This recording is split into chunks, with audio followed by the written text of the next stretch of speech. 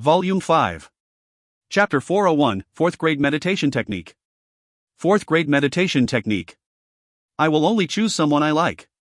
Do not provoke me, or else, Leyland coldly replied, sword drawn, as he immediately pulled Robin away. At the bottom of his heart, he was actually a little fearful of these two crazy women. Pure giant Kamoyan serpent poison. Such a powerful, intimidating gaze. His bloodline is exactly what I need. Freya muttered to herself and watching Leyland's back with a steady glint of light in her eyes. Ha ha. What a personality. I like it. Miranda was even more excited than Freya. Hey. Hey. You saw his ability.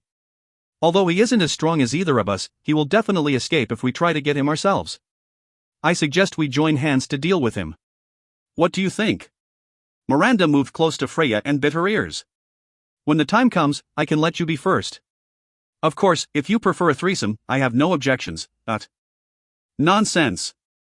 Freya rolled her eyes and walked straight out. Phew. Leyland let out a long sigh of relief after leaving the place. Ha ha. You will get used to such incidents. You are considered lucky, joining only after you have attained the 3rd rank. These two lady warlocks are the most powerful. If they can't get a hold of you, the rest won't have a chance. Thinking back about my past. Sigh, Robin sighed as if recalling some repressed memories. Leyland maintained his silence. He was sensible enough not to provoke Robin at the moment. This is it, this manor belongs to you. After passing through a series of buildings, Robin led Leyland to the front of a big garden courtyard. At the entrance sat two enormous ash-gray stone serpents. Faint energy undulations were emitting from them. They were evidently not just ornamental. Cubular was standing at the front of the gate, dressed like a butler. Upon seeing Leyland, his eyes lit up and he immediately stepped up and bowed respectfully. My lord. Robin handed Leyland a pink crystal. My men have sent the decoration details to Cubular. This is the master key and identification crystal. I assume you will have many matters to handle since you have just arrived. Just remember to be at the same meeting place tomorrow afternoon. Sir Gilbert will see you then. He stepped out after giving his last instructions. Show me around the manor. Also, your matter is resolved now. Leyland was deeply moved as he looked around at the surrounding structures. He would be spending a long time here if nothing happens out of the blue. As you wish, my lord. Cubular thankfully replied. Although a simple matter like his could be resolved with a word from his lord, it was indeed rare for the master to care so much about a servant. Leyland was now not only a marquis of the Ouroboros clan, but also a student of Duke Gilbert. His future was truly bright and immeasurable. Cubular was naturally filled with enthusiasm as he intended to be a good servant to Leyland. In this manner, other than your personal master bedroom, there is also a study room, a laboratory, and an arena for negative energy. There's a bloodline purifying pool, a quiet field of sculptures. In addition, there are more than enough specially prepared facilities meant for use by magi who are 3rd rank and below. Cubular clearly had been briefed before. During the introduction, he spoke with much familiarity. A common facility for other magi? Looks like it is an exclusive one for the vassals. Leyland nodded his head. Go ahead, pick a set for yourself. Thank you, my lord. Cubular bowed earnestly, his face filled with joy. The perks that came with being the retainer of a marquis were definitely outstanding. In fact, they were better than what he would normally get if he'd become a baron.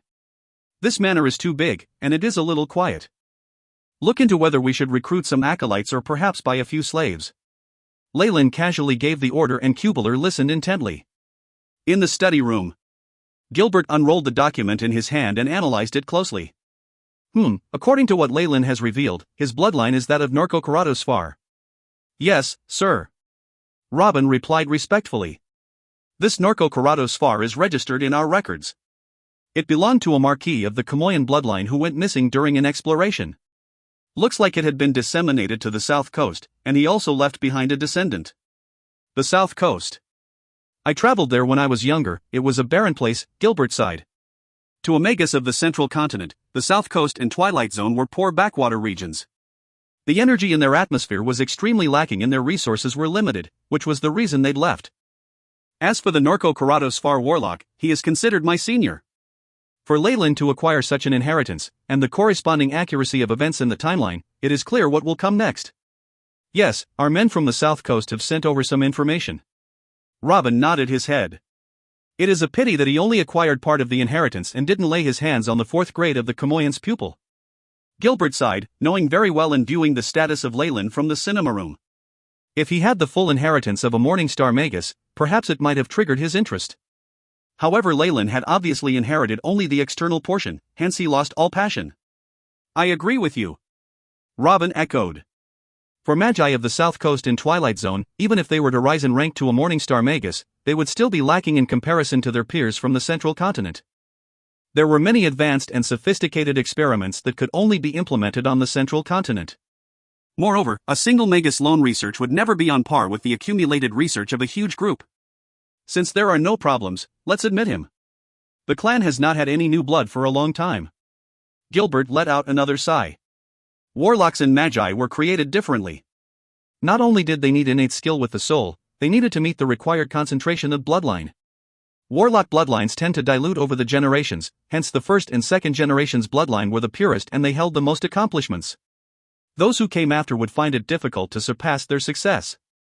Even if bloodline mutations occurred, such cases were rare and random. The probability of success was also pathetic. Many of the famous warlock clans of the ancient period did not perish due to external enemies, but instead due to their own bloodlines gradually withering away until they faded from the world of Magi. This was a problem of the current Ouroboros clan as well. The next day, Leyland arrived at Duke Gilbert's villa earlier than reporting time. The two lady warlocks of yesterday were either stunned or had other plans in mind, as they did not approach Leyland, which caused him to heave a sigh of relief. Amongst animals, it's very often the females that possess formidable physiques and great power.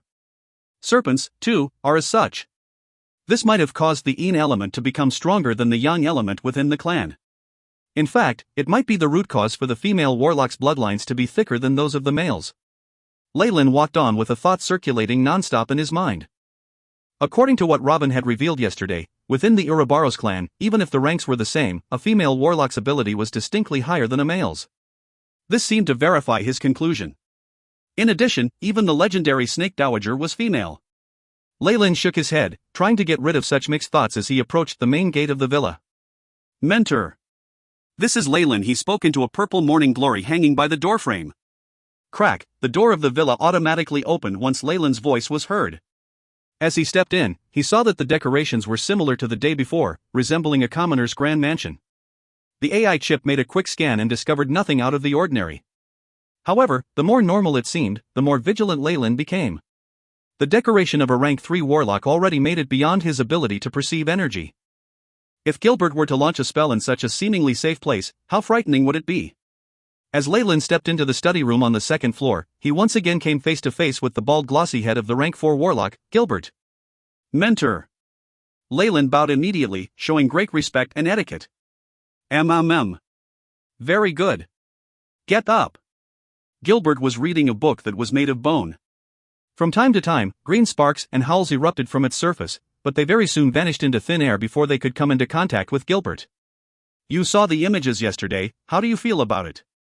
Gilbert closed the book and it made a crisp sound. Very strong. Very terrifying. Leyland truthfully replied. That was a true rank 4 Morningstar Magus, one that qualifies to join the frightening final battle for power. He was also a true elite of the Central Continent. Gilbert sighed and continued, in reality, to differentiate between the strong and the weak organizations, you just need to look at the number of Morningstar Magi they possess. I have very high expectations from you. Gilbert then handed a crimson-red crystal ball to Leyland, this the 4th grade of Chamoyan's pupil. Since you have already achieved rank 3 as a giant Chamoyan serpent warlock, you are entitled to it. And since you are a student of mine, I can give it to you directly. As for the requirement of rank 3 warlocks to attain vapor phase spiritual force and things as such, you will still need to make the necessary contributions. After he received the crystal ball, the AI chip immediately recorded the 4th grade of the Chamoyan's pupil meditation technique and started to deduce a comparison with the current version, optimizing many abilities. Thank you, Mentor. If I attain the status of a Morningstar Magus in the future, I will certainly protect the clan, but if you find any errors, ads pop up, ads redirect, broken links, non-standard content, etc., please let us know. Report chapter so we can fix it as soon as possible. Chapter 402, World of Gods. World of Gods. Being imparted the 4th level of Chamoyan's pupil meant he had genuinely entered the core ranks of the circle. Although such meditation techniques needed a matching bloodline, and was useless to an outsider, it was still considered to be very high in value. Seeing how he was admitted to the clan with sincerity, Leyland was rather shaken, and he too made an oath. With his current strength, any words that he spoke of would hold its own weight and have a tremendous effect. Gilbert looked at Leyland deeply. Very well. I hope you will engrave in your memory the words you have spoken today. From herein, I shall strive to impart to you everything I know. As for how much you can learn, it will all depend on your diligence and luck, he added. Thank you, mentor. Leyland gave a deep respectful bow. He knew that, as a Morningstar Magus and an elder of the clan, Duke Gilbert was very busy every day. It was most definitely not easy to take time out every day to teach him. This also meant that Gilbert was optimistic about Leyland's future. Besides, regardless of the inconveniences, it was not going to be a long journey. Because it was as such, this opportunity was even more precious. Thereafter, Leyland would be at Gilbert's manor, receiving his teachings on foundation subjects. Although Leyland had already learned most of it, the content from the southern coast and Twilight Zone differed from that of the central continent, and Gilbert aimed to acknowledge and reverse these discrepancies. Even though it was just basic foundational knowledge, with Gilbert's way of narration Leyland gained even more insight from the content. In addition, Gilbert had placed his personal library in a separate concealed room, allowing Leyland to browse the books freely. Content that he needed to memorize were those relating to history and magic. Introduction to Dimension Theory. Space Communication Knowledge. Research on the Boundary of the Stars. Leyland, as usual, approached the concealed room and picked out 3 thick books that he had marked. After flipping to a specific page, he started to read.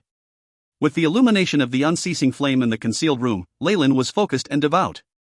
These were qualities that all researchers should have. After an hour had passed, Gilbert approached Leyland. He saw the contents of the book in his hand and was all smiles. Well, I see you are interested in interdimensional travel? Yes, mentor. Leyland nodded his head and admitted it. Magi from ancient times were formidable because they had plundered an enormous amount of the world's accumulated knowledge and their consistent research to upgrade themselves. Leyland wanted to be like them. Interdimensional travel may be dangerous, but it is also very enticing. Once you succeed, the benefits of the world will be solely reaped by you.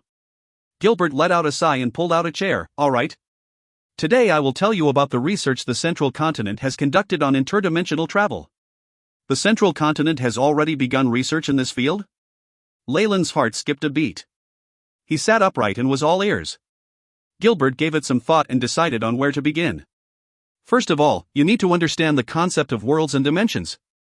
The multiverse is wide and borderless. Even the ancient Magi at their peak, they were unable to explore to the extreme ends of it. Surrounding the Magi were the existences of multiple other great worlds as well. And so, a plane is but a small tiny world. If the world of the Magi is the sun, for instance, a plane is a small star. However, no matter how small the plane is, their surface area will still exceed what you have imagined it to be. And among the different worlds and dimensions, all kinds of bizarre living beings exist within them. In fact, there are existences that surpass that of the Magi in history.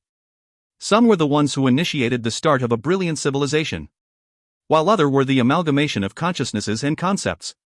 No living organisms exist there, only a terrifying mix of chaotic beings with consciousness.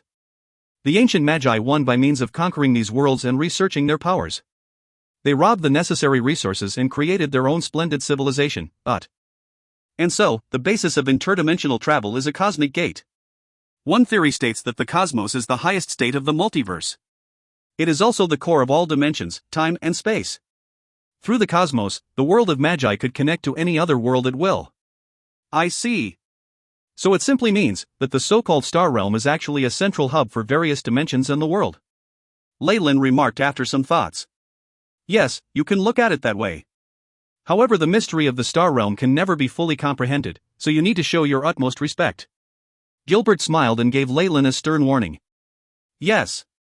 I understand now. Mentor Leyland nodded his head in compliance. By opening the cosmic gate, you will be exposed to countless dangers. There were Magi who stumbled into unknown worlds carelessly and died to attacks from various dangerous creatures.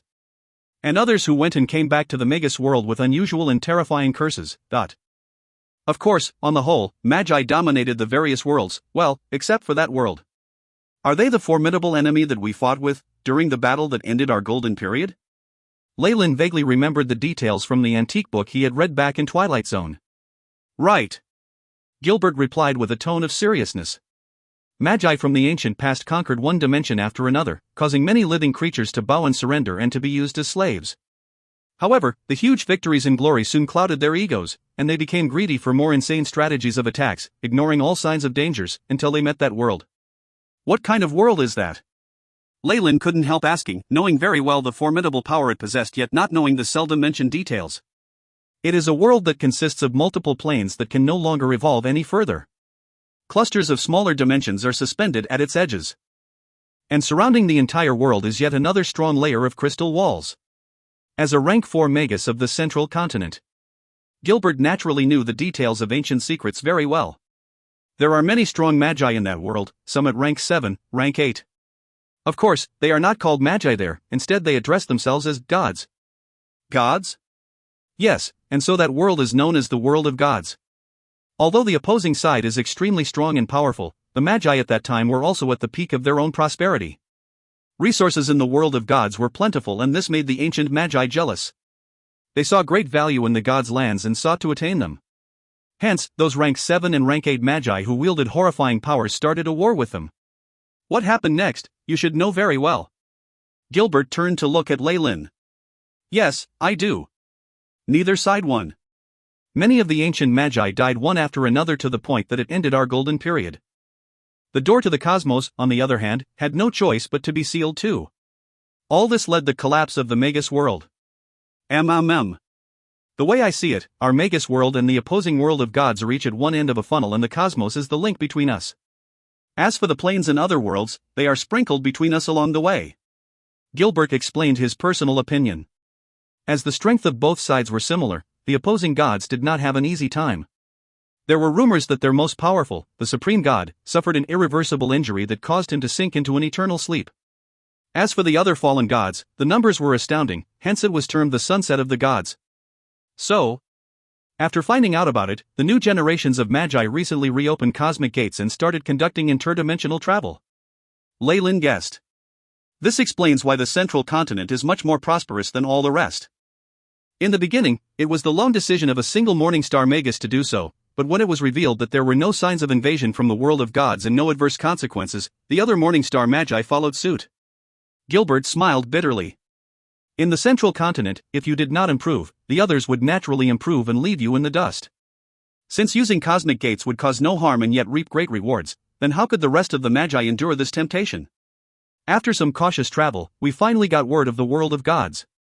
The external layer of their crystal wall system had been stabilized, reinforced and hardened, resisting all external intruders, and it had already reached a new, stronger level of sealing, but upon hearing this news, all the Magi in the central continent unanimously let out sighs of relief, and decided to carry out even more interdimensional travel, slowly regaining the glory of our ancient past, so much so that a few rank 6 Magi, those we now call kings, started to appear. Gilbert said conclusively. Leyland nodded his head. The current Leyland, with his newfound knowledge of the central continent and battle of the ancient past, finally understood the total picture. At the same time, he looked forward to experiencing interdimensional travel. The world where I used to live in, is it a part of the endless multiverse? At the bottom of his heart, Leyland was suddenly filled with indifferent expectations. The current Leyland had already combined innate spells with science and technology, embarking on his own personal journey. Even if other Magi were to achieve the much-needed accumulated knowledge of science and technologies, they might not be able to match up to his rate of advancement. Moreover, the AI chip had fused with his soul when he was shuttled through space and time. This was not something any Magus could achieve, and the probability of success was simply too low. Even if other Magi were to try and attempt it, their soul would likely be destroyed at the end. But, as your mentor, I would like to remind you this. You are too weak to conduct research on this currently. Gilbert pressed on the interdimensional travel research that Leyland held in his hand. Only when you have reached the status of a Morningstar Magus will you be able to venture out into the cosmos. If you find any errors, ads pop up, ads redirect, broken links, non-standard content, etc., please let us know. Report chapter so we can fix it as soon as possible. Chapter 403, The Astral Gate. The Cosmic Gate. Morningstar Magus? Leyland looked doubtful as he glanced at his mentor. Yes. Only the massive spiritual force of Morningstar Magi can withstand the consumption as you step over. In addition, many dangers in various worlds are unable to be dealt with by regular Magi. At the very least, you need to be at the Morningstar realm. Gilbert looked stern. With your current spiritual force, with the help of the spell formations and the cosmic gate, you'll at most be able to approach a few Magus worlds and receive a few sections of incomplete information even if you drain all your spiritual force. You may not even be able to obtain all of the information. Gilbert shook his head.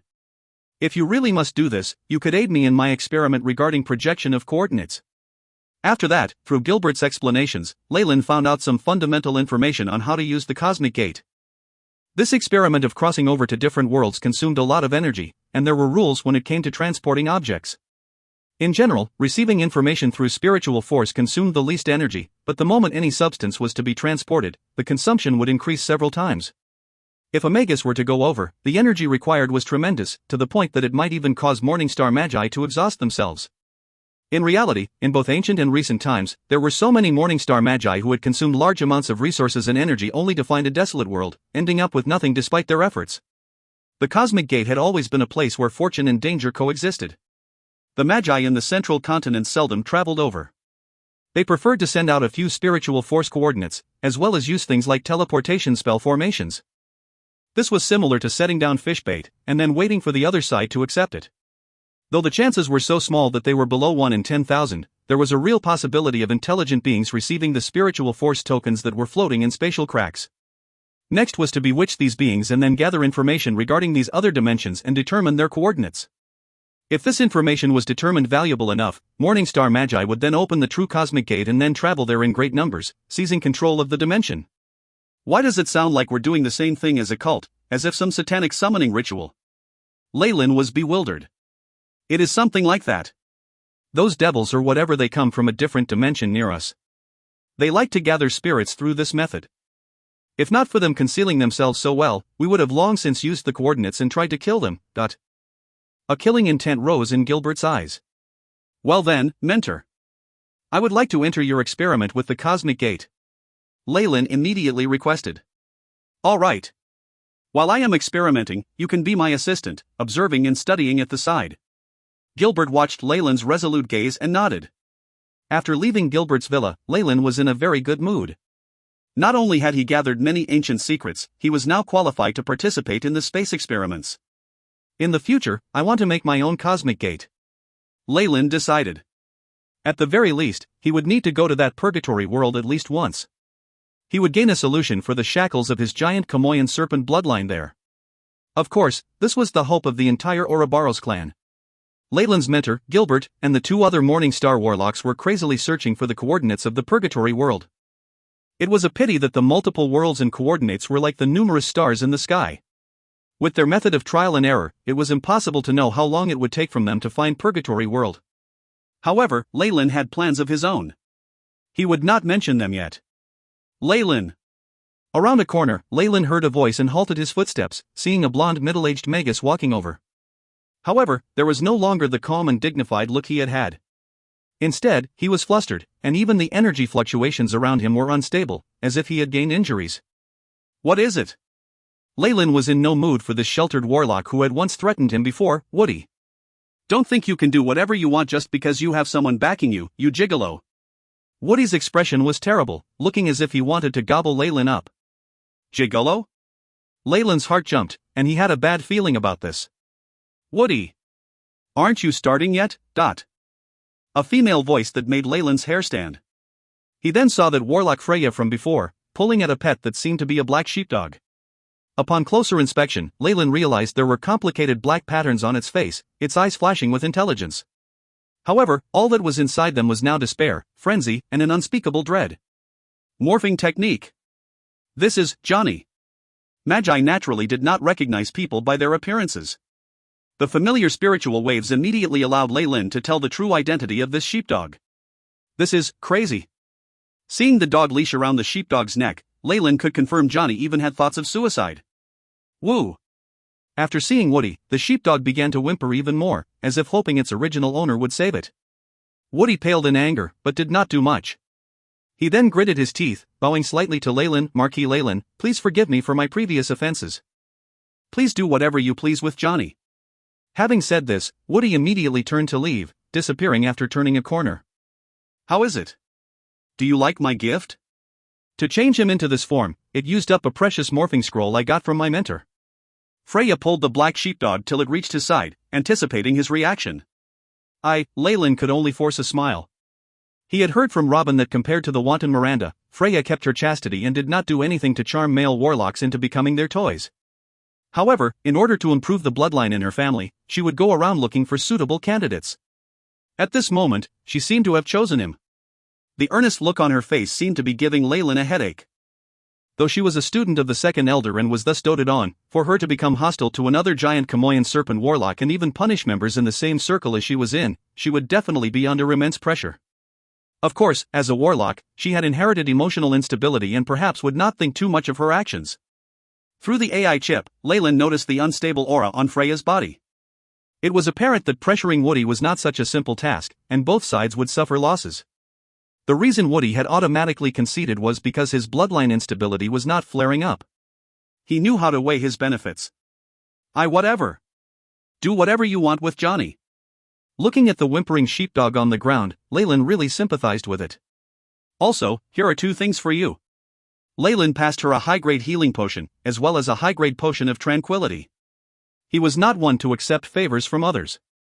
A healing potion was a small matter, but what was more important was the high-grade potion of tranquility. This was the strengthened version of the potion of tranquility, and Leyland had even added parts of the icy jade scorpion's bloodline.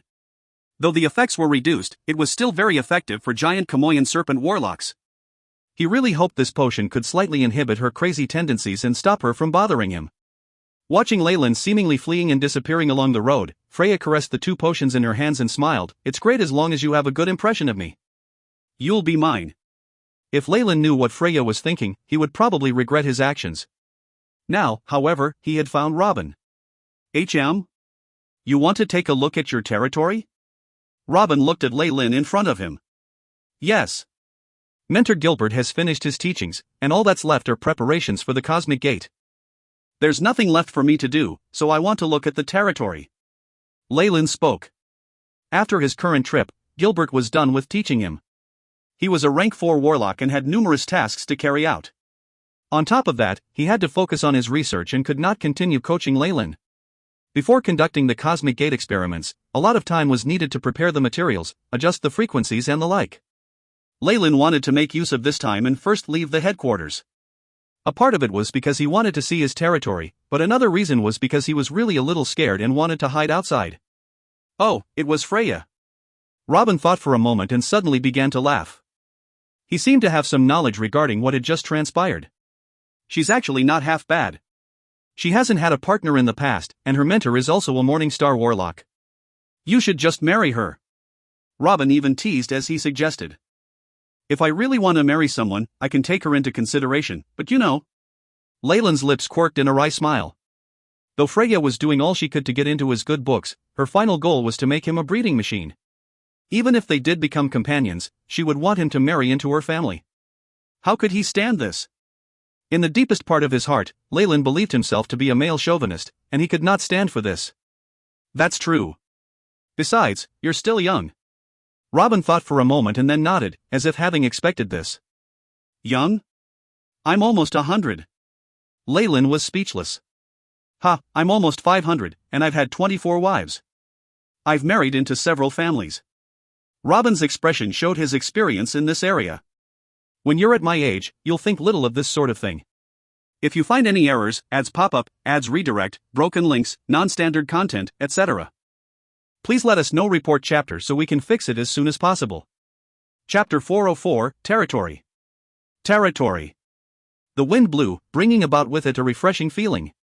Leyland rode on a horse, looking at the scenery on both sides. Great numbers of farms joined to form a large field which many farmers were working on. At the 2 sides of the roads, purification towers could be seen everywhere. These were specifically to remove the unwittingly emanated radiation pollution from the bodies of magi. This allowed regular humans and magi to exist in harmony. Robin did accede to Leyland's request in the end, even sending another warlock to bring Leyland to his own territory. Marquis Leyland, confirmation of your title as nobility and your proof for your territory has been handed down. From here on, your title shall be recognized throughout the central continent. The plains to the east of the Black Luster Mountains are all yours. All the regular people living here are automatically your subjects. The white-haired rank 2 warlock said. Give me the map. Leyland got off the horse, and Kubler immediately unfolded a slightly yellowish rolled-up map. With the map, the outline of the territory was even clearer. Not only was the area large, including a few fertile fields, there was even a coastline and a few good ports. A marquis of the central continent naturally had more gold than one in the south coast. The range of his territory was even comparable to a large kingdom of the south coast. Of course, for Leyland, who had been the guardian of Twilight Zone and ruler of 50 million people, he was not moved the slightest. Meanwhile, Kubler and the Rank 2 warlock's expressions were full of envy. If the produce from the vast area in this territory was turned into resources for Magi, it would be a huge source of revenue for regular Rank 3 warlocks. Kubler, look for a few skilled administrators and build a governing structure. Oh, and also, for my seal of nobility, design it like my secret imprint. Leyland instructed casually. Kubler lowered his head respectfully, expressing his understanding. Seeing this, the white-haired warlock glanced at Kubler with a hint of envy in his eyes. From his perspective, Leyland was a giant Kamoyan serpent warlock and was the student of a Morningstar Magus. He had boundless potential, and Kubler was his first vassal and was trusted. It was natural that his status would rise as time passed. At Robin's side, even if he tried to climb through the ranks for his whole life, he could only enter the elite circle. With this comparison on both sides, he was even more envious and jealous. Master, as a marquis, you will need a castle to be the core of your power, Kubler warned timely. N. Buy a few slaves, and with food and money as their pay, recruit a few people to help with construction. It should be done here. Leyland pointed at a place on the map. This was a field close to the coastline, one that was within walking distance of a port. Understood, kind master. Kubler praised. In reality, after the Ouroboros clan had conferred all this to Leyland, he had now gained authority over the life and death of all beings in his land. He was even allowed to make his own army and kingdom. In the central continent, commoners could be forced to bring their own food when conscripted, being forced into labor. They themselves would have to take care of logistics after wars. Leave alone food, Leyland was even giving out a pay. This made him benevolent beyond compare. Name the castle Onyx Castle. Gather a few scholars and architects. After the design is done, bring it to me. Leyland was not in the least concerned about these small matters, giving Kubler free rein. What he really paid attention to was at the bottom, beside Onyx Castle, I am planning to create a Magus Tower. Magus Tower. The two beside him immediately gasped. This would be insanely expensive. Yes, and it should be made with the highest of standards. In Leyland's eyes, Onyx Castle was a place where regular people would place their focus. This Magus Tower would be his true residence. Why not construct it at the headquarters? Not only will you be supported with resources, it can even help guard the clan, Kubler proposed. No. Leyland shook his head. Though constructing it at the headquarters would net him technological support as well as resources, he would have to incorporate it into the joint defense system. Leyland had far too many secrets. How could he stand to reveal them to anyone else? In addition, a Magus Tower was a prerequisite to experiments on cosmic gates. Hence, Leyland made up his mind and decided to construct it alone in his territory. In that case, the blueprint and expenses, just the thought of it made Kubler feel faint. I'll complete the design myself. As for the expenses, don't worry about it. Leyland smiled slightly. He had milked the entirety of Twilight Zone for all it's worth. Though it was far from the wealth that the central continent had, when all of it was concentrated on one person, it was still rather terrifying. His magic crystals had filled an entire spatial ring, and he also had all types of precious materials. This was enough to cover the cost of constructing a Magus Tower, and this would be no ordinary tower, but one constructed based on the highest standards. How could a regular Magus Tower contain Leyland's ambitions? In addition, high-grade Magus Towers would be able to boost a Magus' own strength, and were a place where many experiments would be conducted. Hence, many high-ranked Magi would plan to make their own Magus Towers. However, there were few who could afford to make one themselves without feeling the burden it would put on them. Others would need to live and accumulate resources for hundreds of years before they could even dream of regular Magus Towers. As for top-grade towers? They could only dream about those. I'll need many male slaves and stonemasons for the construction of the castle and tower. Do you have any means of getting them? Leyland glanced at the old warlock. Of course. The old man bowed. Actually, there are a few specific channels my master has access to. They provide half-beasts, gnomes, dwarves, and adult slaves. Then I'll leave that to you. I'll need at least 10,000 people. The method of payment shall be with magic crystals. The moment Leyland's words were heard, a hint of elation could be seen in the old warlock's eyes. The central continent used gold and silver as their currency. Magic crystals were higher-grade currency that would have a higher exchange rate in the black market. By doing this, he would definitely be able to make some profit secretly. Of course, Leyland no longer cared about such trivial profits. If this could motivate the old man into working even harder, then so be it. No matter what they had once been called, Leyland had decided to rename these lands the Onyx Castle Plains. This land was now the heart of his developing territory. Under observation by overseers touting whips and clubs, groups of adult slaves transported large pieces of granite across the lands. The granite had been divided into equal sizes from a nearby stone quarry and was then transported here, being piled up to form a large castle. Leyland's Onyx Castle had 2 layers of city walls as defense. The outer layer was slightly lower than the inner wall, and there were many sentry towers, watchtowers, and the like. Outside the Onyx Castle, there was also a channel forming a very wide moat. The building was mostly constructed by piling up granite. Near the end, he would invite magi proficient at manipulating earth elemental energy particles to reinforce the structure and fill the parts between the granite, forming a large body. After that, he would get a few renowned sculpting masters to do more work.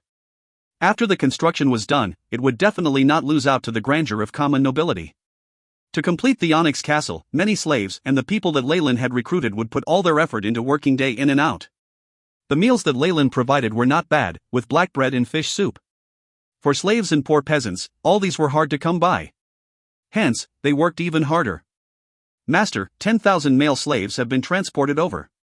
A part of them are at the stone quarry, while the rest are here. Cubular followed behind Leyland, seeming like a very calculating housekeeper. As Leyland was paying with magic crystals and could be said to be rich and overbearing, not caring about the source, he was the best client for slave traffickers. The old man from before had also worked doubly hard, and soon enough, 10,000 slaves were bought. This was not a small number, and thus helped Leyland gain a deeper understanding of the power Robin had. We need to use these slaves efficiently. We need to divide them into classes. Those who are diligent and proactive can get a small piece of land after construction is completed. They can become my farmers or soldiers. As for the lazy ones and the rebels, they can be a slave till they die, or we can just kill them. Leyland spoke indifferently. He had gone through a lot and had much experience in administration. Everything he said had Cubular nodding along. Tell me the progress of the construction. Master, with this rate, your castle can be completed in spring next year. The entire cost comes up to around 1.5 million gold coins. Cubular lowered his head and gave it a thought, and then announced a number that could cause a few normal kings to faint. Alright, that's not bad. These were trivial matters. Leyland let it pass through his ears and did not think more into it. The construction of the Onyx Castle was not the most important thing. What was more terrifying was the blueprint in his hands. Cubular was fearful and apprehensive as he looked at the blueprint in Leyland's hands. This was the structure of the Magus Tower that Leyland had designed himself. The entire Magus Tower would be constructed with bluerite metal, which was a stable alloy created by magi. There would be a total of 3 layers underground, with laboratories, summoning and binding rooms, and a huge negative energy reactive pool at the bottommost layer. On the ground, the first floor would be the living room. The second would be the master bedroom and library. The third would be the Magus Garden and ecological laboratory. The fourth would be the storage room, and the highest would have a positive energy reactive pool that would be the counterpart to the underground negative energy reactive pool. Almost all energy particles had positive and negative properties.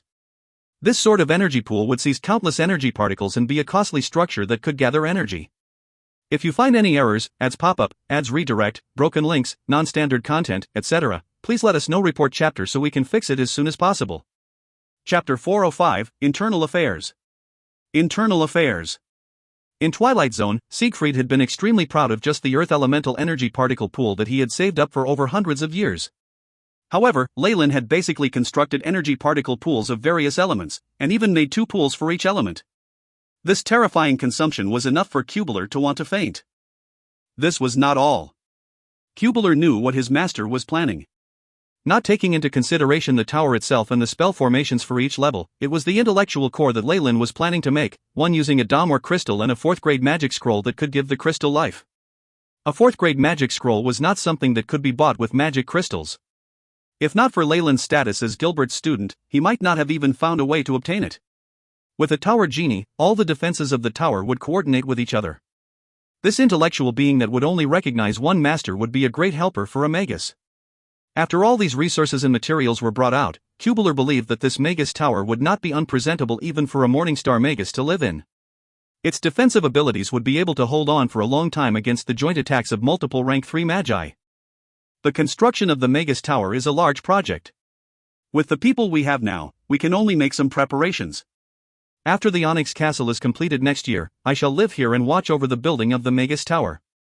In Leyland's plans, the magus tower was something long-term that would take more than a decade to complete. The blood, sweat and resources put into it could not be calculated, but after all was said and done, he would have a solid foundation in the region. The amplifying effect that magus towers could provide for magi was considerably frightful, especially for a high-grade building like this.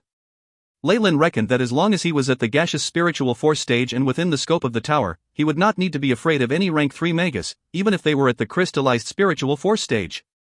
Of course, if the offender was a rank 4 magus, even one of the disgraces that did not possess a final technique could destroy him. The terror of Morningstar Magi was something he had really understood through experience. If those true Morningstar Magi used a final technique, half of his territory would be wiped out, and his magus tower would be useless. Unfortunately, he would be done for immediately. Cubular, have you found the people I asked you to look for? Leyland glanced towards Cubular. He had gotten Cubular to look for talents at administration. Also, he needed many more vassals that would help him build up his power. In addition, when construction of the magus tower began, he could let them come and take over, and thus save him some strength. As long as he personally took the last step of giving the tower genie life, he would be able to have complete control of the tower, and there would be no other issues. Master, my apologies. Upon hearing Leyland's words, Cubular's heart sank and he quickly knelt. What's wrong? There are many talents, and even a few came in answer to the recruitment. I have taken them all in. As for vassals, all my friends have the Manchester snake bloodline and may not be able to meet your needs. Cubular looked ashamed. His clan of friends was obviously of the same rank as him. If he were to bring them to Leyland, it was just seeking death. He would obviously not do so. Higher-ranked warlocks would naturally want to serve Leyland, but he lacked the connections and could not get into contact with them. That's true. Leyland stroked his chin, having guessed the reason. He considered looking for Robin, where he would surely be able to recruit a few warlocks. He could not even consider giant Kamoyan serpent warlocks. However, among the rank 2 and even rank 3 warlocks, there were surely some who would think this was a dream come true, even going as far as hugging onto his leg, crying and yelling in hopes of getting the position. Let's look at the talents you recruited who can take care of our internal affairs. Understood, Master. Seeing that Leyland did not punish him, Cubular relaxed and brought Leyland to another makeshift camp. Here, a few regular humans whose auras were so very weak, waited in trepidation to meet with Leyland. Leyland even felt that if he did not intentionally moderate himself, just the radiation from his body would kill all these people, and it would not be a peaceful death. Of course, out of all these regular humans, there were 1 or 2 acolytes. However, in Leyland's eyes, they were just slightly larger ants and were not much different. Greetings to the Marquis of Onyx Castle. A few of them called, and then bowed respectfully to Leyland. He scanned them and realized most of them were elderly, with one of them being a resolute-looking middle-aged man. Announce your name and capabilities. Cubular saw Leyland's expression and shouted. I am Saltcliffe, proficient in internal affairs. This was an old man. My name is Royce, and I'm adept at training troops.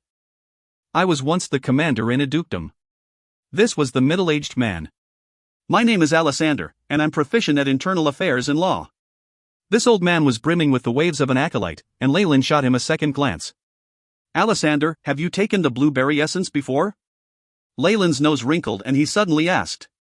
This blueberry essence was a special secretion of plants, and had the effect of lengthening the lives of acolytes who were below official magi. However, their strength would be fixed, and they would never be able to improve.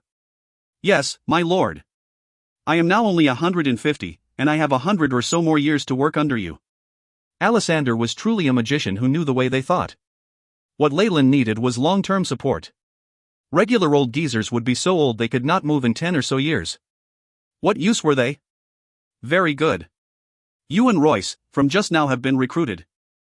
As for the old people who were experienced but on the verge of death, they could only take their leave regretfully. After they left, Royce and Alessandro bowed once more, Master. This was the etiquette used when vassals greeted their masters. From here on, you are all my subordinates. Royce is in charge of security and the army, while Alessandro will take care of internal affairs. As long as you work hard, I will bestow upon you titles and your own land, and also take in your descendants to work for me. As nobility, Leyland naturally knew what they wanted, and want to use it to motivate them to work diligently. As expected, after hearing his promise, Royce and Alessandro all knelt in gratitude, kissing the ground under Leyland's feet. I shall offer my loyalty and respect, even if the world were to end. You can go. Cubular will give you more details. Leyland waved his arms. He was in no mood to deal with this, and could only pass on his authority to someone else to make decisions. If this was in the Middle Ages in the previous world, doing something like this would mean certain death. He would be made a figurehead by his subordinates, or even killed, but it was different here. Leyland himself held absolute power and did not have to worry about what his subordinates thought. Under the deterrence of Magi, those two would not dare to have any strange thoughts or plans. It's about time I return. Not only do I need to gain experience from Mentor Gilbert, it's best to obtain a spell formation to vaporize my spiritual force. Leyland looked at his stats. Leyland Farlier. Rank 3 Warlock, Bloodline, Giant Chamoyan Serpent. Strength, 23.6, Agility, 20.1, Vitality, 35.7, Spiritual Force, 215.3, Magic Power, 215, Magic Power is in synchronization with Spiritual Force. After entering rank 3, the effects of the giant serpent's breath potion had weakened. Though the environment in the central continent was much better than in Twilight Zone, after using such great amounts of resources, his spiritual force was now stuck, still around the level where he had just entered rank 3. However, Leyland was confident because the clan was a group formed entirely out of giant Chamoyan serpent warlocks. There were many formulas and products used to raise a warlock's spiritual force. In addition, with Gilbert's help, he would soon reach his current goal. The vapor phase spell formation would thus become essential. Buzz buzz, rays of light were emanated from the suspended imprint on Leyland's body, forming a scarlet rune. Mentor Gilbert's ready now? Alright, I'll get back as soon as possible. Leyland spoke to the secret imprint and then called Cubular over, telling him to oversee the project while he made his way back.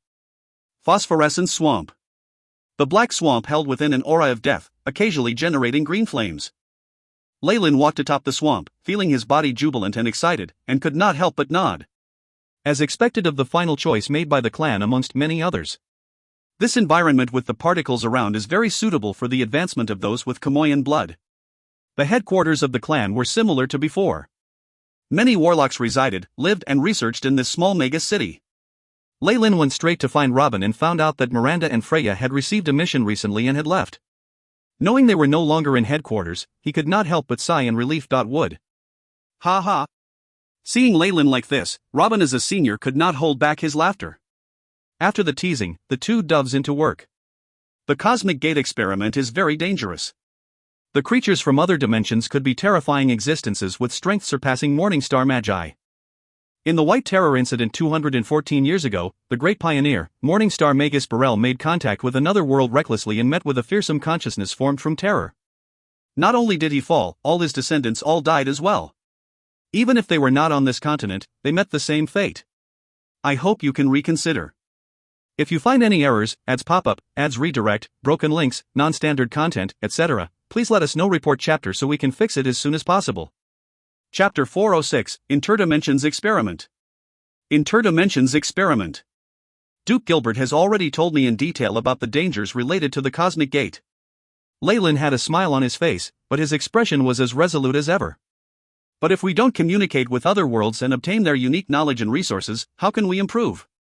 In the pursuit of knowledge, I'm willing to do anything. Magi desired truth more than any other being did. Having seen Leyland's expressions, Robin let out a long sigh. In that case, prepare the designated protective gear and memorize the escape spell. Gilbert's basement laboratory, the core of the region. Scribbles of detailed and complex runes and graphics dotted the four walls. Leyland need only slightly take a glance to discover that there were quite a few high-level runes he himself had yet to see. High-level air isolation rune. And this flawed rune pattern. It seems like I have seen this previously in the ancient records of Twilight Zone. Leyland let out a gasp of surprise, and at the same time ordered the AI chip to record all of the runes down. At that point in time, a layer of black film appeared atop him. Like a protective suit, it enveloped his entire body, not leaving the smallest part uncovered. Moreover, after having entered the area, he had experienced at least 3 sterilization-like procedures. This biochemical clothing could effectively isolate any pollution that would be passed on from other worlds through the cosmic gate. Hence, it was an essential piece of equipment for experiments on it. Just based on the meticulous preparation, one would be able to tell the complex and terrifying nature of cosmic gate experiments. Lyle sighed once again. His eyes could not help but once again gaze at the center of the laboratory. At the center, a large area of starlight was giving off bright rays. The interior seemed to contain something, but given Lyle was unable to see clearly given his current eyesight. That is the physical state of a cosmic gate. Just opening one would exhaust my resources greatly, maybe even making me bankrupt. Lyle silently contemplated in his heart. The energy consumption of a cosmic gate was just too terrifying. After giving it some thought, he realized that even he, with his vast funds, could not endure such a thing. It was no wonder that some morning star magi would become bankrupt after studying cosmic gates. Quick! Prepare the experiment. Robin had a layer of protective film around his body as well, and was going about his preparations at a table in the corner. In reality, they were still some distance away from the rail gate to the star realm. Duke Gilbert was at the center of it all, where a circle of magic runes was radiating a golden glow. The students, including an old man, whose spiritual force had reached the crystal phase, could only wait outside this circle, unable to advance further. The running time of a cosmic gate is very precious. Currently, it is at its lowest limit and can only allow the passage of spiritual force coordinate markers. All of you, come try one by one. Duke Gilbert's voice echoed. Lyle, it's the first time you're taking part in experiments like these. You can just observe what I do first. Robin said from beside him. Yes. Lyle's eyes radiated a sparkling blue glow, and he stared at Robin's movements attentively. Duke Gilbert took out a piece of golden crystal, and threw it towards the centermost blue flame. Boom, the golden crystal collided with the blue flames, and instantly a violent reaction occurred. A large amount of golden light was radiated, which was immediately absorbed by the blue flames. Blue rays of energy extended towards the loops of the spells before finally arriving before the few rank 3 warlocks and forming a mercuric mirror that caved in slightly, one that had at its center a black ripple. This feeling. It's quite similar to that of the ancient teleportation spell formation, but it possesses a greater degree of disorder and violence. Lyle compared the two in his mind. A bright silver ray of spiritual force emerged from Robin's head, and rapidly formed a flower bud in the air. Runes were formed on the surface which quickly went into the mirror. This space-time positioning experiment is extremely simple. With the repeated casting of coordinates into cosmic gates, we might stumble upon a different world, or it might be picked up by an intelligent being. Generally speaking, the probability is extremely low, and there may not even be a single case of success within 10,000 tries. Then isn't this just trying our luck? Lyle rolled his eyes in his heart, and was somewhat speechless. However, seeing Robin's pale face, he knew that things were not as easy as what he had said. In the past, it was impossible for me to use my spiritual force to sense movements in the Twilight Zone through teleportation spell formations, but now I have to use my spiritual force to explore the world. The difficulty level is incomparable. Even though I have already reached rank 3, and have the support and help of other magi, I'm afraid the difficulty levels have not decreased much, but... Boom, suddenly, an explosion sounded from Robin and he immediately took a few steps back, face pale. We have failed. My spiritual force coordinate marker met with spatial dysfunction, and has been completely extinguished. What they were doing now was sending the coordinate marker made from spiritual force to the cosmos between the various worlds to float in between, and they could only hope for good luck for the spiritual force to land in another world. But the gaps between the worlds were fraught with dangers. The most fundamental was that of spatial interference, and there could even be a few strange beings that specifically stay within this space, who would not only destroy the spiritual force markers but even follow the markers back upstream, retaliating by launching an attack on the magi who had sent out the markers. As a result, Duke Gilbert would have to be watching on the side. The destruction of the spiritual force marker was a common occurrence. Robin failed twice after, which caused his face to become as pale as a corpse. With the amount of spiritual force that he exhausted in this experiment, Robin will have to rest up for a few days and spend time meditating to recover completely. Lyle thought to himself. Like Robin, many other students in the laboratory had failed many times, and not one of them had successfully found an alternate world. But there were still many differences between them. A female warlock who possessed a vapor phase spiritual force managed 5 attempts before she had to retreat to a corner to recover.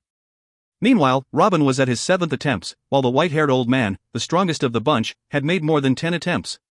The disparity within rank 3 warlocks is simply too huge. Lyle let out a sigh in his heart after having seen this scenario. Phew! I can't do this anymore. It's your turn. After having failed once again, Robin's face was so pale that the blood vessels below were visible. He immediately retreated, and Leyland took over his position. You must have understood what was happening from your observations before this, right? It's very easy, just simple usage of your spiritual force. Robin retreated to the side, and swallowed a purple capsule which made him look better instantly. All right.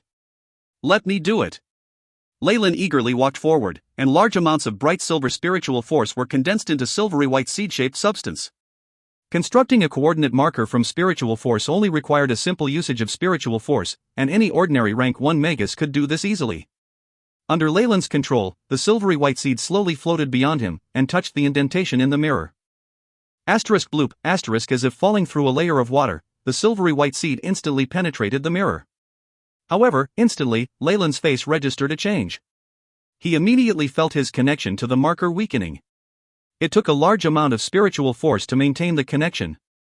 Rays of silvery white spiritual force repeatedly disseminated from his sea of consciousness, and he managed to maintain a faint connection to the marker. No wonder only those at rank 3 or above can participate in this experiment. Just one attempt could drain the life out of most rank 2 magi. Leyland sighed in his mind. Suddenly, he could feel the spiritual force seed he'd scattered coming under the control of a frantic tsunami, only able to float and sink with the waves. He was unable to pick a path to advance. If it's like this, everything depends on luck. Leyland smiled grimly. If he could not even control his spiritual force, of what use would anything be? The only option was to pray that he was lucky. Not good. At this instant, 2 large air tides collided in the silver space, wedging his marker in between them. Leyland tried to move the marker away, but it was to no avail. He could only watch as the 2 air tides collided, giving rise to a huge storm and extinguishing his seed. Ugh! Leyland held his head. The instant he had lost his spiritual force seed, his head felt as if it had been sliced apart by a knife. The spiritual force in his sea of consciousness was also depleted by a third. Does this mean that I can only condense these coordinate marking seeds and try my luck for 3 times at most in a single session? Leyland was rendered speechless. With the experiment being completely dependent on pure luck, and no way to increase the success rate, his seniors had a huge advantage when compared to him. It was no wonder that Duke Gilbert had solicited the help of so many students. The greater the number of attempts made, the greater the hope to succeed. However, the chances were still low and completely dependent on luck. Leyland subconsciously reached for his waist pouch, before quickly withdrawing his hands. The coin of destiny could only make predictions about matters beneath the morning star realm. Once the matter involved the crossover of various worlds, no matter how slight the contact, the coin would be completely destroyed without being able to make a single prediction. You failed? That's normal. Try again. Robin encouraged him. Leyland rolled his eyes at Robin, and once again condensed a spiritual force marker, sending it through the lens. If you find any errors, ads pop-up, ads redirect, broken links, non-standard content, etc., please let us know. Report chapter so we can fix it as soon as possible. Chapter 407, A Plan. A plan. Ha! Things are going much more smoothly this time. Leyland was amazed for a moment, and then fell back into silence. In the middle of that thought, his spiritual force symbol had entered turbulent space again. An eastern wind soon picked it up, sending it forth into the distance. What awaited it in the distance was a terrifying fire whose aura was slowly but surely increasing. Through the response from the symbol, Leyland vaguely saw an incomparably enormous world. Surrounding this world was a membrane of sorts. Really? Is Lady Luck on my side? Although Leyland had his doubts, he continued to dash forwards with his spiritual force. Who is it? This is the Blazing Flame King's territory, get lost. A loud rumble was heard, and Leyland felt a powerful aura that caused his symbol to crumble apart. Thump thump, Leyland stumbled a few steps backwards, blood oozing out from both his nostrils. What happened? Robin immediately stepped towards Leyland and supported him. I seem to have discovered a world, but was blocked at the edge and attacked by a self-proclaimed king. Oh. That is the Blazing Flame world. It is under the control and protection of the monarch of Blazing Flames, Breaking Dawn Magus Aragorn. Robin's expression showed both understanding and indignance. They were already under his subjugation. Leyland remarked with his eyes opened wide. Yes. A few of the famous Breaking Dawn Magi here have already attacked and conquered some worlds with horrifying accomplishments. We even suspect that it is the spoils of these wars that have allowed them to enter the Breaking Dawn realm, but afterwards, the Breaking Dawn Magi and their subordinates will protect the conquered world, stopping us from spying on them. On top of that, the Guardians and other Radiant Moon Magi used their spiritual force to invade Unconquered Ones, at the same time destroying our spiritual force symbols. Robin's smile was forced and bitter. Therefore, avoiding probes by those formidable powers and camouflaging our spiritual forces until the time is right are topics that are very valuable for research. Ah! At this moment, the rank 3 old man looked as if he had provoked something, stumbled backwards and looking upwards, shouted, "Be careful, it is heading this way." GG, an unpleasant sound transmitted out from the mirror in front of him. A huge tentacle stretched out from within the mirror. It appeared to be some species of octopus, but without suction pads on the pure black tentacles, it looked extremely illusionary. Intimidating gaze. Toxic bile. Despite facing possible death, the rank 3 warlock showed no fear. He extended his domain, and under his manipulation, toxic bile manifested itself and became a trident, piercing through half the body of the black octopus-like creature. Pang, the mirror shattered into pieces as the octopus succeeded in squeezing its way through. Its skin was filled with eyeballs all over, making it a horrifying and gross sight. Fush, a highly toxic black poison fork had pierced straight into the body of the octopus, yet no injuries were inflicted. Innate skill of virtual transformation. This is most common attribute among the living creatures in space. Leyland momentarily remembered what he had recorded.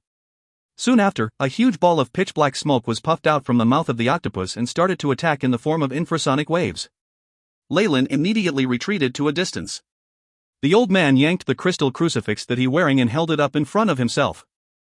Thud, beneath the octopus' black tentacles, the crystal crucifix proved to have no effects and it was penetrated through easily. The octopus came face to face with the old man and pounced on him. Countless big and ferocious teeth started appearing beneath. A pretty good creature.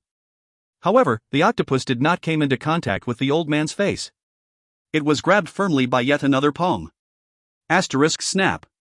Snap, multiple sharp teeth were gnawing on the hand, producing a spine-tingling sound, yet there seemed to be no effect at all. A space creature. One that has not been seen before. This experiment is indeed valuable. Gilbert was full of smiles as he manipulated a layer of blue flame in his hand to cover the entire octopus. After the ignited flame shrunk considerably, what remained in Gilbert's hand was a blue crystal ball with a black octopus swimming within it. It looked like a pocket-size ornament. And these two. Gilbert took a deep breath.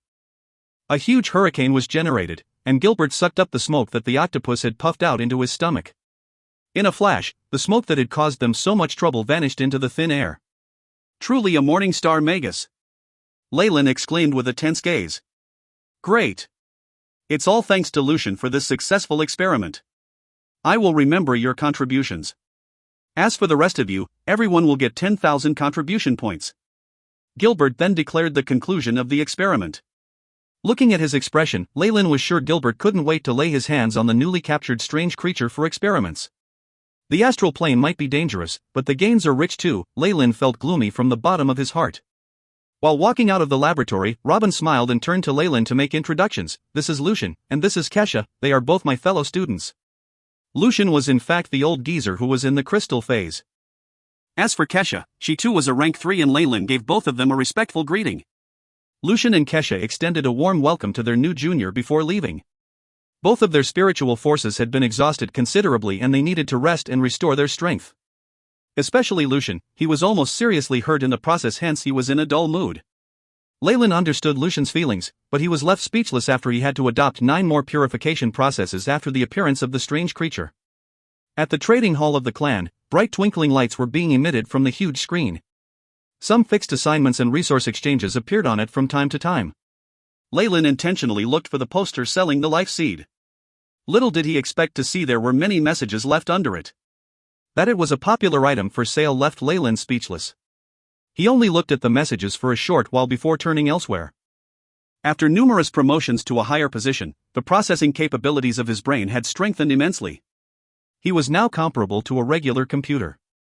With just a few glances, he could assimilate the information that he needed from the huge screen easily.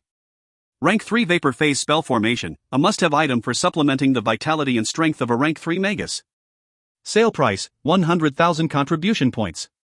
This was exactly what Leyland needed now. Cultivation of a Rank 3 Magi was to further compress and concentrate the already small spiritual force seed. Firstly, the bright silver spiritual force would be turned into vapor, after which it would enter the liquid phase and finally crystallization. At the final stage, all of the spiritual force would be condensed to a single point, the point mass. This was the raw material required for advancing to become a Morning Star Magus, but Leyland was currently stuck at the beginning stage of rank 3 and had not even entered vapor phase. With the help of this spell, together with medication and the right meditation techniques, it should only be a matter of time before I enter the vapor phase. Leyland reckoned. There was a door for every stage within the third rank. And once a Magus reached the hydro phase, they would be allowed to experience entry into the astral gate independently with the assistance of the Magi Tower. Of course, this wasn't a door built specially for the astral plane. It was built for eventual interplanar exploration in the future. Mentor Gilbert might be willing to trade the astral gate blueprint with me for a favorable price. However, it will be very difficult to acquire the astral stone. According to his mentor, the so-called astral stone was a necessary material when building an astral gate. The origins of the astral stones were unknown, and the Morning Star Magi kept them within their own circle. Thus, it was seldom seen outside. Experiments on interplanar travel depleted the energy within these astral stones, and they would then have to be replaced. Thus, Morning Star Magi didn't have enough of them on hand for their own use, leave alone selling them outside. Given their sky-high price, even if Gilbert were willing to sell some to him, Leyland wasn't sure he had the financial capabilities to buy them. Leyland skimmed over the screen at a lightning-quick pace, looking out for anything associated with experiments on the astral plane. Unfortunately, high-grade research like that would not normally be put on sale. Even the rare piece was immediately gobbled up for a very high price. Leyland stroked his chin in contemplation. Looking at the current circumstances, interplanar travel was a hot topic in the central continent. Although the weaker Magi did have some knowledge of it, most of it was still a big secret. It isn't realistic to expect to buy an astral stone, and the vapor phase spell formation is expensive as well. It's a better idea to slowly accumulate contribution points as I grow my spiritual force. Leyland thought about the 100,000 contribution point reward that Gilbert had handed out today, and exclaimed that such extravagance was indeed worthy of a Morning Star Magus. A few more visits to his experiments and Leyland would be able to afford the vapor phase spell formation. It was a pity that most Magi believed in the principle of equal exchange. Leyland's income today was a payment for the help he rendered, and there was a bonus due to there being gains from this experiment. Gilbert was not one to just randomly reward his students some points. I need to accumulate contribution points, and get a hold of some spiritual force potions that work for rank 3 warlocks. Leyland set these two short-term goals. It would be the wisest, most compatible, and safest way through potions. Leyland looked at the screen. There were many highly paid requests for potion masters to concoct various potions. There were also contracts available for long-term patronage. If you find any errors, ads pop up, ads redirect, broken links, non-standard content, etc., please let us know. Report chapter so we can fix it as soon as possible. Chapter 408, Precipitating 3 Years. Precipitating 3 years. Potions Grandmasters were rare in the South Coast, and at that time, Leyland was only a rank 1 Magus. Thus, he needed to avoid doing things that would leak his secret and lead to trouble. But the Central Continent posed no such problems. Even the Ouroboros clan alone housed a few reputable Grandmasters, not to mention the entire continent. Furthermore, Leyland had already become a rank 3 warlock, and his strength now was leagues ahead of what it was before. With Gilbert as his backup, he had no cause for fear. Thus, it wasn't much of a problem to reveal a bit of his prowess in the field. It was still important to keep it a secret on the whole. Leyland's potioneering ability was honed over many years by personal tests and AI chip simulations. In addition to the chip's assistance during the act itself, he'd reached a level of skill that bordered that of the most respected potions grandmasters, a mysterious and unfathomable realm. But it was unnecessary to show his complete prowess. On top of that, through potioneering, he could get hold of the majority of the recipes from the Central Continent for free. Moreover, most were exclusive, and would contribute greatly to Leyland's database. Leyland hoped from the bottom of his heart that, after acquiring all the information the Central Continent had with regards to potioneering, he will have a breakthrough in his skill. 3 years later, Leyland was in his manor in the Ouroboros clan headquarters. Because of the many people and slaves in the region, the manor was not as empty as it once was. Once it had started functioning properly, clean-cut slaves and coquettish maids were walking about everywhere. There were even some acolytes mixed into this sea of people. Leyland had gathered all the gifted people in his territory and brought them here. He normally left his warlock vassals to guide them, and only came out to teach himself when he was in a good mood. This arrangement of Leyland wasn't well received by the acolytes, but they stayed on for the opportunity to work under him. Some of the acolytes and magi even specially moved to his territory. Inside the specialized living area, Leyland was conversing with Robin. Honestly speaking, Leyland, your potioneering ability has greatly surprised me. Robin was playing with the test tube in his hand. The purple liquid inside rippled and reflected a myriad of colors. Leyland had granted himself both wealth and fame through the selling of potions and potioneering for his clan members over the last 3 years. The number of high-ranking magi and magi of affiliated clans seeking for Leyland's potioneering had been on a steady increase. And Leyland wouldn't reject their offers most of the time, though his success rate was a little lower than the potion grandmasters of the Ouroboros clan. Leyland's fee was much lower when compared to theirs. Besides, many potions grandmasters had already filled their schedules with requests and were unable to take on any more requests. Precisely because of this, Leyland was able to come across the recipes for a large number of rare potions, which added to his chips database as well as his own skill. I just have a slight interest in potioneering. After all, I started my time as a magus by becoming a potions master's acolyte. Leyland laughed weakly, his eyes and expression tinged with nostalgia. That itself is extraordinary. And I have to mention that it's more than impressive for you to keep up with your meditation technique while making vast improvements in your potioneering skills. Robin looked closely at Leyland. Your spiritual force is almost ready to move on to the vapor phase, isn't it? Indeed. I'm about to buy a vapor phase spell formation and plan to try and break through soon. Leyland nodded with confidence. He had nothing to hide. He'd earned a lot of contribution points through potioneering. With that and his own resources, Leyland had indiscriminately bought spiritual force potions for his own use from the Ouroboros clan. With the 4th layer of Kamoyan's pupil as a guide, Leyland's path had been clear of any obstacles. With a distinct aim, his spiritual force had improved significantly in this period. The resources of the central continent could not be compared to those of Twilight Zone and the South Coast. In addition to the energy-rich environment, it was much easier for magi to break through and better themselves here than elsewhere. A vapor phase spell formation costs roughly 100,000 contribution points. With the addition of the necessary materials for it, the total will come up to about 150,000. Do you have enough? If not, I can lend you some for now. Robin said in goodwill. Thank you so much. Leyland laughed. Although potioneering was a very profitable business, Leyland had only been in it for a very short time. He'd even spent a huge number of contribution points to purchase spiritual force potions. Thus, he was not so well off. The Ouroboros clan allowed one to exchange magic crystals for contribution points, but there were some considerations that led to Leyland not considering that path. One of them was a fixed limit on the number of crystals a magus could trade for. Oh, and here is the information I plan to hand over to the clan. Help me do an appraisal. Leyland chuckled as he handed a folder to Robin. After skimming through, Robin lifted his brows and looked back at Leyland, straightening his back in astonishment. You actually want to bestow your high-grade potion of tranquility to the clan? The high-grade potion of tranquility was an improved version of the one Leyland acquired from the great Magus Serhom, which helped to suppress the emotional instability of warlocks. Of course, what he offered the guild was the rudimentary version that was not based primarily on the icy scorpion's breath. But it still proved relatively impressive in repressing the emotions of high-rank warlocks. The emotional instability of high-rank warlocks was quite obvious. Although there were some methods and potions to control them circulated inside the Ouroboros clan, the Magi could never have enough. As long as the root of this problem was not dealt with, such medicine would always be in high demand. In the past 3 years, Leyland had refined and manufactured vast quantities of high-grade potions of tranquility, turning them into one of his biggest sources of income. That he was willing to sell the formula left Robin extremely surprised. Of course. Leyland laughed as he shook his head. He did not have the time to concoct and sell potions of tranquility for money. Furthermore, this was an advanced potion. Normal potions masters would not be able to achieve a high success rate at concocting it. It would still be easy for him to return to the business to earn contribution points if he wished. Just this alone is worth around 25,000 contribution points. Looking at you now, it doesn't seem like you lack points. Robin laughed bitterly. I wish. Honestly, I was thinking of borrowing some from you, senior. I still have a shortage of them. Even as he said this, Leyland slyly lifted the corners of his mouth, making Robin feel a little closer to him. At times, the bond between two people can be improved through the act of mutual support.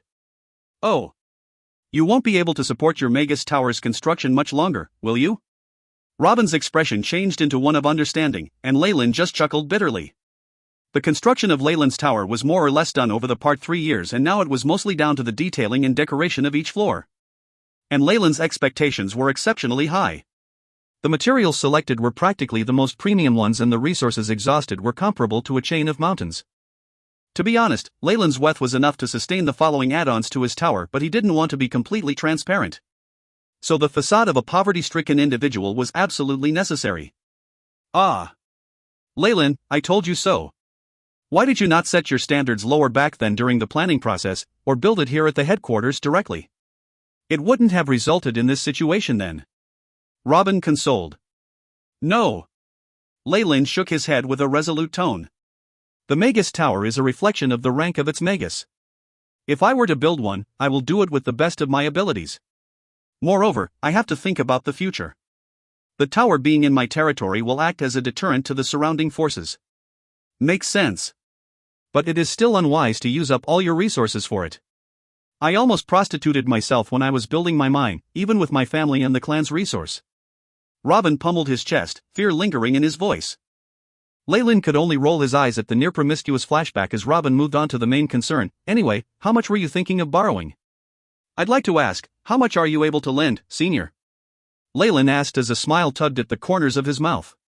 In a short while, Leyland arrived at the trading hall of the Ouroboros clan with a large number of contribution points in hand. After spending the past 3 years here, Leyland was already familiar with the place and headed straight to his destination upon arrival. I Chip, report my current status. Lane silently said in his head. Leyland Farlier, rank 3 warlock. Bloodline, Giant Kamoyan Serpent Strength, 23.6, Agility, 20.1, Vitality, 39.1, Spiritual Force, 240.5, Magic Power, 240, Magic Power synchronized with Spiritual Force. The AI chip faithfully processed and sent the information. As a Magus, Spiritual Force and Magic Power were the most important numbers.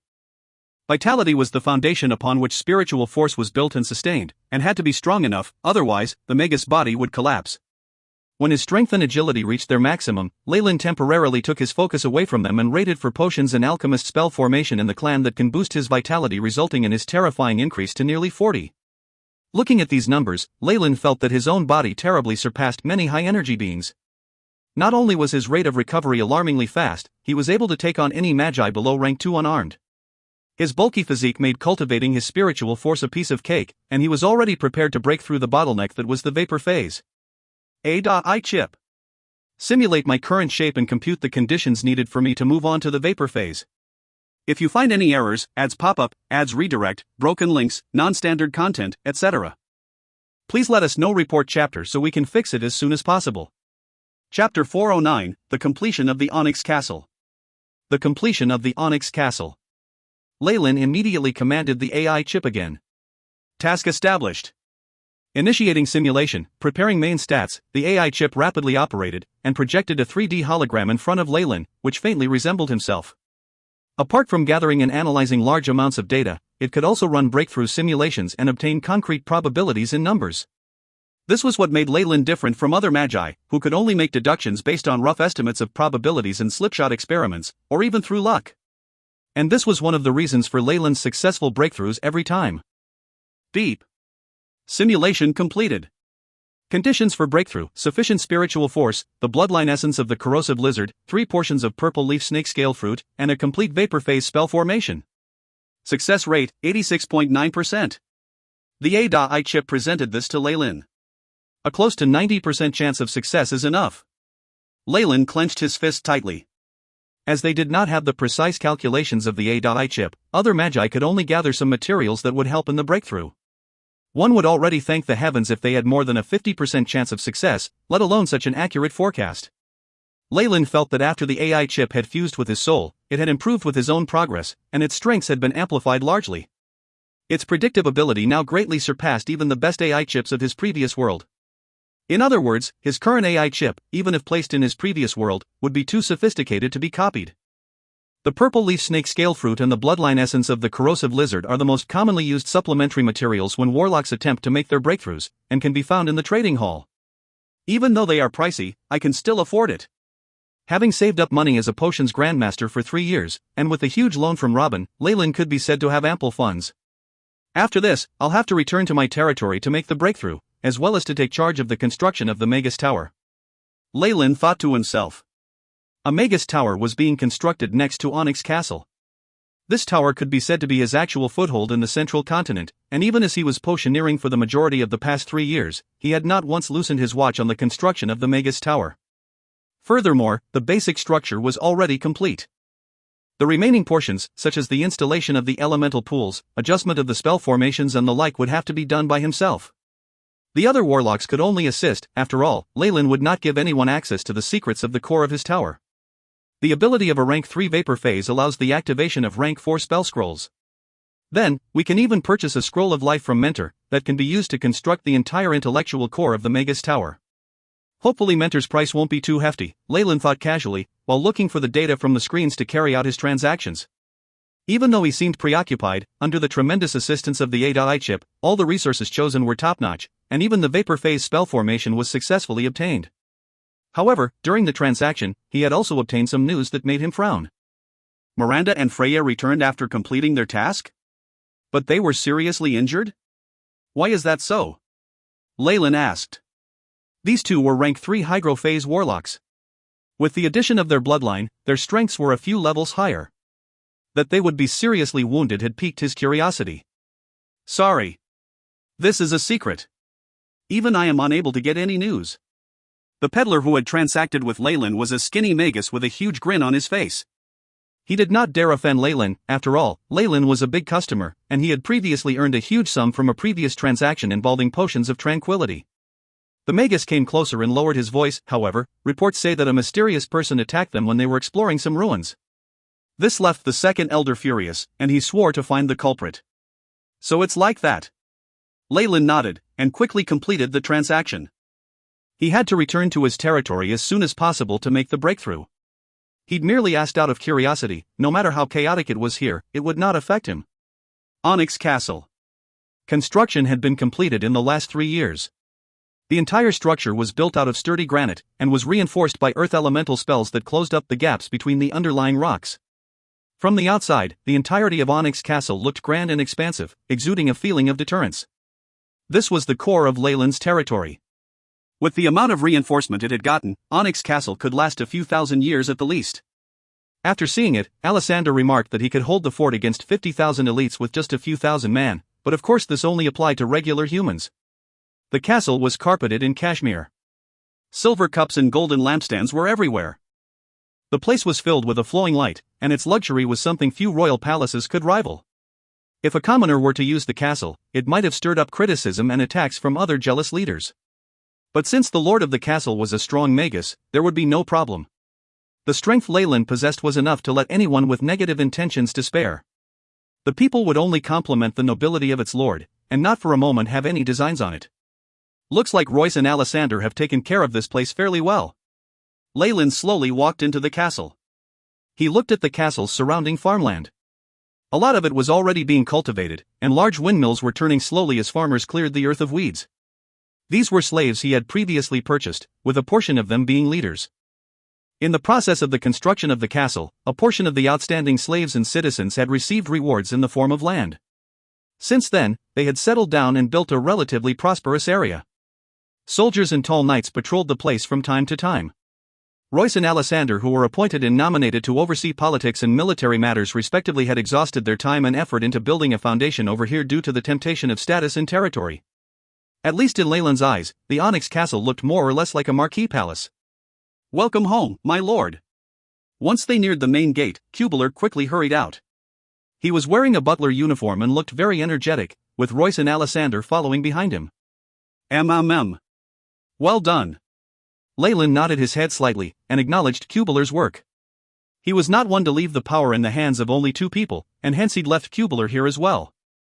Even though he could be sure that Royce and Alessander would not dare to betray him, corruption was inevitable. However, with Cubeler around, Royce and Alessander would not dare to cross the line. "Master, the latest survey has been completed. Within your territory, there are a total of 13,572 soldiers. The total population is..." Before Cubeler could finish his sentence, Leyland waved his hand and interrupted him. "Write a report about that stuff and hand it over to me later. For now, follow me. I want to look at the progress on the Magus Tower."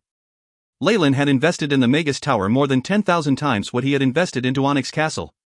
He would naturally devote minimal attention to it, instead electing to let the AI chip scan progress reports every now and then. As you wish, Master. Kubler followed Leyland in his rightful position. Meanwhile, Royce and Alessander exchanged glances and could only smile grimly. A small distance from Onyx Castle, atop a mountain, was a huge piece of construction land with various workers running about. Because they were building a Magus tower, they could no longer use ordinary human slaves. Ordinary humans were useless when it came to certain special construction materials, not to mention the possible contamination caused by long-term contact with such materials. Even with a purification tower, ordinary human slaves would perish within a short period of time. Hurry! Quicken your pace! Or else there won't be any alloy rods for dinner tonight. A youthful warlock with an iron whip in his hands was shouting in a strange language. Warlock acolytes, and even some formal warlocks, were doubling up as foremen and architects in the construction site, rushing a few strange slaves to speed up their work. These slaves were large in stature, with hard skin the color of stone. These slaves were from the Stone Tribe. Leyland had previously deciphered a book written in the Turan language from the pocket dimension of the ancient spirit-slaying sect. In it there was content left behind by the craftsmen of the Stone Tribe. The Stone Tribe was a type of human race. Because of their naturally large stature in addition to their stony exteriors that were as powerful as defensive spells, they could be said to have tough bodies. They were the species ancient magi favored to be construction slaves. Much of the construction in the ancient spirit-slaying sect was done by them. The members of the Stone Tribe spoke in the Turan language, mentioned by the young warlock, which was a difficult one to learn. Still, for magi, it was no big deal. The Stone Tribe existed in Twilight Zone and the South Coast, but Leyland had not expected them to be present here as well, let alone being sold as high-class slaves. For the construction of the tower, Leyland could only grit his teeth and buy a large batch of these slaves. It cost him no small amount. Leyland's arrival naturally attracted the attention of some magi. Not long after, an extremely good-looking and youthful Magus came before Leyland and bowed respectfully, "Master." What was shocking was that his voice sounded extremely aged, which was not consistent with his appearance. "Rise, Parker. What's the progress on the construction of the tower? If you find any errors, ads pop up, ads redirect, broken links, non-standard content, etc., please let us know. Report chapter so we can fix it as soon as possible." Chapter 410, Attempt at Vaporization. Attempt at Vaporization. In his 3 years in the Ouroboros clan, it was not as if Leyland had done nothing but brew potions.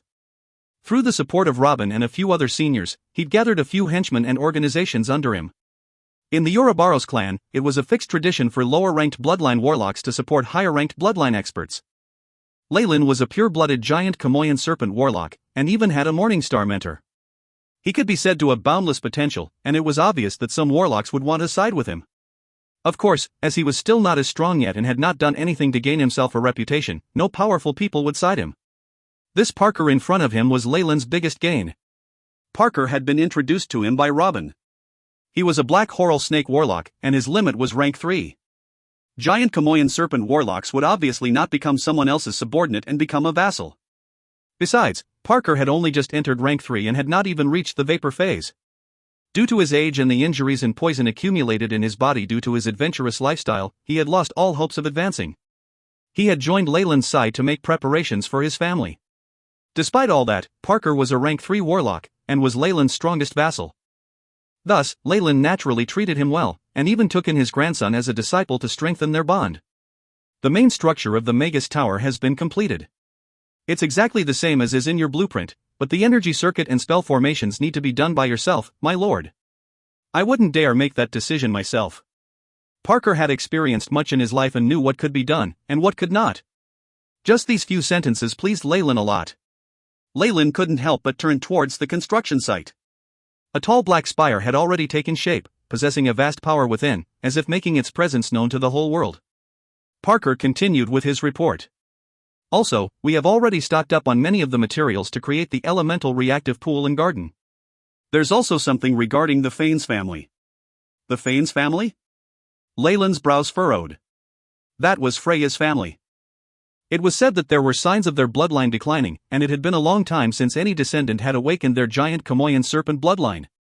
For this reason, Freya was now going around looking for pure-blooded giant Kamoyan serpent warlocks, and had thus considered Leyland. What do they want? Leyland asked, suddenly alert. Of course, he was even stronger than before and was not afraid of her. However, this was still troublesome. The Fanes family sent people to contact us, hoping to sell a large amount of materials for the construction of the Magus Tower at a low price. I've seen them, and they are all top-grade materials and of great quality. They have even expressed their intentions in helping construct the tower, my lord. In times of need, they also offered to send over manpower. Parker made sure to note Leyland's reaction as he made the report. Rumors were already circulating about the previous incident, and he himself wondered whether his master had chosen her. Leyland twitched upon hearing the news. He glared at Parker, which resulted in him lowering his head deferentially. We can purchase everything at full price, we don't need their discount. As for any assistance they provide, reject it all, Leyland commanded. Though he knew the other party was expressing goodwill, just thinking of their goal caused Leyland's expression to warp. He had to resist rolling his eyes. Understood, master. Parker acquiesced, though he felt a tinge of pity. The Fanes family was prestigious amongst the giant Kamoyan serpent warlocks. They went back 1,000 years, and had an unfathomable background. If he had their sponsorship, the construction of the Magus Tower would go much smoother. However, Leyland would definitely not agree to it. If not, the Fanes family would definitely throw out more bait and lure him into a trap. Though he could be ruthless, taking all the bait but not caring about them, that would be too shameless of him. Leyland believed that unless he was in dire straits, he would not do such a thing. After all the resources he had plundered from Twilight Zone were more than enough for him to use for himself as well as to construct the Magus Tower. Since his needs were all taken care of, Leyland would not even consider this. It was much too shameless.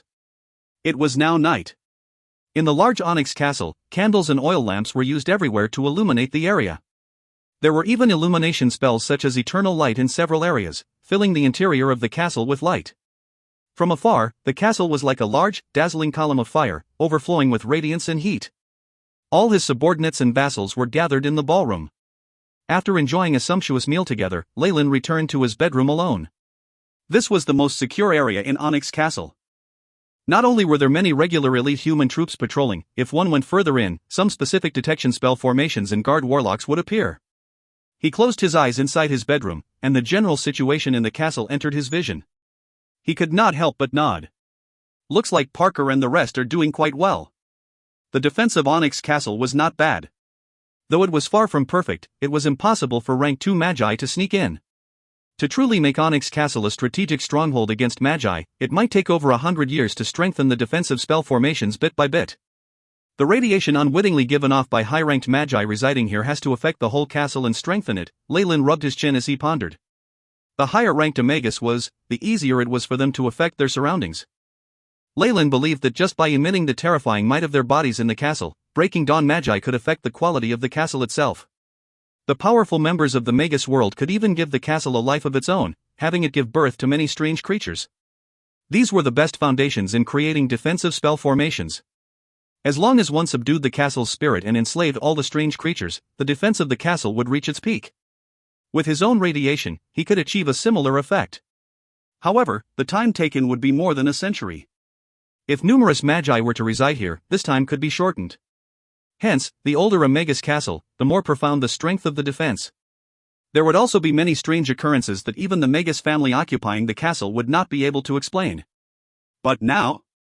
There was still a long way to go on his own.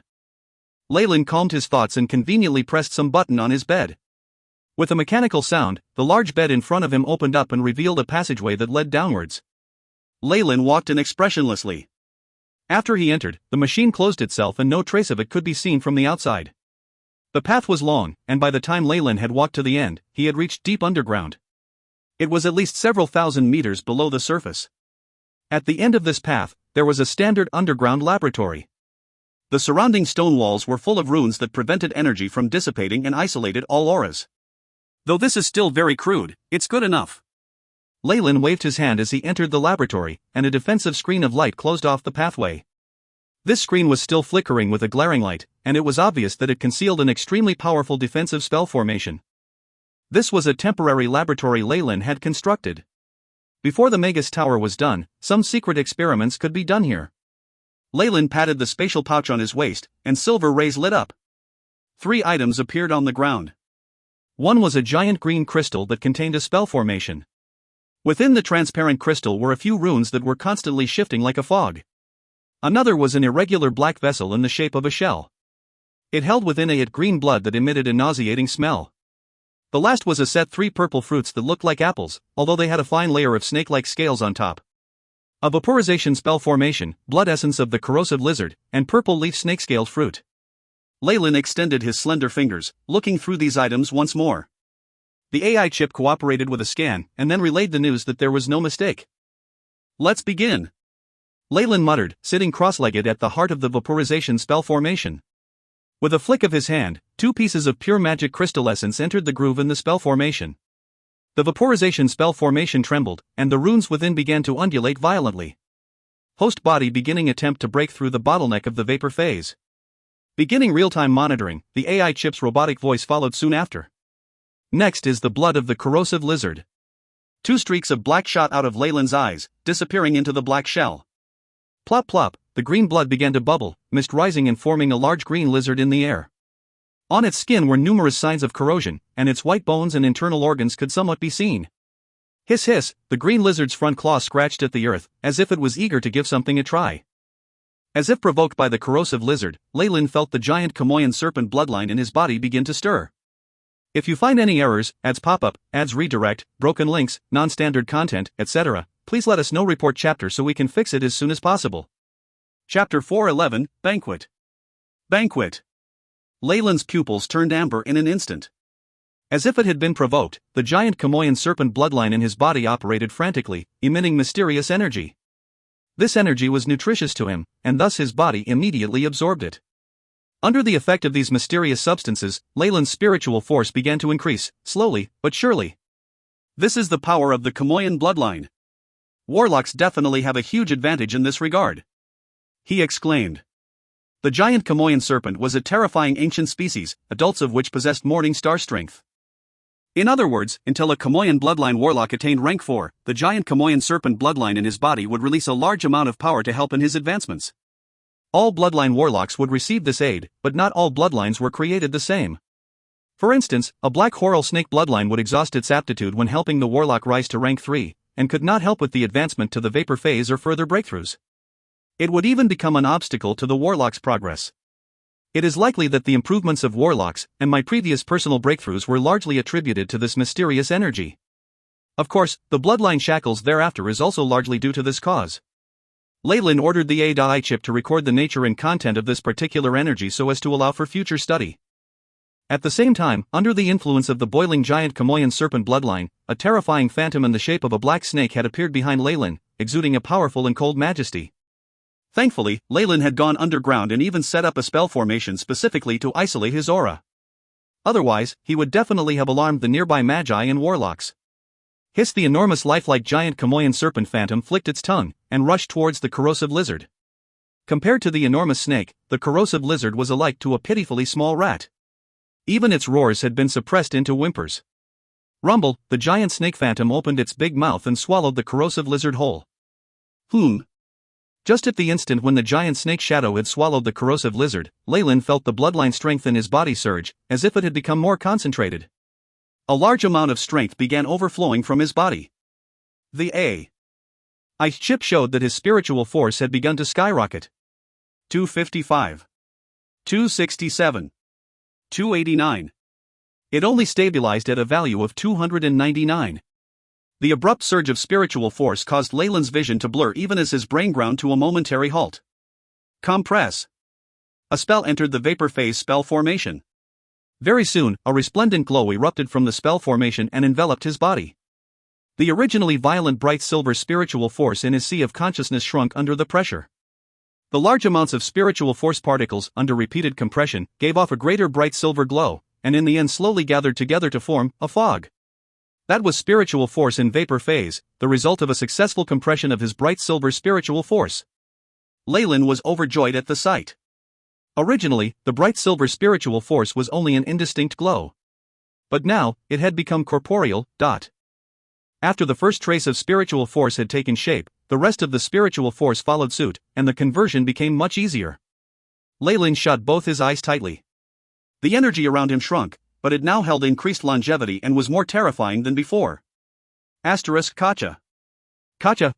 Light glowed from numerous cracks that appeared on the spell foundation surrounding him, until eventually it crumbled into dust. It was at this instant that Lyle opened both his eyes. All the spiritual force in his sea of consciousness had been converted into a thick fog. Ding! Host has entered the vapor phase. Spiritual force has experienced changes, retabulating results.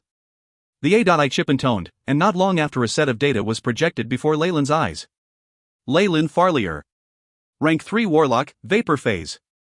Bloodline, Giant Kamoyan Serpent, Strength, 23.6, Agility, 20.1, Vitality, 39.1, Spiritual Force, 251. 3. Magic Power, 251, Magic Power in synchronization with Spiritual Force. Even though his spiritual force had reduced from before, it actually gave Lyle a sense of relief. The surge previously was just a surface phenomenon. Not only was the additional strength hollow, it was not consolidated. The quality of that type of spiritual force was very low. If not for having been compressed into a vapor, it would have actually impeded further progress. And now, even though the total amount had decreased, the quality had increased quite a bit. Vapor Phase.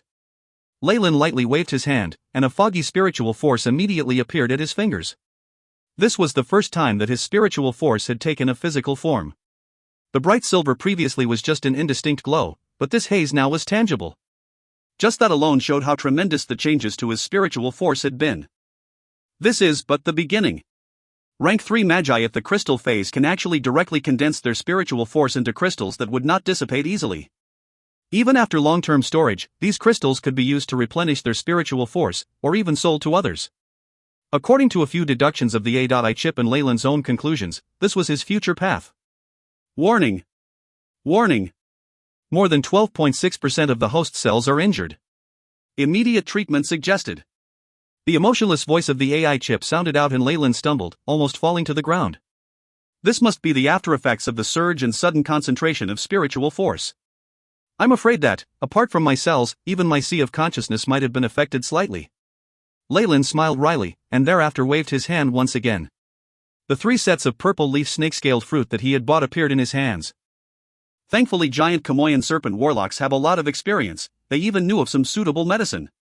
The AI chip ran some simulations as well. Lyle swiftly swallowed a fruit.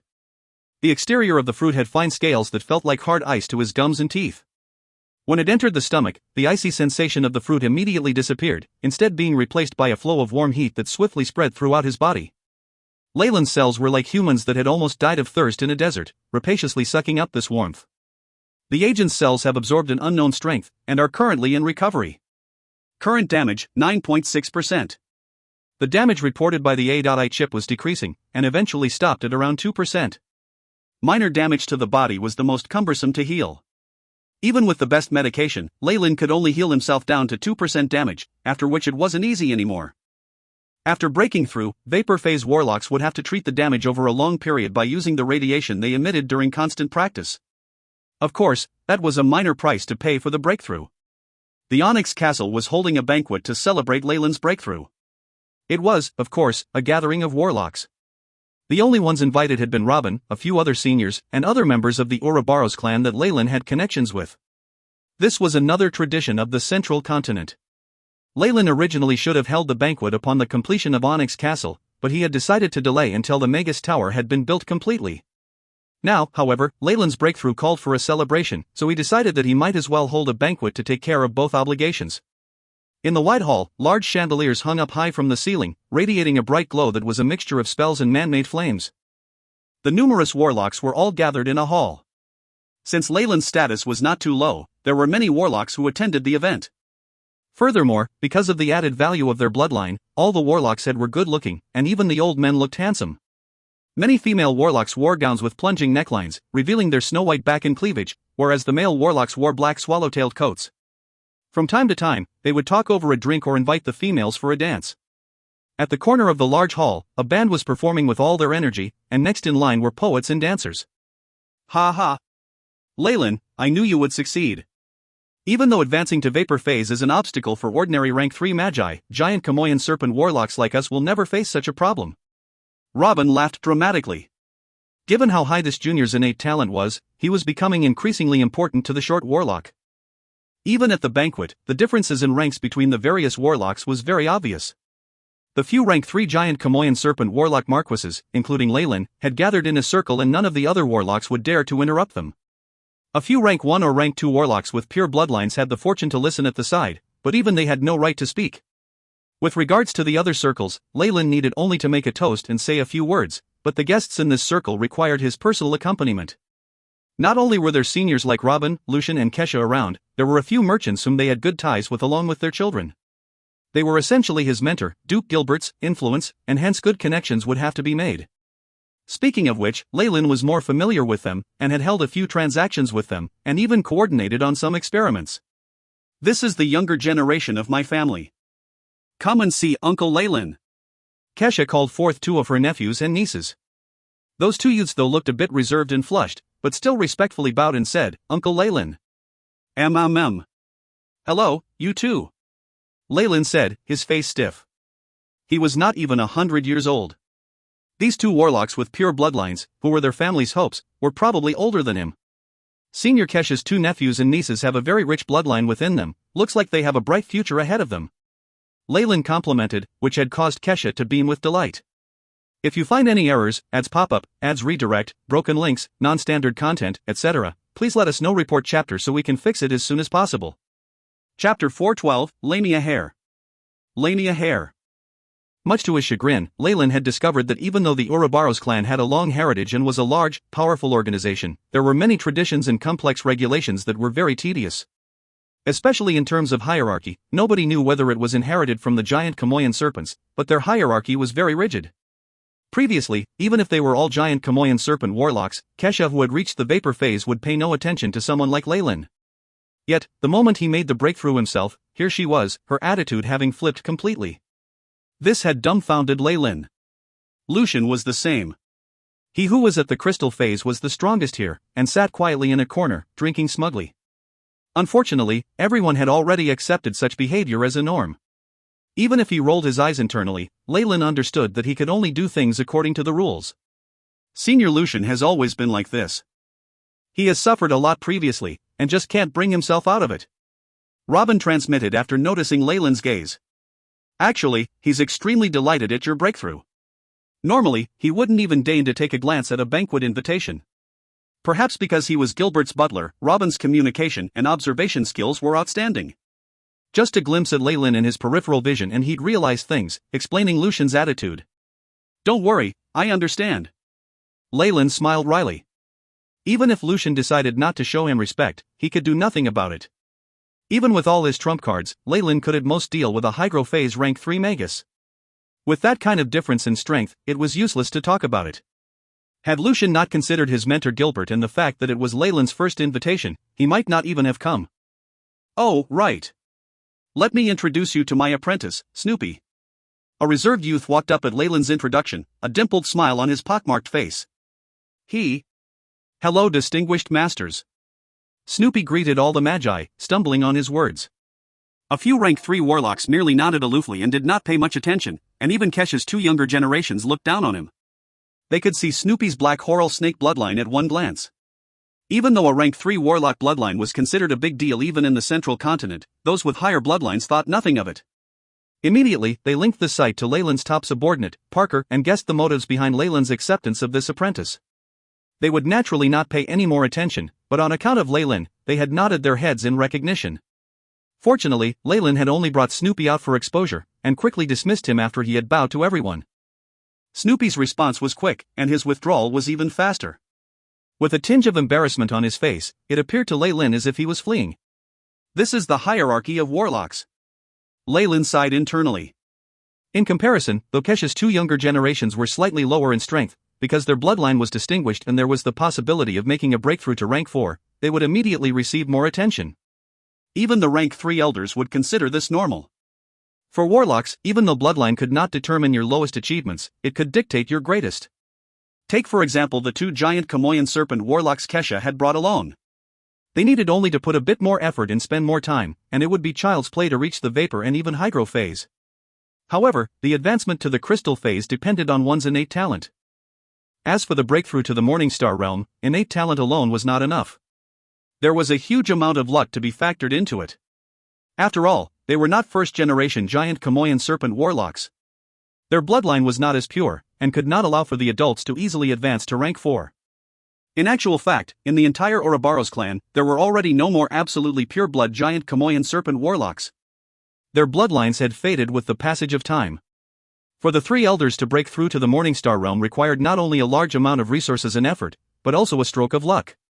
Leyland did not know how pure his bloodline was, but the A.I chip and the recognition by the few seniors and mentors seemed to suggest that it was not too bad. In fact, he had immense confidence in the bloodline purification skills of the A.I chip.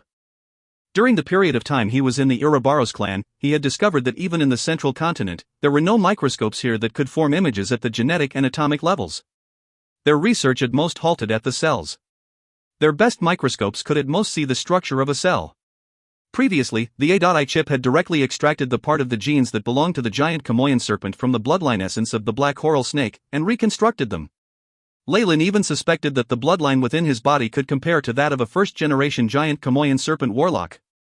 Mind you, that was a bloodline that allowed a warlock to progress to the Morningstar realm automatically as he aged. Leyland's own improvement had been too rapid. He was only 100 years old, an infant among giant Kamoyan serpent warlocks. Thus, he did not have a deep enough understanding of the frightening potential of his bloodline. Still, it took way too long for giant Kamoyan serpents to mature. If he was to advance at the same rate as his bloodline would let him, he would only be a rank 1 warlock as of now. With the passing of time, he would feel his spiritual force growing slightly even if he did nothing but sleep all day. After finishing semi-conversion and complete conversion, his strength would soar. At about 500 years of age, he would become a rank 3 warlock.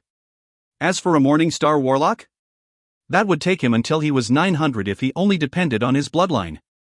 In other words, Leyland's current improvement was rapid to the point that his bloodline could not keep up with him.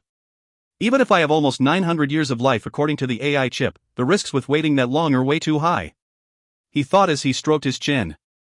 On top of that, Leyland can't be sure that the purity of his bloodline was enough for a breakthrough to the Morningstar stage by the time he reaches 900. As such, he would continue to work hard.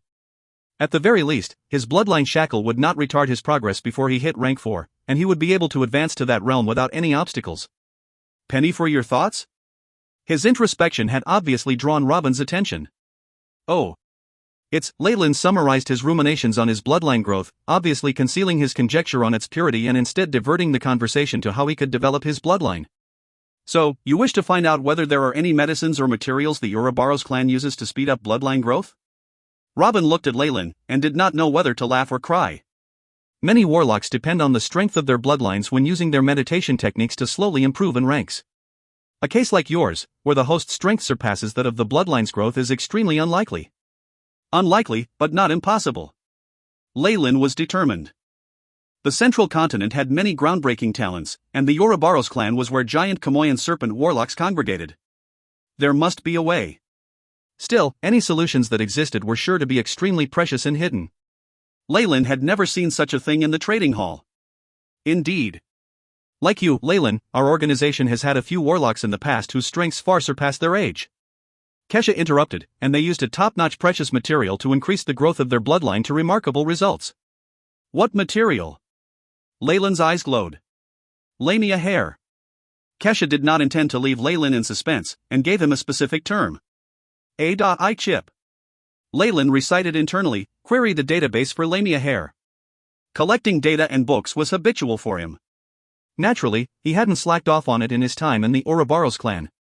The Ouroboros clan was a major power of the central continent. Its library had a rich collection of data, and since Leyland was a marquis, he had little restriction on what he could read, and had thus expanded his database significantly. What was remaining was naturally not too big a problem.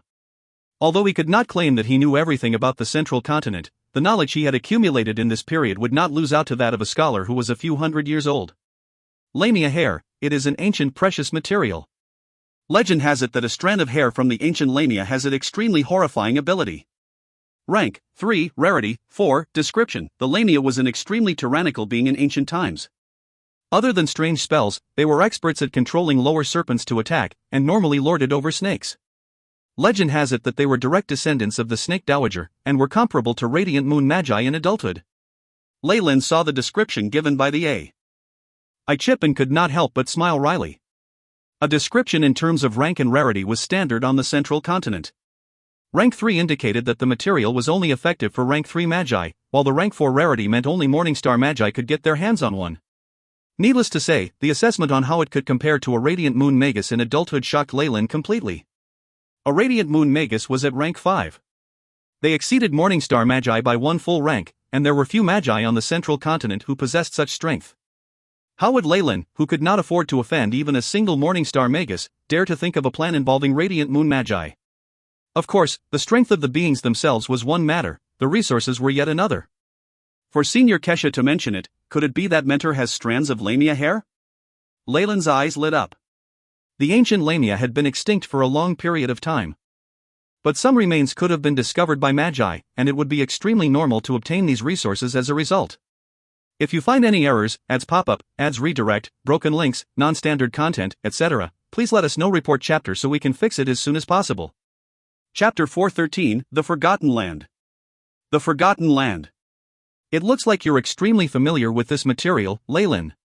At the very least, you should have read up on something similar before. Kesha first nodded her head, before smiling wryly. Lamia hair can nourish the giant Kamoyan serpent bloodline within our bodies. I won't go into detail, but it's useful enough to have others fight you for it. Nobody who has some will want to sell it. Moreover, it will be used up the moment someone discovers it. The reason I know of it is that Mentor Gilbert had obtained such a material when he was younger. This was an eye-opener for Leyland. Given how much the giant Kamoyan serpent bloodline had deteriorated by now, the current generation's bloodline could not be considered extremely pure. At the bottleneck before the Morningstar realm, the current bloodline in the Ouroboros clan could only provide a tiny bit of help. On the other hand, once nourished, this bloodline would have been strengthened greatly. Not only could it allow weaker warlocks to advance rapidly in rank, it would lay a solid foundation for their future breakthroughs. Perhaps this was the primary reason for Duke Gilbert's successful advancement to the Morningstar realm. Leyland could only sigh, helpless. This type of top-notch material was not easy to acquire, and one required both sufficient strength and fortune to get their hands on it. At that very instant, Leyland noticed that Robin's expression had warped. Leyland put it into memory before beaming and changing the topic. Leyland's study in Onyx Castle. The banquet had already ended, and an attendant had currently led Robin here, opened the door and entered before retreating with a bow. Leyland was sitting on a couch, the glass in his hands filled with dark red wine that was rippling under the light. The wine produced in this year is actually my personal collection. Does Senior Robin want a glass too? Leyland swirled the wine in the glass. Of course. Robin sat down on another couch and picked one up for himself. After pouring a small amount, he swirled the wine as well, his face expressing his enjoyment. Great wine brewed during the harvest year. It's a rare sight these days. Parker and the rest sent it over to me. Apparently, it was a tribute from some royals in the vicinity. Leyland laughed. He was not interested in anything that was purely for enjoyment, and moved on to the main topic after some pleasantries. When the matter of the lamia hair came up today, Senior, you seem to have some thoughts about it, Robin squinted his eyes and deeply inhaled in the fragrance of the red wine. Since Senior was willing to come over, the information must be something that can be shared. Please state your conditions. Good, that's the Leyland I know. Robin praised before taking a sip. He continued, there is no price or the like, but I need you to keep what you hear today a secret. This information cannot be leaked. No problem, I swear upon the honor of my royal bloodline. Leyland's face was solemn as he made an oath. When two parties were at a certain level of strength, even casual agreements would be binding, let alone an oath like this. It made Robin smile. I do have some clues about the lamia hair. Before Leyland could inquire further, he continued, I received information that in the eastern region of the Forgotten Land, a pocket dimension was found. The Forgotten Land. Leyland stroked his chin. The A. Chip swiftly scoured the database for information related to the Forgotten Land. The damage output of a Morningstar Magus was immense. Their final techniques held power akin to nuclear bombs, and had the ability to wipe out countries. Thus, the central continent had signed a peace agreement that forbid the wanton usage of final techniques, restricting Morningstar Magi from using their full strength. Still, even with such a contract, some disputes escalated to the point that battle was inevitable. Clashes between Morningstar Magi still occurred, and devastated the land every single time. In Twilight Zone, two Morningstar Magi had inadvertently destroyed the passages linking it to the rest of the Magus world, isolating the place for thousands of years. Even in the much vaster central continent, with Morningstar, Radiant Moon and even Breaking Dawn Magi watching over, such battles would still cause a large amount of damage to the area. Moreover, some regions would be damaged to the extent that there was no return.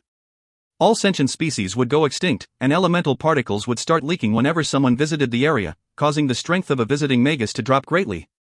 Gradually, some of the affected areas became lands of death. Only strange species and convicts who could not mix with the rest would bear the hardships of the environment and settle down there. The Forgotten Land was one such place. Legend has it that in such vile conditions all the beings would strive to promote their strength and evolve in a horrifying direction. Over time, they would form an extremely strange race, and the place would be fraught with dangers. What pocket dimension? Leyland asked, getting a bad premonition. Pocket dimensions were naturally not rare in the central continent, and the Ouroboros clan itself had the powers to construct one themselves. Although the major powers of the central continent were focused on interdimensional travel, rank 2 and 3 magi still built pocket dimensions. But the resources in the Forgotten Land were extremely poor normally. That a pocket dimension, a type of region known for being rich in resources, had appeared there would lead to a lot of competition and bloodshed. The pocket dimension must have been damaged during the clash between Morning Star Magi. Due to its regenerative abilities, a small portion of it was preserved and was unearthed recently. Robin placed the wineglass down, his face solemn yet tinged with greed. Even though the subordinate who had discovered the mysterious region was under a very powerful curse, and died painfully immediately after handing me the intelligence, at least I obtained some information. If you would look at this. Robin took out a black leaf. Once it appeared, Leyland felt the bloodline within his body throbbing. He suppressed the peculiar reactions of his body and took it. Even though it was an ordinary leaf with green veins, there was an aura lingering on its surface that caused his pupils to dilate. Even though the aura was very feeble, it could not in the very least conceal the strong essence behind it, and even caused Leyland to be fearful. The aura of the Lamia. Legend has it that the Lamia could control giant serpents through spells. No wonder I feel uneasy. Leyland sighed a long breath of relief. Did this leaf come from the pocket dimension? The ancient Lamia was a terrifying being at the radiant moon realm. Even though there were half-human half-snake species in the Magus world now, the ancient Lamia was an entirely different species. And only the threatening aura of the Lamia could make Leyland feel terrified. Yes. Robin nodded. According to my intelligence, there is a huge pocket dimension there filled with resources. It belonged to a warlock organization of ancient times. As you know, as long as it's a warlock organization, due to the bloodline limitations of warlocks, they are the most passionate about collecting bloodlines to mix and modulate in their experiments. As a result, you will be able to find many materials warlocks urgently need. I get it now. You wish to explore, but you don't have sufficient manpower? Leyland had understood Robin's plans. Even though there was a certain level of danger, he was still prepared to journey there. The temptation of the hair of the Lamia, alongside many other bloodline resources, was sufficient to have him brave the danger. Yes. Apart from you, I have also invited Kesha along. Robin nodded his head. Even though they were all rank 3 warlocks, the Kamoyan bloodline and the Black Horal Snake bloodline had a very big difference. Under him, there was a younger generation of the giant Kamoyan serpent bloodline who had just advanced to rank 3, and the rest of his subordinates could at most act as assistants, and were not very useful. Looks like there are more risks. Leyland leaned back. As to why Robin did not invite Lucian, who was at the crystal phase, or even directly reported it to Gilbert, Leyland did not need to think much to understand the reasons why. Robin himself was at the hygro phase, and with Kesha and Leyland at the vapor phase he could suppress them easily. If they were to call Lucian, how would they distribute the potential yield? And if he were to inform their mentor, there might not be many resources left for him. Of course, Robin had made the decision after examining their strength. He had felt that if the 3 of them were to join forces, they would be able to obtain the resources in the mysterious region. Even if they were to meet obstacles they could not overcome or were not able to succeed eventually, there was still time to invite Lucian or Gilbert then. I have no questions. When do we set off? Leyland asked. There's no rush. I have to make preparations on my end as well. I need about 2 more months. After 3 months, let us gather at the headquarters and set off together. Robin said the specific timing, and at the same time placed a document on the table. This is the intelligence regarding the Forgotten Land and the pocket dimension. You should have a look at it, and prepare yourself accordingly. Got it. See you 3 months later at the headquarters. Leyland nodded, and got up to send Robin out of the study room.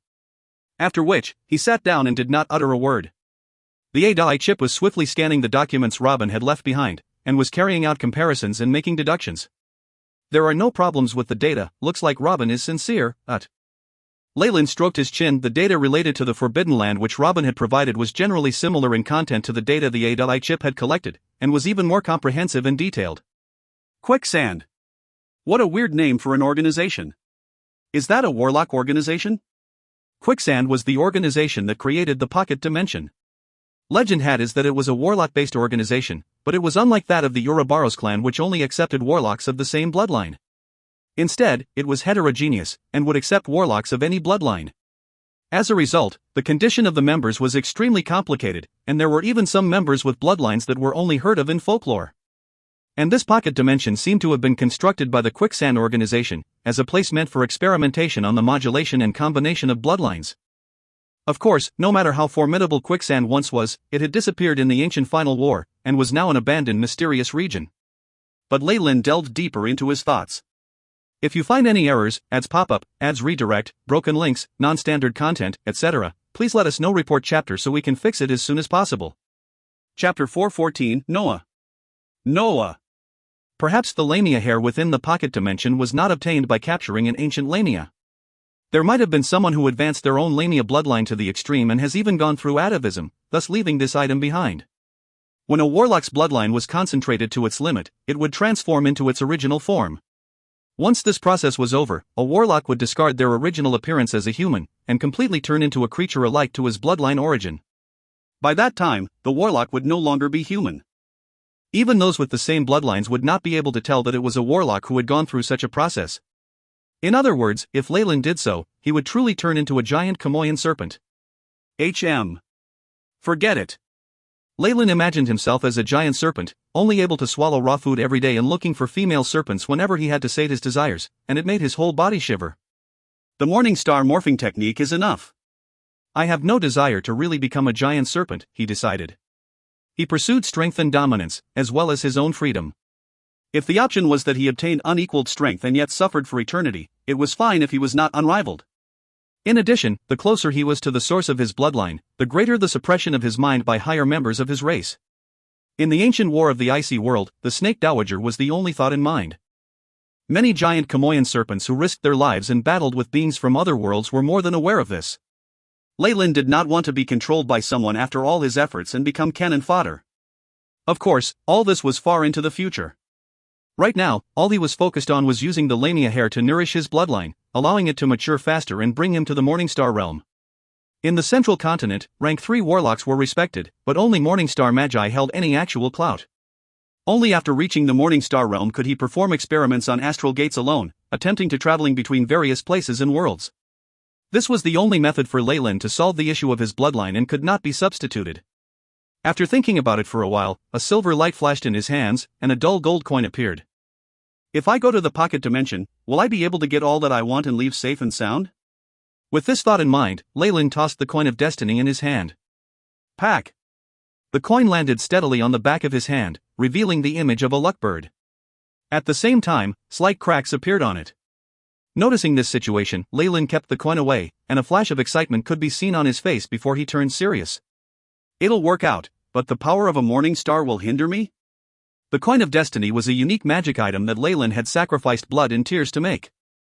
It had the terrifying ability to predict the future, but could not be used when powers at the Morningstar realm and above.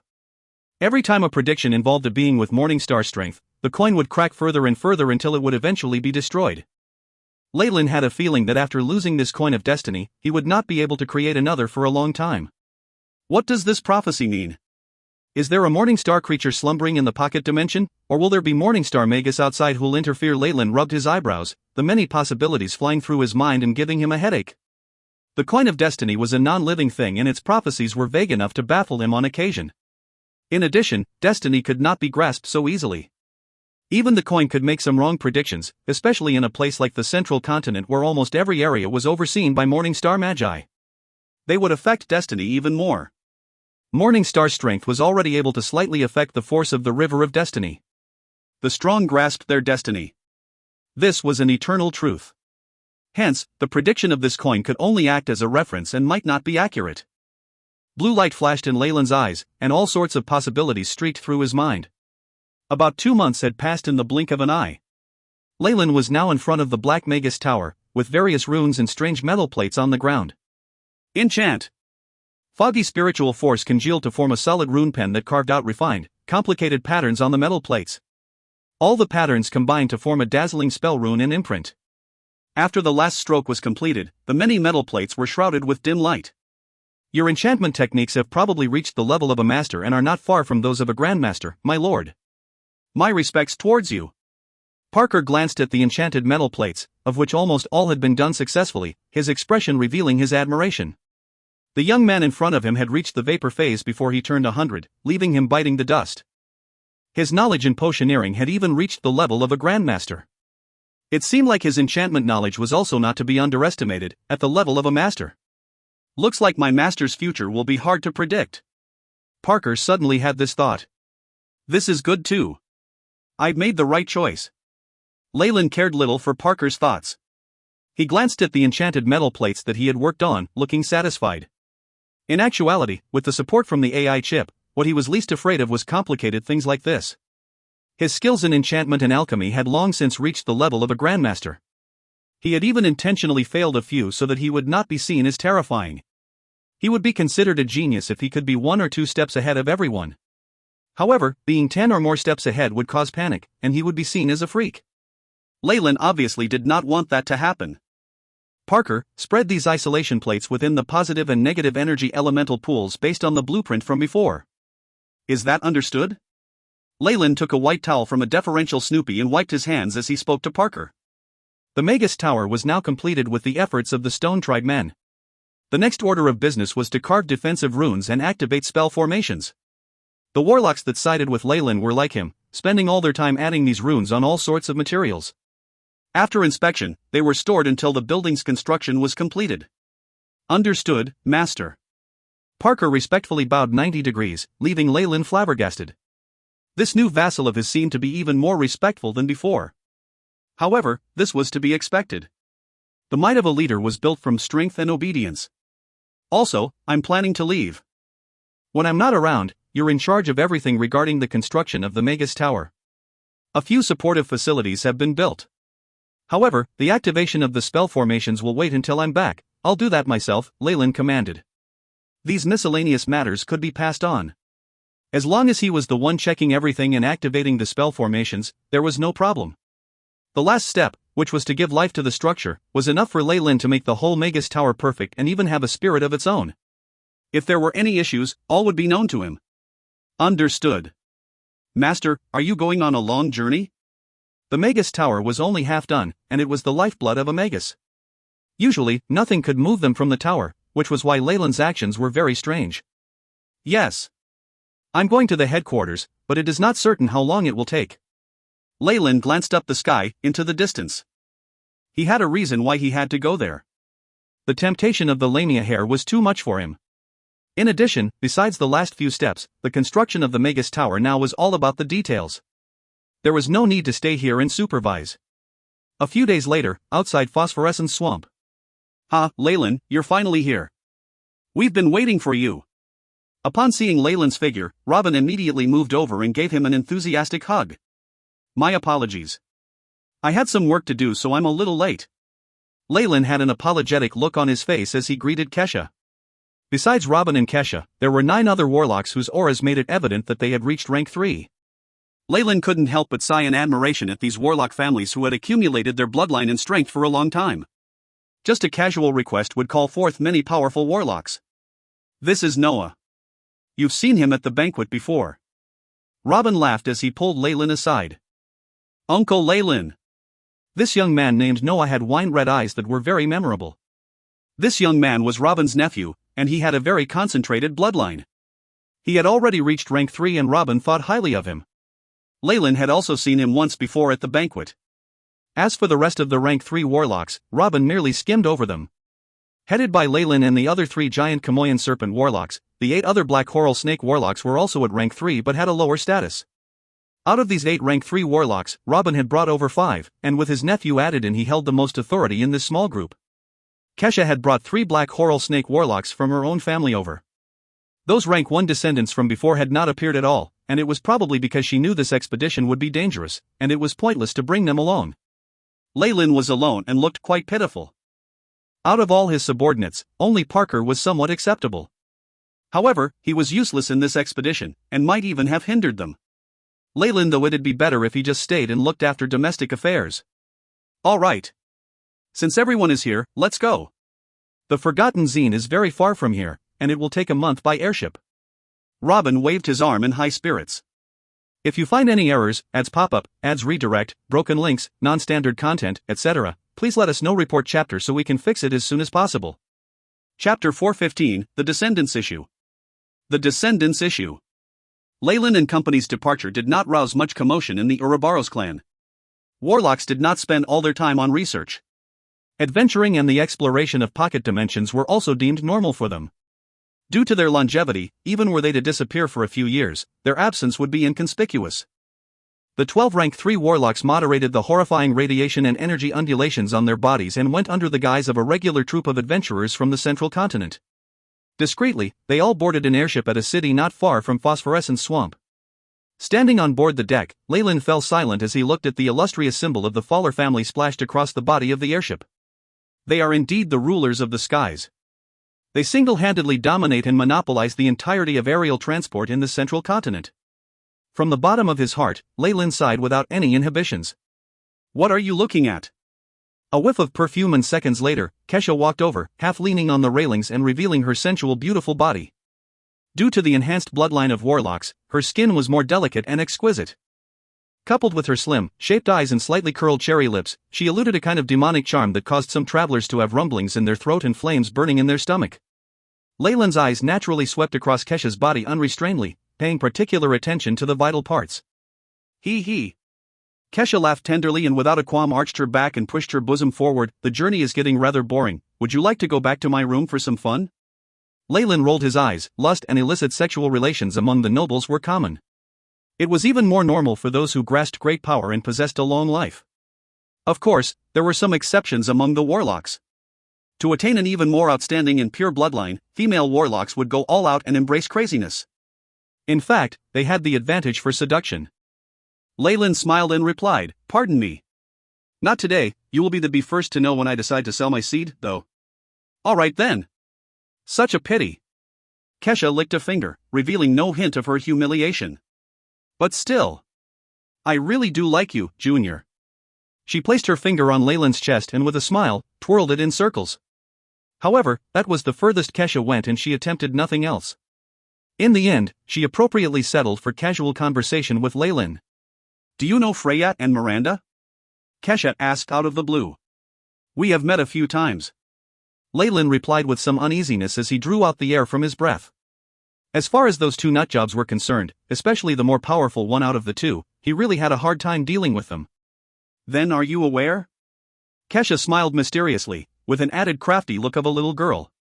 They have been spreading the word that you belong to them and you are their prey. Any other female warlocks who have any intentions of looking your way, will have to go up against them. Leyland rolled his eyes in anger, almost cursing in his rage. These two maniacs! He finally exclaimed with extreme resentment. Actually, why don't you seriously consider it? Miranda has to die for skills and holds the title of the succubus. As for Freya. Kesha moved forward, almost leaning on Leyland and whispered into his ears, Freya has never been with a man, so she might be a virgin after all. The scent from her hair was pleasantly sweet as it permeated the air. Coupled with Kesha's words, Leyland was left with a dry mouth. Why? A victorious smile surfaced on Kesha's face. What about now? Do you want me to cease your desire? My skills might be better than Miranda's. As she spoke, she stuck out her pink tongue and gently licked on Leyland's earlobes. Suddenly, Kesha felt Leyland's body turn cold, just like a block of ice. So I see, you knew the both of them? She lifted her head in astonishment and saw an emotionless Leyland standing there, both his eyes sparkling and clear, without a trace of sentiment. Yes. I know them, and I am just relaying somewhat of a message for Freya, that's all. Seeing Leyland's reaction, Kesha knowingly stepped back, not daring to tease him further. Please tell them I will consider it carefully. Leyland replied nonchalantly. Got it. Kesha looked intently at Leyland. Your current state. It's as if you're not influenced by the emotional and passionate moods that arise from your bloodline. I finally understand why Freya could not get her mind off you. Such an outstanding bloodline. It is what we Kamoyan warlocks need. Watching Kesha's back as she was walking away, Leyland stroked his chin and a bitter smile curled the edges of his lips. Even for Kamoyan warlocks, deterioration of one's bloodline cannot be avoided. Looking at the 3 black coral snake warlocks from Kesha's clan, it was obvious their bloodline could not avoid the inevitable degeneration either. Thinking back on her recent temptation, at least half of it were real. If Leyland had agreed to Kesha's seduction and had multiple sexual escapades with her, she might have even helped herself to obtain his bloodline. Even if it weren't for the bloodline, according to the emotional state of minds of female warlocks, as long as the mood and feel were right, they will go ahead and copulate with other magi. In the Magus world, other than female warlocks, the same applied to the female magi. Those girls who were pure were a rare species. But Leyland really had no interest at all. He was in the middle of a risky journey and had no mood for it. Even if he needed the company of a lady, his choice would not be Kesha, Freya, or Miranda.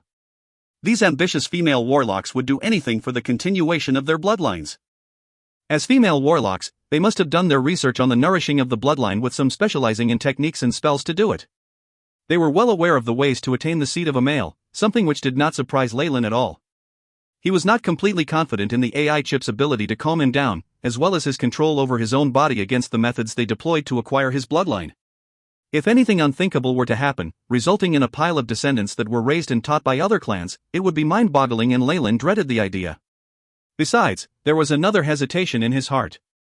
His bloodline was purified by means of the AI chip and the purity level was exceptionally high, almost equaling the original bloodline.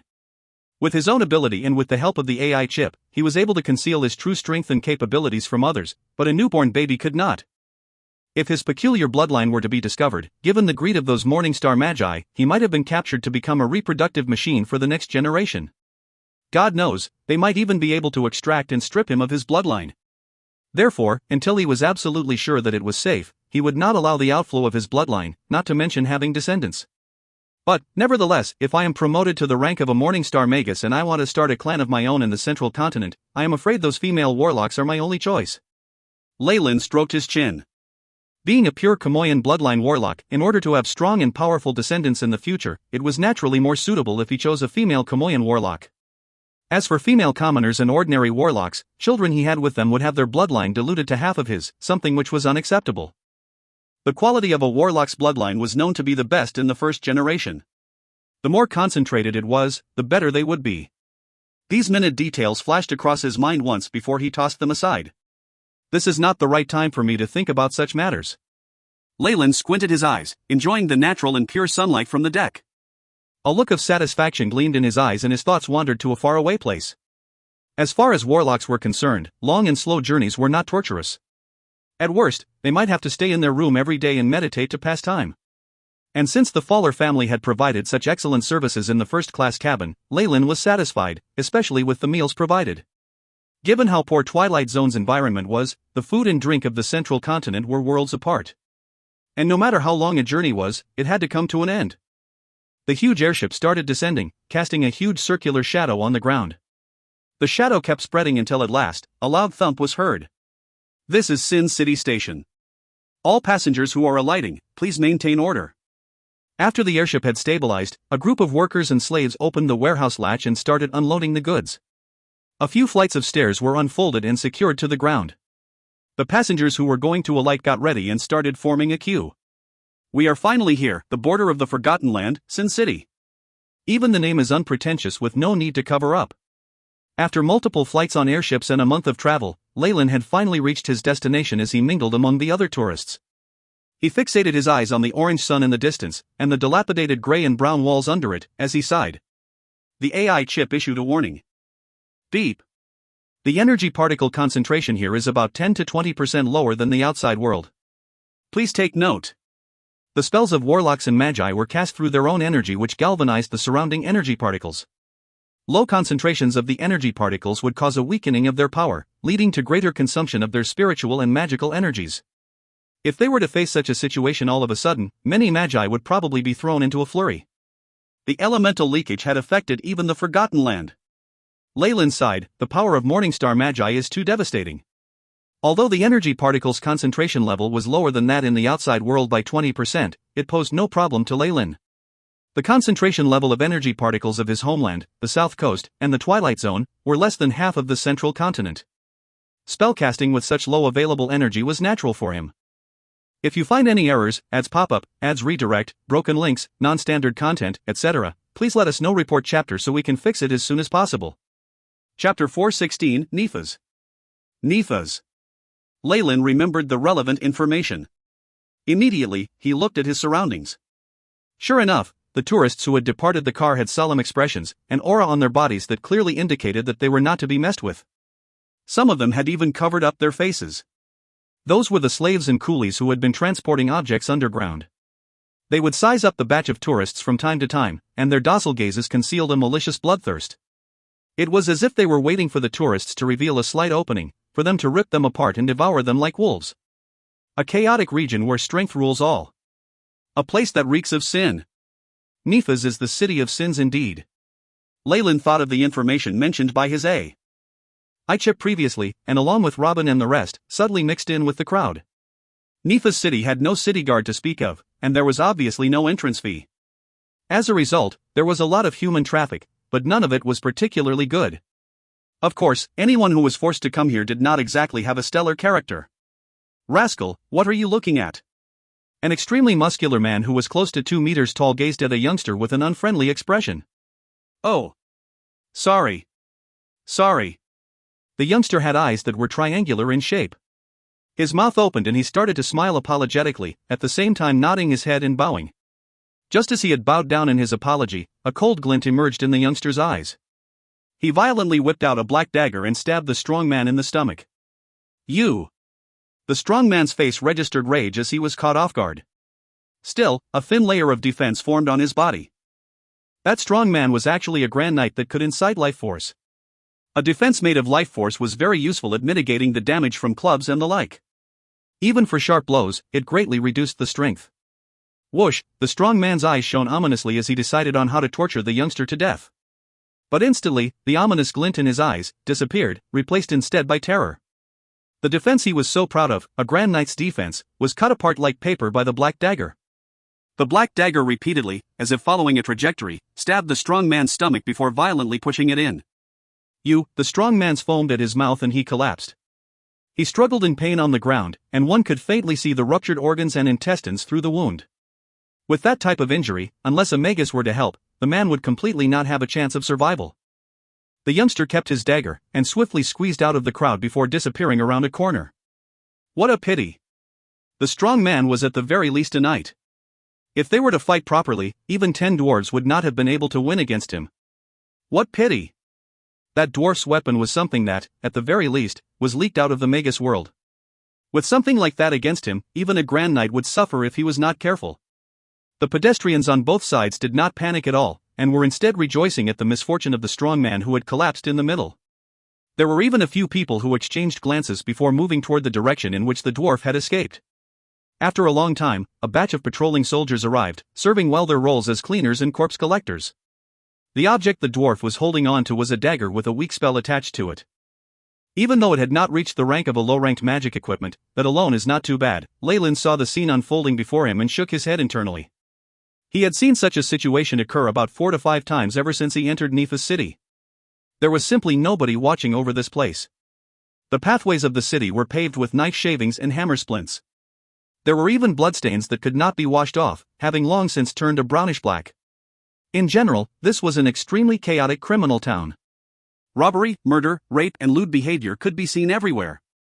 Shady businesses were being conducted in the corners, and there was a faint aura being emitted that caused even Leyland to be uncomfortable. Thankfully, Leyland and the rest were under disguise as mercenaries, and had a strong aura. They were also equipped with weapons, and looked like they were not to be trifled with, which had removed many inconveniences. However, even so, there were still a few people who did not know better and lusted after the beauty of Kesha and a few other female warlocks. They would often unscrupulously block the path ahead, and make certain requests of Leyland and the rest. Of course, they had all become corpses, carrying their regrets to their deathbeds. Robin, the aura from the shadows is making me extremely uncomfortable. Leyland leaned in to say as he sped up. Very keen perception. Robin wore a black cloak that only revealed his eyes. That's right, these depraved fellows are performing summoning rituals and offering sacrifices. Ha! Leyland's pupils enlarged, he would not think of that answer in a million years. Similar to their interdimensional exploration through the astral gate, powerful individuals would occasionally unload some of their keepsakes or spiritual force particles in the Nephis city through other planes from time to time. They would even tempt intellectual beings in order to obtain higher strength. In summary, it was a constant cycle of traveling through respective passageways of designated places in the Nephis city while collecting depraved souls and stuff like that. The most famous were the plane that held demons. Legend has it that there were many such locations, both on the south coast and in the central continent. Robin smiled and began to explain, the more degenerate and sinful places are, the more attractive they are to demons. The sacrifice of spirit and flesh in these environments brings them, even more, delight, leading to their duplicates, or even original bodies, descending. Nephis city's governor is the mighty demon hunter, Lord Kenyon, the Morning Star Magus. Whenever a demon's duplicate descends, he immediately captures it, and either conducts his own research on it or sells it. Apparently, they sell like hotcakes. Leyland was somewhat speechless after hearing all of that. Lord Kenyon acted like the biggest bait of the entirety of Nephis city, and attracted many different demons to take the hook. Whenever these demons were offered tributes, and sent duplicates or even descended themselves, Kenyon would immediately seize them. To think about it, these demons must have a lot of grievances. Well, is this mighty hunter not afraid of the descent of demons of a higher power? Leyland voiced out his worries. A city like that with demon worshippers in every corner was literally an active volcano. Was that Morning Star Magus not afraid that by using himself as a bait he would attract troubles? Don't worry. This hunter has a very thorough knowledge of demons, and many formidable demons are not his adversaries. Moreover, Robin shot a glance at a corner not far away. The plane of the demons is nothing. Plenty of magi have been eyeing it. If not for the crafty behaviors of the demons, in that they would rather abandon their duplicates than to leave any tracks, we would have chased after them long ago, and completely taken over their plane. Furthermore, they are struggling whilst at death's door. According to our predictions, that hunter is the Magus closest to finding the plane of those demons. He might even have already found it. This rendered Leyland speechless. Robin demonstrated to him the confidence every Magus of the central continent had. That ambition and aspiration were cultivated after having overcome countless planes. Such a state could only be seen in the ancient times, but the big war had ended the golden period of ancient magi. Now, with interdimensional travel being resumed, the central continent had recovered part of the glory of the ancients. Perhaps, only this mental state that's full of ambition and enterprise can push the Magus world to greater heights. Leyland sighed internally, and his spirit grew even more indomitable. This was the best period. All the resources, knowledge, and meditation techniques were available to him, and there were numerous planes and strange realms outside that were waiting to be explored and conquered. I need to advance to the Morning Star realm quickly. In Leyland's heart, the thirst was becoming stronger. He hoped to be able to leave a legacy, or even take the lead in the rejuvenation of the Magus world. Even though he had done similar work in Twilight Zone, that was at a small scale. Where was the broad stage for the work to be done? The Forgotten Land is just after Nephis city. The elemental leakage effect is very intense there, and I'm afraid there's only less than 1% of the elemental concentration of the central continent remaining. We can only depend on potions and the essence of magic crystals to replenish our spiritual force and power. Everyone, please take note. If you need to, please swiftly refill your spiritual force here, Robin pointed out softly. Also, don't go too far in Nephis city, and don't deliberately cause trouble. After all, there's still a Morning Star Magus here. This particular demon hunter is famous even amongst Morning Star Magi. Leyland, along with the other warlocks, nodded in agreement. The Ouroboros clan was considered a large-scale force in the central continent, but did not dominate the entire continent. They did not rank all that highly either. Before they had set off, Robin had explained some taboos to Leyland. First, the few rank 6 emperors were a force not to be reckoned with, and for those at the Radiant Moon realm, they had to avoid getting into trouble with them as much as possible. The remaining forces fundamentally were of the same rank as the Ouroboros clan, and hence there was nothing to be afraid of. As long as their reasons were justified, they could take actions if they wished to. Warlocks surpassed magi of the same rank. Even though all the warlocks had declared that their spiritual forces were plentiful and their magical powers were full, Robin still decided to reside in Nephis city for a night before entering the actual Forgotten Land. As a result, Leyland and the rest found a clean hotel to reside in, after which the warlocks either meditated, shopped, or bought some necessities. If you find any errors, ads pop up, ads redirect, broken links, non-standard content, etc., please let us know. Report chapter so we can fix it as soon as possible. Chapter 417, Potion Combination. Potion Combination. A boundless barren wasteland. Gales howled, sending the dust hurtling through the air to cover the sky, forming a thick haze. In this land, 12 warlocks were hurrying along on a special giant lizard. This is the Forgotten Land after all. Look at how sparse the elemental particles are here. Leyland glanced at the statistics that the AI chip gave him and shook his head. Even compared to the South Coast and Twilight Zone, this place was too poor. Not only was the land barren, even the elemental particles were scarce. It was no wonder that Magi and other races only chose to live here if they'd run out of options. Leyland believed that were it not for his ancestral map, even Cubeler would have been forced to hang around this place. Regular fugitives can just flee to the Nephas, it is the city of sins after all. From the perspectives of other Magi in the central continent, going to Nephas city is akin to banishment. Only those that are truly evil who could no longer stay in their own cities and are being hunted down would choose to come here. We need to be careful. This was not the first time Robin had warned them about this. It was evident how great the danger here was in his mind. Swish, 2 dense corrosive balls that were yellow in color flew out and burst midair, causing countless droplets to fall. The moment these droplets made contact with the similarly yellow sand, they began to emit smoke, forming a pit whose descent could be seen with the naked eye. Chi-chi, a few black figures in the sand shrieked, fleeing far away. Leyland saw that although these creatures had a head and humanoid limbs, they were only as large as a 7 or 8-year-old child. In addition, their heads were shaped like those of mice, with 2 giant white teeth jutting out that looked sharp. Their bodies were covered with fur, and they all had thin black tails behind them. Mouse people. They're a type of lycanthrope, the product of experiments left behind by ancient Magi. Leyland quickly recalled information about these mouse people. The ancient era was the most glorious period for the Magus world. Not only did the ancient Magi take over many different worlds and places, they even took away creatures from different worlds to be their slaves and even guinea pigs. This was why there were so many races in the Magus world. Noah, what are you doing? Robin suddenly shouted at his nephew who had launched the attack. Uncle, Noah lowered his head, ashamed. You can't just attack anything as you please. You're too weak, and you're giving the opponents a chance to get you. The mouse people are a very united race, and the blood from their injuries will attract even more of them. We need to leave this place as soon as possible. Robin was infuriated, but after remembering that Noah had only just come out for some experience, he could not help but soften his words. I'm sorry. Noah found it hard to speak. Though he was no longer young and had long since obtained the strength of a rank 3, he might not even be as experienced as rank 2 Magi when it came to confronting enemies. Giant Chamoyan serpent warlocks were precious resources in the Ouroboros clan. They were sheltered, which was why Noah had no real-life experience even if he had theoretical knowledge. Under Robin's command, the lizard under them increased its speed. However, it was too late. The situation proved that Robin was not wrong in his lecturing. In less than a day, they were surrounded by a large group of mouse people. Damn it, why are there so many? Noah's face flushed as he glanced at the mouse people who amounted to more than 2,000. They formed a huge wave and surrounded them, the stink so bad that he was on the verge of vomiting. Mouse people reproduce like rabbits, and they require very little in order to survive. Other races may find it difficult to survive in the Forgotten Land, but this is not an issue for them. They make use of the rotten plants and maggots underground to live, and if they are truly desperate, they can even gnaw at sand and rocks. Leyland explained to Noah. Damn these inferior beings. If we were outside Dash. Noah clenched his teeth.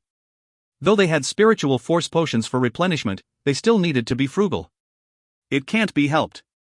Regular mouse people are very resistant to radiation and can be compared to rank 3 acolytes. Elite adult mouse people even have the strength of official Magi.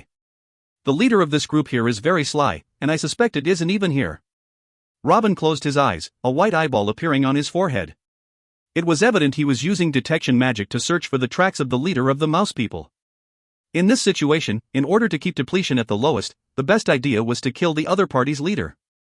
However, the mouse people seemed to be aware of this as well. Darl, you guys, prepare to attack. Robin opened his eyes and exclaimed to a few of the warlocks behind him. The 5 black Horal Snake warlocks went forward, a great energy wave flickering from their bodies, causing an uproar amongst the group of mice people. Robin and the others were the main force and could not afford to waste energy here. They could only have their followers take care of it. Prepare to provide assistance. Kesha instructed the 3 warlocks from her family behind her. Leyland took around. He was alone and did not have any servants. Never mind. Their spiritual force and magic power are also precious and can't be wasted here. Let me do it. Leyland, you dash? All right.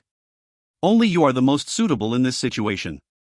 Realizing Leyland's identity as a potion master, Robin nodded. Get away, or you'll pay the price. Riding the lizard, Leyland went up front, the terrifying undulations of a vapor phase rank 3 megas emanating from him. The disturbance amongst the mice became even louder, but nobody left.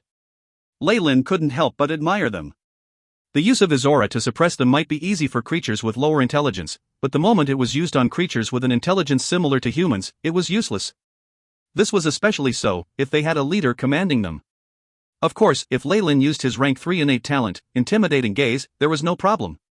After all, that was not just using his aura to suppress others, but a suppression that was similar to that of a domain. However, Leyland thought it would be too extravagant to use a rank 3 innate spell against this group at the boundaries of the Forgotten Land. As he watched the mouse people pouncing at him, a silver light flashed in his hand as a few test tubes glimmering in multiple colors appeared. Defiant Ring of Fire.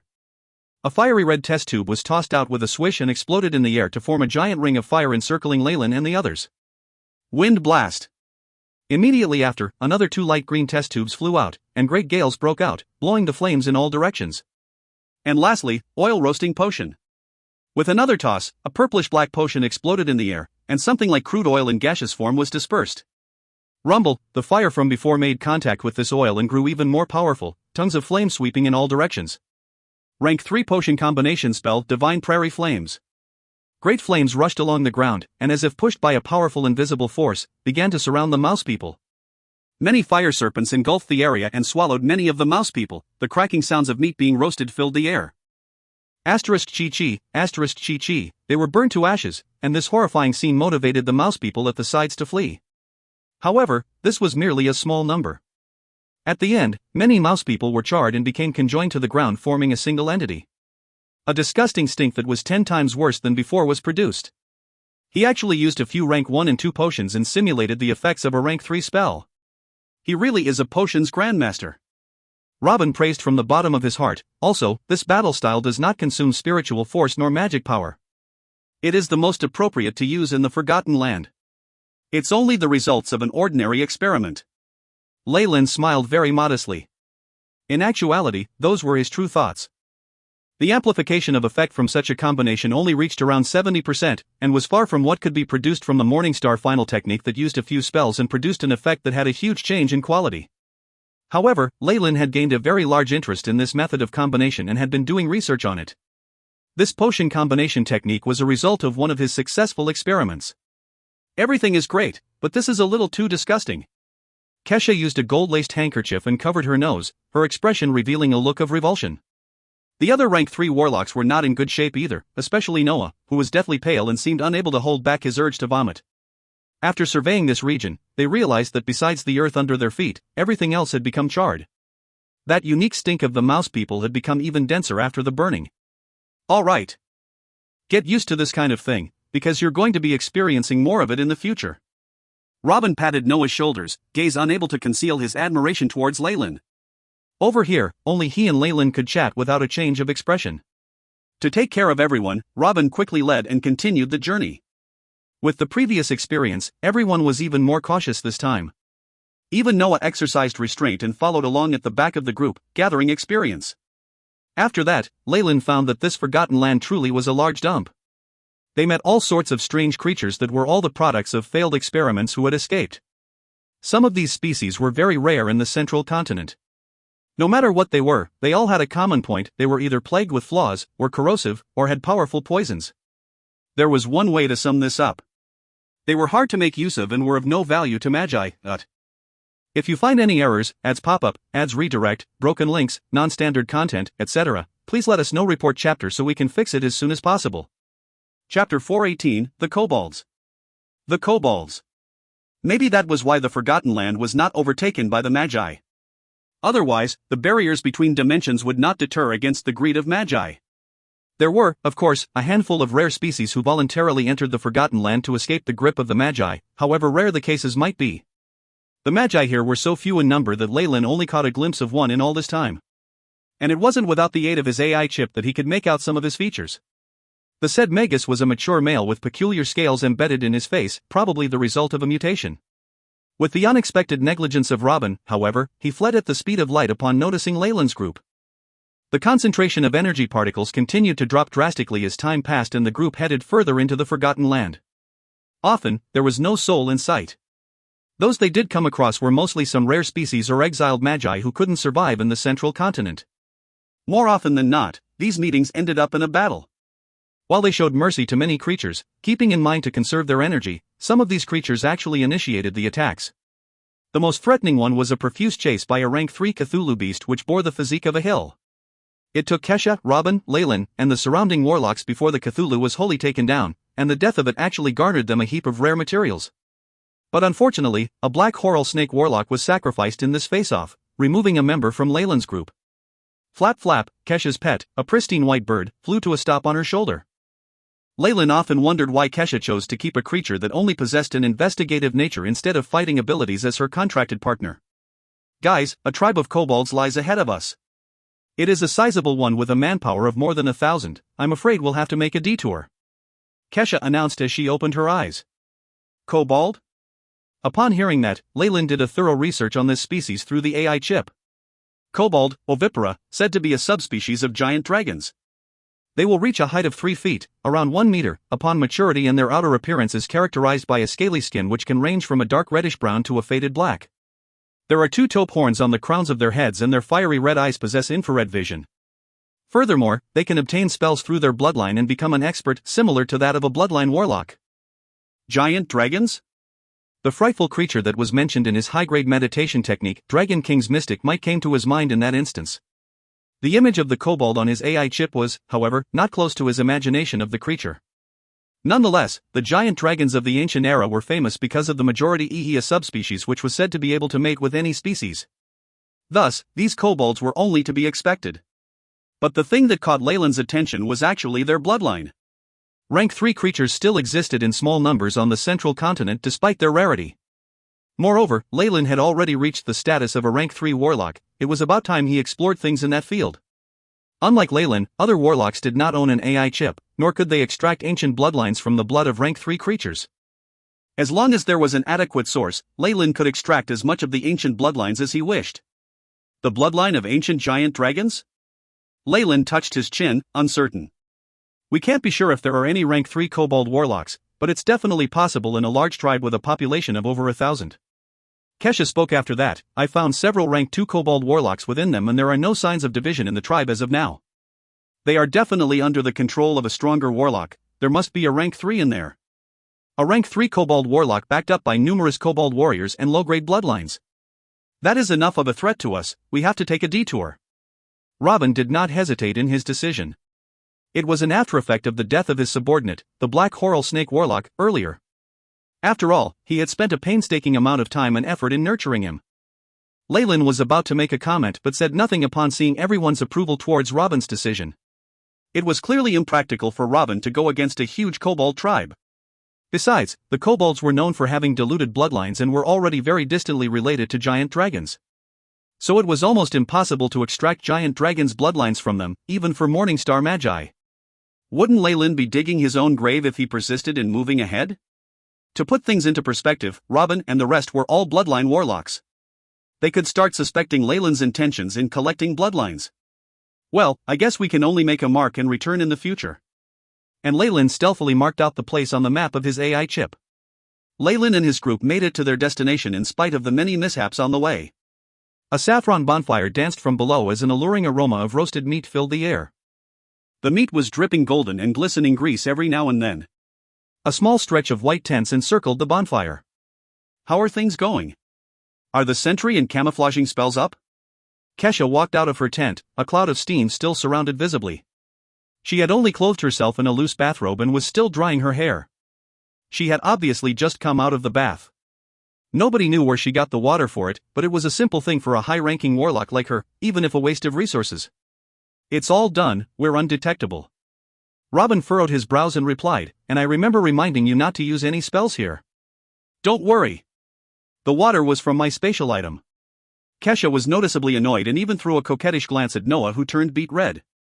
Robin pulled a long face at that, saying, Kesha, you're old enough to be Noah's granny. On top of that, our families have numerous blood relations, he might as well call you aunt. Rest assured, I have no interest in kids. On the contrary, I actually prefer mature and charming male warlocks. Am I right, Leyland? She shot Leyland a look. I'm gonna go double-check. Leyland quickly excused himself from the circle to check on the spell formations before he got involved in the irrelevant argument. From his vantage point, he was able to see the white haze that engulfed the whole campsite, making the bonfire intense only faintly discernible. Leyland was aware that it would be beyond unlikely to notice any anomalies in the campsite if viewed from outside. The campsite would look like nothing more than barren land. The whole camouflage was seamless under the setup of Robin's and Kesha's men. It would be challenging even for the AI chip to locate areas that could be improved on. Leyland strolled around aimlessly and shook his head at the indistinct quarrels. Many families of Kamoyan warlocks intermarried to preserve the purity of their lineage and for other benefits. Strictly speaking, every family in the Ouroboros clan was related to every other, and they all could even be traced down to the same ancestors. Hence, it'd be a rotten mess if one were to try and piece the puzzle together. Leyland was sick of hearing about the indecent acts of the aristocrats, and of the fact that they would always be superior regardless. He figured that he might as well use this extra time to study the spell models and relevant information in his AI chip. Leyland's eyes lost focus as he devoted the entirety of his attention to the AI chip. Robin and Kesha had made up by the time Leyland returned to the bonfire in the evening. They, too, knew it wasn't a time to discuss such things. Robin gathered all the warlocks next to the bonfire and spoke of the final safety precautions. This pocket dimension was discovered by a barbarian bear tribe from the Forgotten Land, and the information was proliferated in the Forgotten Land instead of being kept secret. Following that, two factions, that were led by human magician fugitives and the local barbarians respectively, also marked out this sacred place, opposing the barbarian bears. They are the three main factions that we'll be facing this time. Aside from a trickle of other intellectual species, we can overlook the rest, he explained in detail. The entrance to the pocket dimension is at the midsection of an underground river, guarded by these forces. We must break in swiftly, then fight our way through using either a boundary-breaking spell or by force. A solemn look was painted across the faces of Leyland and the rest. Given the pitiful concentration of energy particles in the Forgotten Land, it would be hard to find useful resources. Thus, this secret place was of utmost importance to the Forgotten Land and its livelihood, especially towards those factions. These factions would not sit back if Leyland and the rest were to take advantage of this land. Though the group was practically undeterred as they were backed by the Ouroboros clan, it must also be understood that the clan would not launch an attack just for them. It just wasn't worth it. To add on, there was no end to the amount of evil and wicked magi and dangerous creatures in the Forgotten Land that couldn't care less about it. Leyland and the rest had to defend themselves throughout the duration of their escape from the Forgotten Land, or else it'd be a truly undignified sacrifice if they were to lose their lives. The boundary-breaking spell was a type of escaping spell that was fast and convenient, customized for entering and exiting pocket dimensions. Though the result varied for different types of lands, and might have no effect on occasion, it was still a useful spell. Though, if one was superior in ability, he'd able to travel through the pocket dimension with ease. Obviously, this did not work with Leyland and company. Why else would they painstakingly plot all this? If you find any errors, ads pop up, ads redirect, broken links, non-standard content, etc., please let us know. Report chapter so we can fix it as soon as possible. Chapter 419, An Unexpected Situation. An unexpected situation. What happens after we enter the pocket dimension? Are we going to be working together or alone? Leyland asked unhurriedly from the side, taking a bite of the roast meat. Kesha was gazing at Robin attentively. The reason she was here was due to the temptation of the precious materials in the pocket dimension. It was natural not to choose to work together. You can do as you wish, Robin answered without hesitation. I have a general topographic map here, but it lacks a lot of information. Take a look. Robin had evidently made preparations earlier and produced 2 maps, giving one each to Kesha and Leyland. Of course, after we get everything, I hope we can discuss or perhaps exchange a few things. If anyone here plans to sell their precious materials, the other 2 shall have the preemptive right to purchase them. Robin was very thoughtful, and since Kesha and Leyland had no issues with that, they both nodded. A snaking river flowed out from underground, the sound of surging water echoing throughout the cavity in this underground world, making it feel even more oppressive. In another area, not only were there powerful defensive spell formation setups and runes that glimmered, there were even magi and beings of other races patrolling the area. Though these people looked pitiful wearing clothes filled with creases and patches, their auras were very powerful and wild. Leyland and his group all entered shadow stealth state and snuck in. Not far away from them, black bear humanoids, upright creatures with animal skins around their waists as well as other accessories, were standing guard. Barbarian bears. This was the first time Leyland had seen such a creature. Unlike the half-beastmen who had escaped from the laboratories, barbarian bears were truly from another world. They were extremely intelligent, and their bodies were very resilient. An adult barbarian bears was comparable to a rank 1 branded swordsman or biobooster, as well as other sub-branches of ancient magi. After awakening, the power of their totems, elder barbarian bears, and barbarian bear shamans could gain the ability to obtain magic with offerings, and turn into frightening magicians. Just this tribe alone could take on the role as the kings in the Forgotten Land. In front of Leyland, there were no less than 100 elite barbarian bear warriors, as well as numerous elders and barbarian bear shamans. And their opponents were not limited to barbarian bears. A few short green creatures strolled past the barbarian bears patrol group, holding multicolor staffs with different ores and gems embedded into them. These staffs emitted detection magic, which caused Leyland to back up. These green creatures were very similar to gnomes, though their larger heads were like watermelons, large and round. Their skin was a wretched green. These were the green-skinned barbarian magi. Favoring the ability to cast spells, they had abandoned the advantage of strength. Their spiritual force and magic power were terrifying. Every single one of them was akin to a human rank 2 magus, and some even emanated the strength of rank 3. What do we do? Kesha's voice traveled into Leyland's ear. Don't act recklessly. Look. Leyland pointed in another direction. At the side of the river, brown vines crawled all over a brown rock. It looked very normal, but this immediately attracted Robin and Kesha's attention. It's an alarm spell pattern that targets hidden fluctuations in the air. It's concealed very well. If not for Leyland's warning, we'd all have been deceived. Robin gritted his teeth. Let's withdraw first. They exchanged glances and left the underground, while the other Black Horal warlocks followed closely behind. Boom! Once they got to another safe area, Robin's expression darkened, and cracks appeared under his feet from his stumps. Those wretched traitors to humanity. They must have set up those alarm spell patterns. If not, it'd be impossible for the barbarian bears and green-skinned barbarians to come up with this technique even if they had 10,000 more years to do so. Robin walked in circles, evidently very annoyed. Within the Forgotten Land, besides the barbarian bears and green-skinned barbarians, there were organizations formed entirely out of fugitive human magi. There had always been 3 main forces here. In order to protect this common asset of theirs that was the pocket dimension, they had obviously teamed up. Didn't we discuss this matter some time ago? Though this is the worst situation, we have made the required preparations. Relax, your emotional state does not seem too good.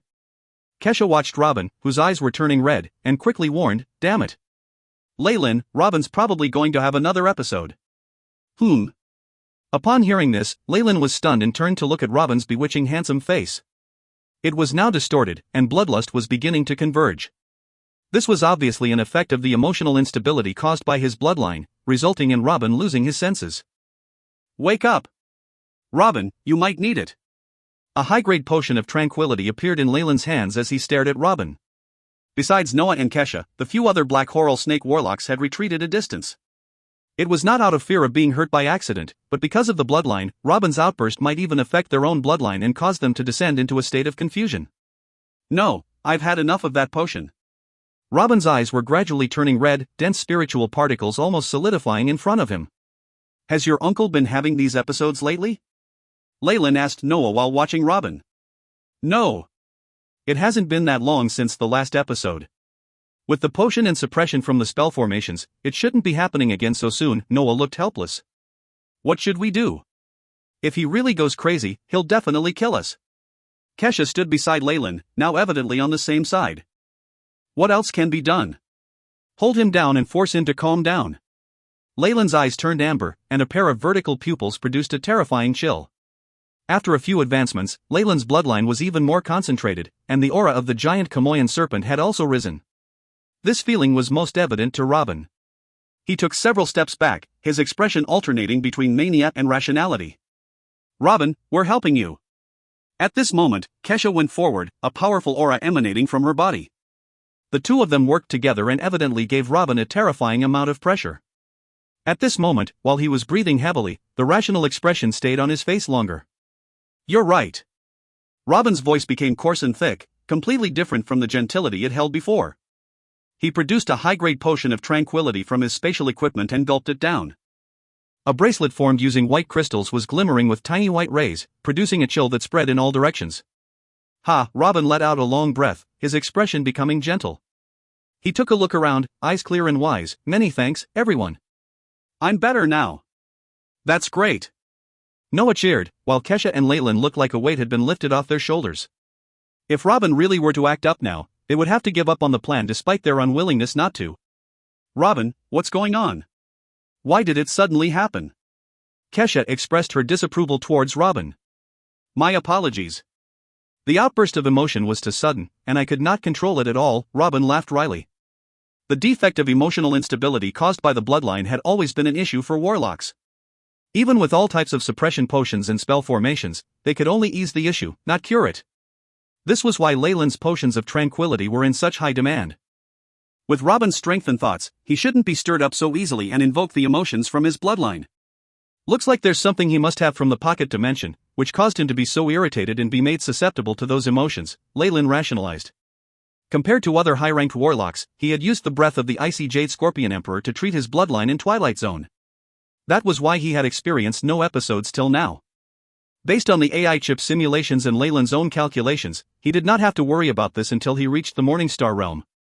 Other warlocks would not be so fortunate. Even a rank 3 hydro-phase warlock like Robin would often be affected by these emotions. As for Kesha? Leyland's eyes swept past her, and he found at least 3 types of spell patterns that acted as alarms and bloodline suppressors. Alright, now we think about what happens at the end of the plan, Leyland spoke, gathering Robin and Kesha's attention. Though we are now a distance away from the pocket dimension and have also especially set up a concealing spell formation, an outburst of aura like what just happened could be sensed by our opponents. We need to decide on what to do as soon as possible. Upon hearing this, Robin looked sorry and embarrassed. This whole situation was caused by him. Rank 3 warlocks, merely by using their auras, could generate giant energy undulations, and it was unknown whether their setup was enough to conceal that. It can't be helped. We should enter stealthily, and if it doesn't work, we barge in. Robin gritted his head and made his choice. Now that they might have discovered the undulations and are coming here, we should just head straight to the entrance of the pocket dimension.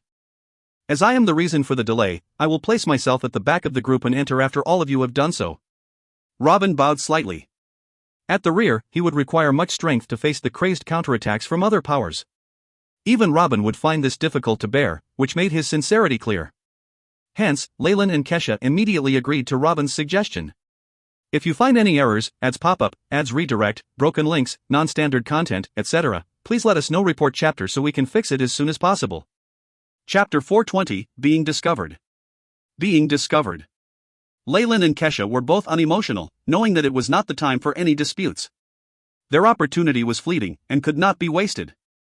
Approximately 10 seconds later, everyone entered Shadow Stealth and left. A huge formidable energy undulation suddenly broke through the spell and created a violent explosion, just like a prominent bonfire in the darkness of the night. Of course, this was intentionally set up by Leyland and company. And with the continuous transmission of the energy undulations, some brilliant rays shone in their direction. We're here. This is the furthest we can go. Any further and we might alert the alarms that were set up, even in Shadow Stealth. The spell has too many defects that can be probed. Robin led everyone into a hiding spot and then stopped his steps. Leyland looked over, and from where he stood, he was able to see to the bottom of the flowing river, in the middle of which was a huge whirlpool. The continuously whirling water sparkled on occasion, and some green barbarian bears and human magi started to emerge from it. The entrance to this pocket dimension is unexpectedly just a whirlpool. Leyland nodded his head. The undulations that were being emitted by the whirlpool did not seem to be fake. He was deciding on a path of approach. Leyland took a closer look at the surroundings of the whirlpool. The AI chip was working at full power, forming a 3D map of the area in his mind. The enemy's defense was naturally strong, with some large structures and a sentry system in place for defense. There were even some rank 3 magi standing guard.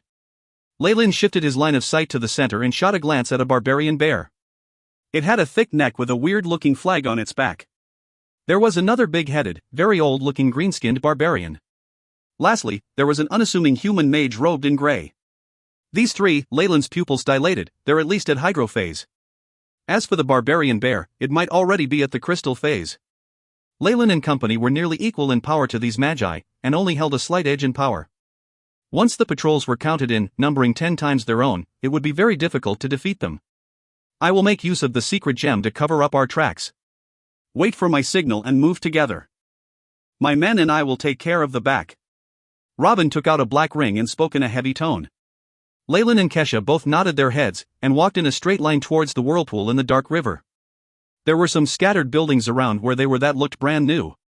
It also had a rugged feel to it, most likely made by the barbarian bears. Leyland and company were amongst the shadowy construction area and moved progressively towards the center with the help of the shadows of some patrolmen. If they come 10 meters closer to us, we will attack. Robin's voice sounded out, the tone oppressive. Rank 3 Magi were very sharp and alert. As soon as they came close, the party would certainly be discovered. In the midst of the crack in the shadows, the outside world seemed like it was covered with a layer of fog, almost like a starch paste. It was very vague and fuzzy. However, Leyland could clearly sense them advancing. 1 meter, 2 meters, 3 meters. Another 7 meters to go, and Leyland and the rest of the warlocks would have the confidence to breach their defense and wipe them out completely before heading for the pocket dimension. Woo-woo, at this very moment, something unexpected suddenly happened. The decorative flag on the back of the barbarian bear started to flap and shudder. A strange skull symbol on the scarlet-red patch of the flag started to open its mouth, revealing a mouthful of sharp teeth as it wailed loudly. Intruder! The barbarian bear stood up and hissed, the sound engulfing the entire area. Damn, we've been exposed. Charge! A singular ray of brilliance shone through the hollowness and Robin appeared to take the lead. Innate poison. Immediately, he opened up his poison domain. In a split second, an invisible and terrifying ripple originated from Robin and started to spread. The surrounding patrolmen immediately started to collapse one after the other, with some dying on the spot and their bodies decomposing thereafter. Toxic bile. You are a warlock from the Ouroboros clan. The average-looking magus wearing the grey robe clenched his teeth, as if he had some deep-seated hatred with the Ouroboros clan. Activate the rank 5 poison defense spell formation. He ferociously raised his hands and clapped. A burst of intense brilliance erupted and a huge spell was cast, rays of green falling on every magus present. Like a protective armor, the spread of the green rays enveloped the Magi. Although the armor was trembling continuously, it resisted the attack of the toxic bile. As for the rest of the Magi around Robin, they were completely doomed for, even with the assistance of the spell formation. All of these sinners deserve death. Do not show mercy. Kesha and Leyland entered the scene with her yell as she launched her own attack of poison. The rest of the Magi soon followed suit. In the blink of an eye, the Chamoyan serpent poison built up, repeatedly overlapping and growing. The formidable power increased to such an extent that even Leyland raised his eyebrows in awe. ZZ, the green rays of brilliance were corroding the armor. The other Magian tribes who were standing behind could not hide their stunned faces. Kill! The huge barbarian bear said coldly after a loud roar. The muscles on its body bulged, and the velvet fur stood on end as its physique immediately widened. As for the big-headed green-skinned barbarian, it quickly took out multiple bottles of different sizes, as if ready to cast spells. Leave him to me. You deal with the rest. Robin looked over at the grey-robed magus with fervor. I remember now, he is a magus from Lone Zither, the sole survivor of the massacre. At the mention of this name, the grey-robed magus face turned blood red. Today, I shall avenge the death of my teachers and classmates. Virum, a ball of black flame ignited from his body just like a human-shaped column and dashed towards Robin. Seeing how things have developed till now, I can only go all out. Without any other choices, Leyland shrugged his shoulders and, with lightning speed, tossed out multiple test tubes and bottles containing potions. Potion combination spelled Divine Prairie Flame. A large number of fire snakes swirled and engulfed everyone who was desperately trying to defend against the Chamoyan poison. Huge billows of smoke rose in the air along with their pitiful cries as a violent and deafening explosion erupted from the blaze. It costs 10 times as much to cast a spell here as it does outside. We need to preserve some strength to defend ourselves in case enemy troops catch up with us, so Leyland drew out the black meteor sword from his waist. The grooves on its blade buzzed continuously, as if thirsting for blood. Cross slash. Leyland grasped his fallen sword and delivered a single forward hack. A black cross-shaped ray from the edge of the blade streaked across and dismembered a majority of the Magi into pieces. The Chamoyan poison from the blade immediately caused their flesh to decompose. We are not here to kill people. We only have to get into the pocket dimension. Leyland looked at the surroundings and saw the human grey-robed magus blocked by Robin, while Kesha had picked to go up against the huge barbarian bear. He found it puzzling as to why she liked such big challenges. Noah, on the other hand, led the black coral snake Magi and continued with the attack. The entire field was a sea of confusion and chaos. An urgent bugle horn sounded and Leyland could feel the rays of light that chased them making their way back rapidly. Foreign human, do you also long for the Forgotten Lands pocket dimension? With a brain that was twice the size of a regular human and a body covered with endless wrinkles, the green-skinned barbarian was done with its poison concoction and positioned itself in front of Leyland, revealing its few teeth that were stained yellow. I didn't expect you to be a potions master as well. Leyland looked intently at the gray-colored alms bowl the green-skinned barbarian was holding. In it was a bubbling dense green liquid. Get out of my way. The fallen sword in Leyland's hand created endless blade rays. A huge ray of brilliance swiped across the ground and left a long deep gush. You shall make a fine addition to my Madras collection. The green-skinned barbarian laughed. With its exceptionally nimble hands and the constant undulations on its body increasing steadily, it seemed as if it was more powerful than Leyland. Asterisk swish. Swish asterisk. The clever green-skinned barbarian split his body into 3 parts, and in turn each part grew as a whole. It headed straight for Leyland at full speed. Just this? Leyland smiled callously as swiped his sword repeatedly and pierced through 2 of the phantom images. The green-skinned barbarian's smile showed a confidence in victory as it swiftly started chanting. Beside one of the phantom images, the greenish liquid in the gray alms bowl exploded and manifested itself into a gooey monstrous hand. The innumerable suction pads on the hand started trembling, seeming like it was attached to a tremendously huge body that was attempting to break free from the alms bowl.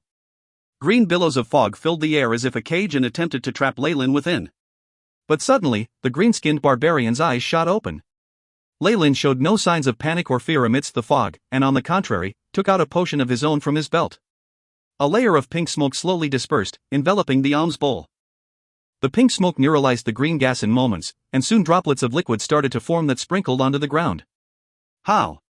How can it be? The green-skinned barbarian's jaw fell wide open. Are you surprised your summon mixture has 0 effect? Do you think I can't recognize it? Leyland looked at the green-skinned barbarian, his smile showing his satisfaction. With just a potion of clean gem neutralizing potion, the problem can be solved. You should be embarrassed to use such mediocre potions against me. If you find any errors, ads pop-up, ads redirect, broken links, non-standard content, etc., please let us know. Report chapter so we can fix it as soon as possible. Chapter 421, Sudden Entry. Sudden Entry. Battles between potions masters depended most on their accumulated knowledge and recipes. For instance, had Leyland not recognized the type of potion that the green-skinned barbarian was using, it might have been a hindrance to him. The winner was determined by who managed to see through the other party's setup.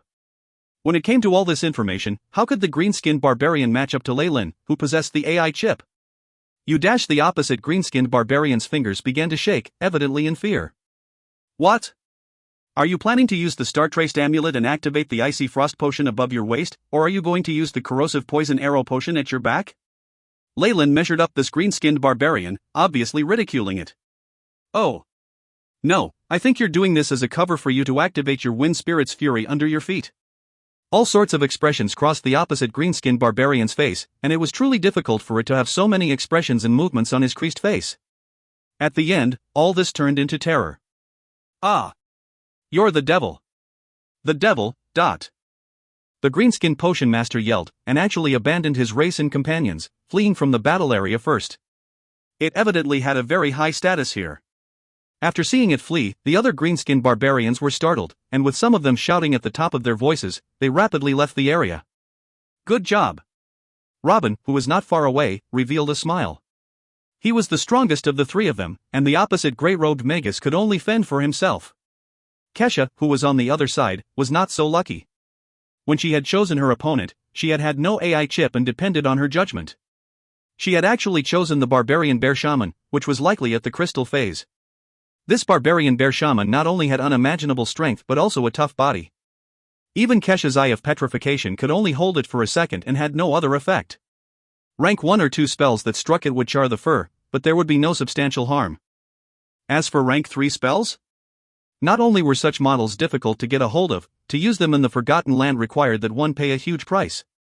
Not everyone was a potions grandmaster like Leyland, who could use potions to simulate the effects of a rank 3 spell. Whoa! At this moment, the skeleton flag on barbarian bear shaman's back suddenly exploded, sounding like a bugle horn. Oh whoa! The surrounding barbarian bears who heard these sounds immediately roared frantically, eyes turning blood red and their offensive abilities increasing by a large amount. Noah and the other warlocks were immediately at a disadvantage. They're entering a frenzied state. Even regular barbarian bears are affected. How about that one?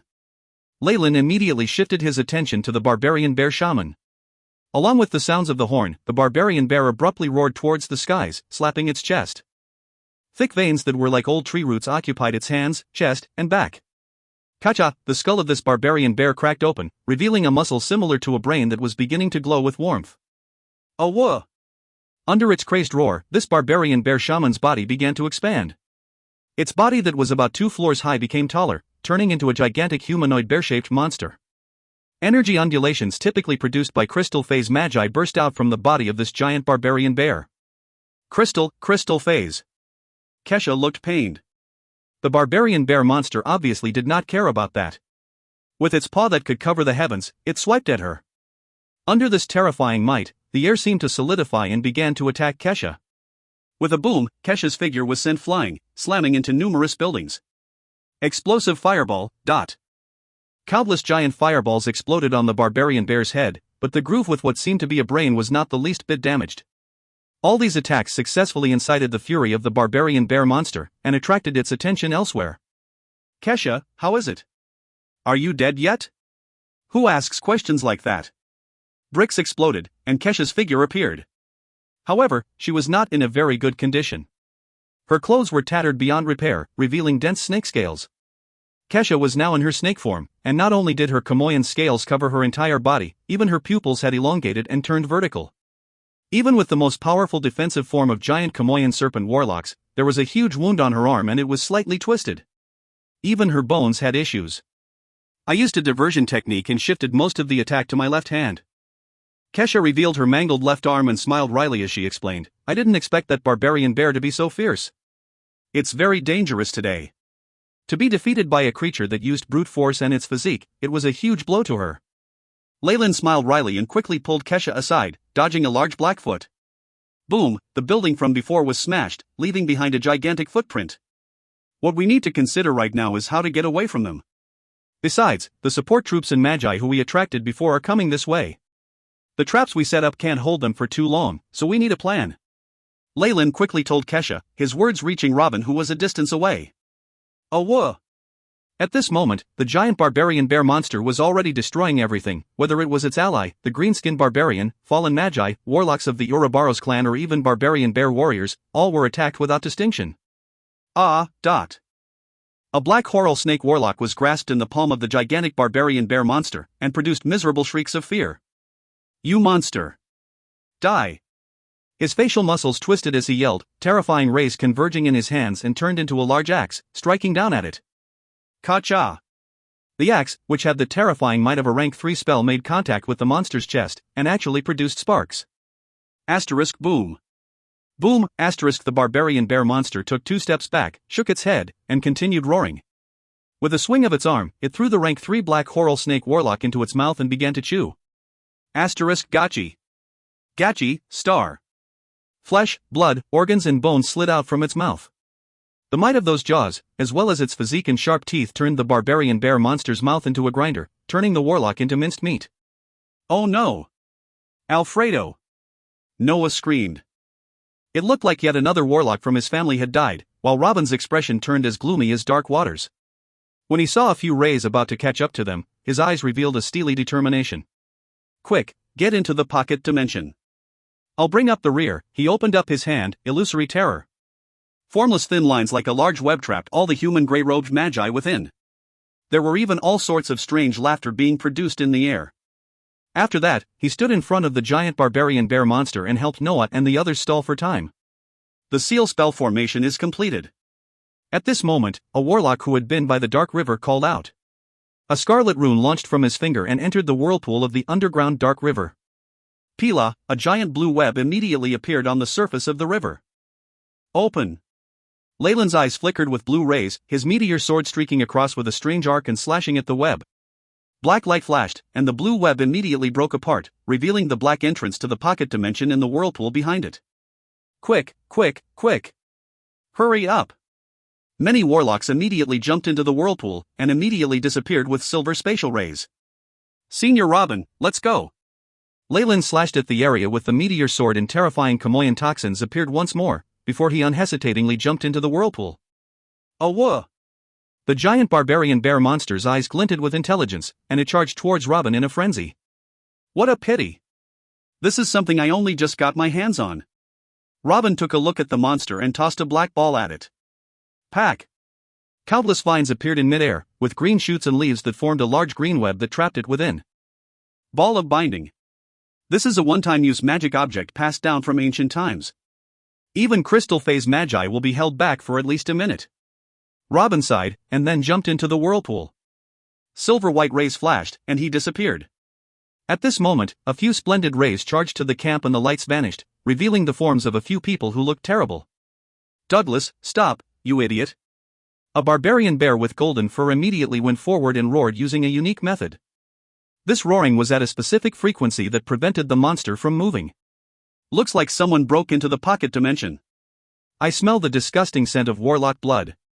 The green-skinned barbarian leader's nose twitched and he concluded confidently. The Ouroboros clan?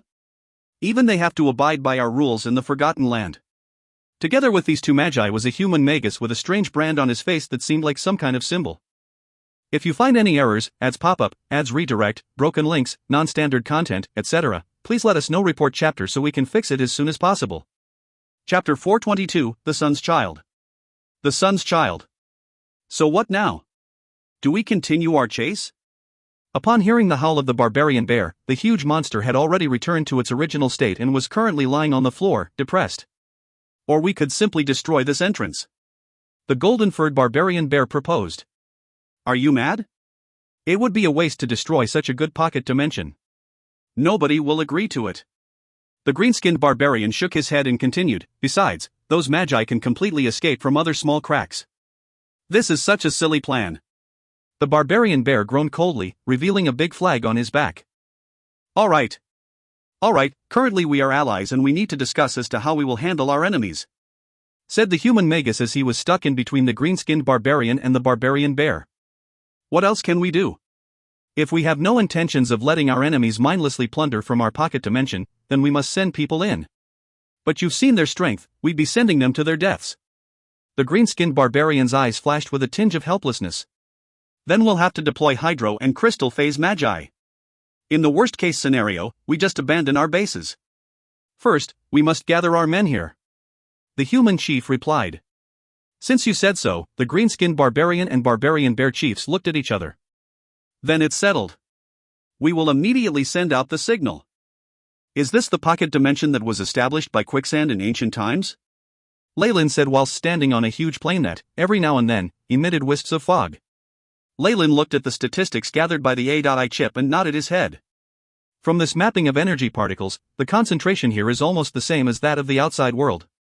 There isn't any impact to spells anymore. During the battle at the underground river, Leyland and the other magi could not use their entire strength because of the lack of energy particles. But it was different here. Of course, there were always two sides to a coin. With this concentration, even the crystal phase magi of the other side would have their strengths restored as well, and become free of restraints. Robin's silhouette slowly emerged as silver rays of light flashed. He looked at his surroundings and his expression lit up. Wonderful.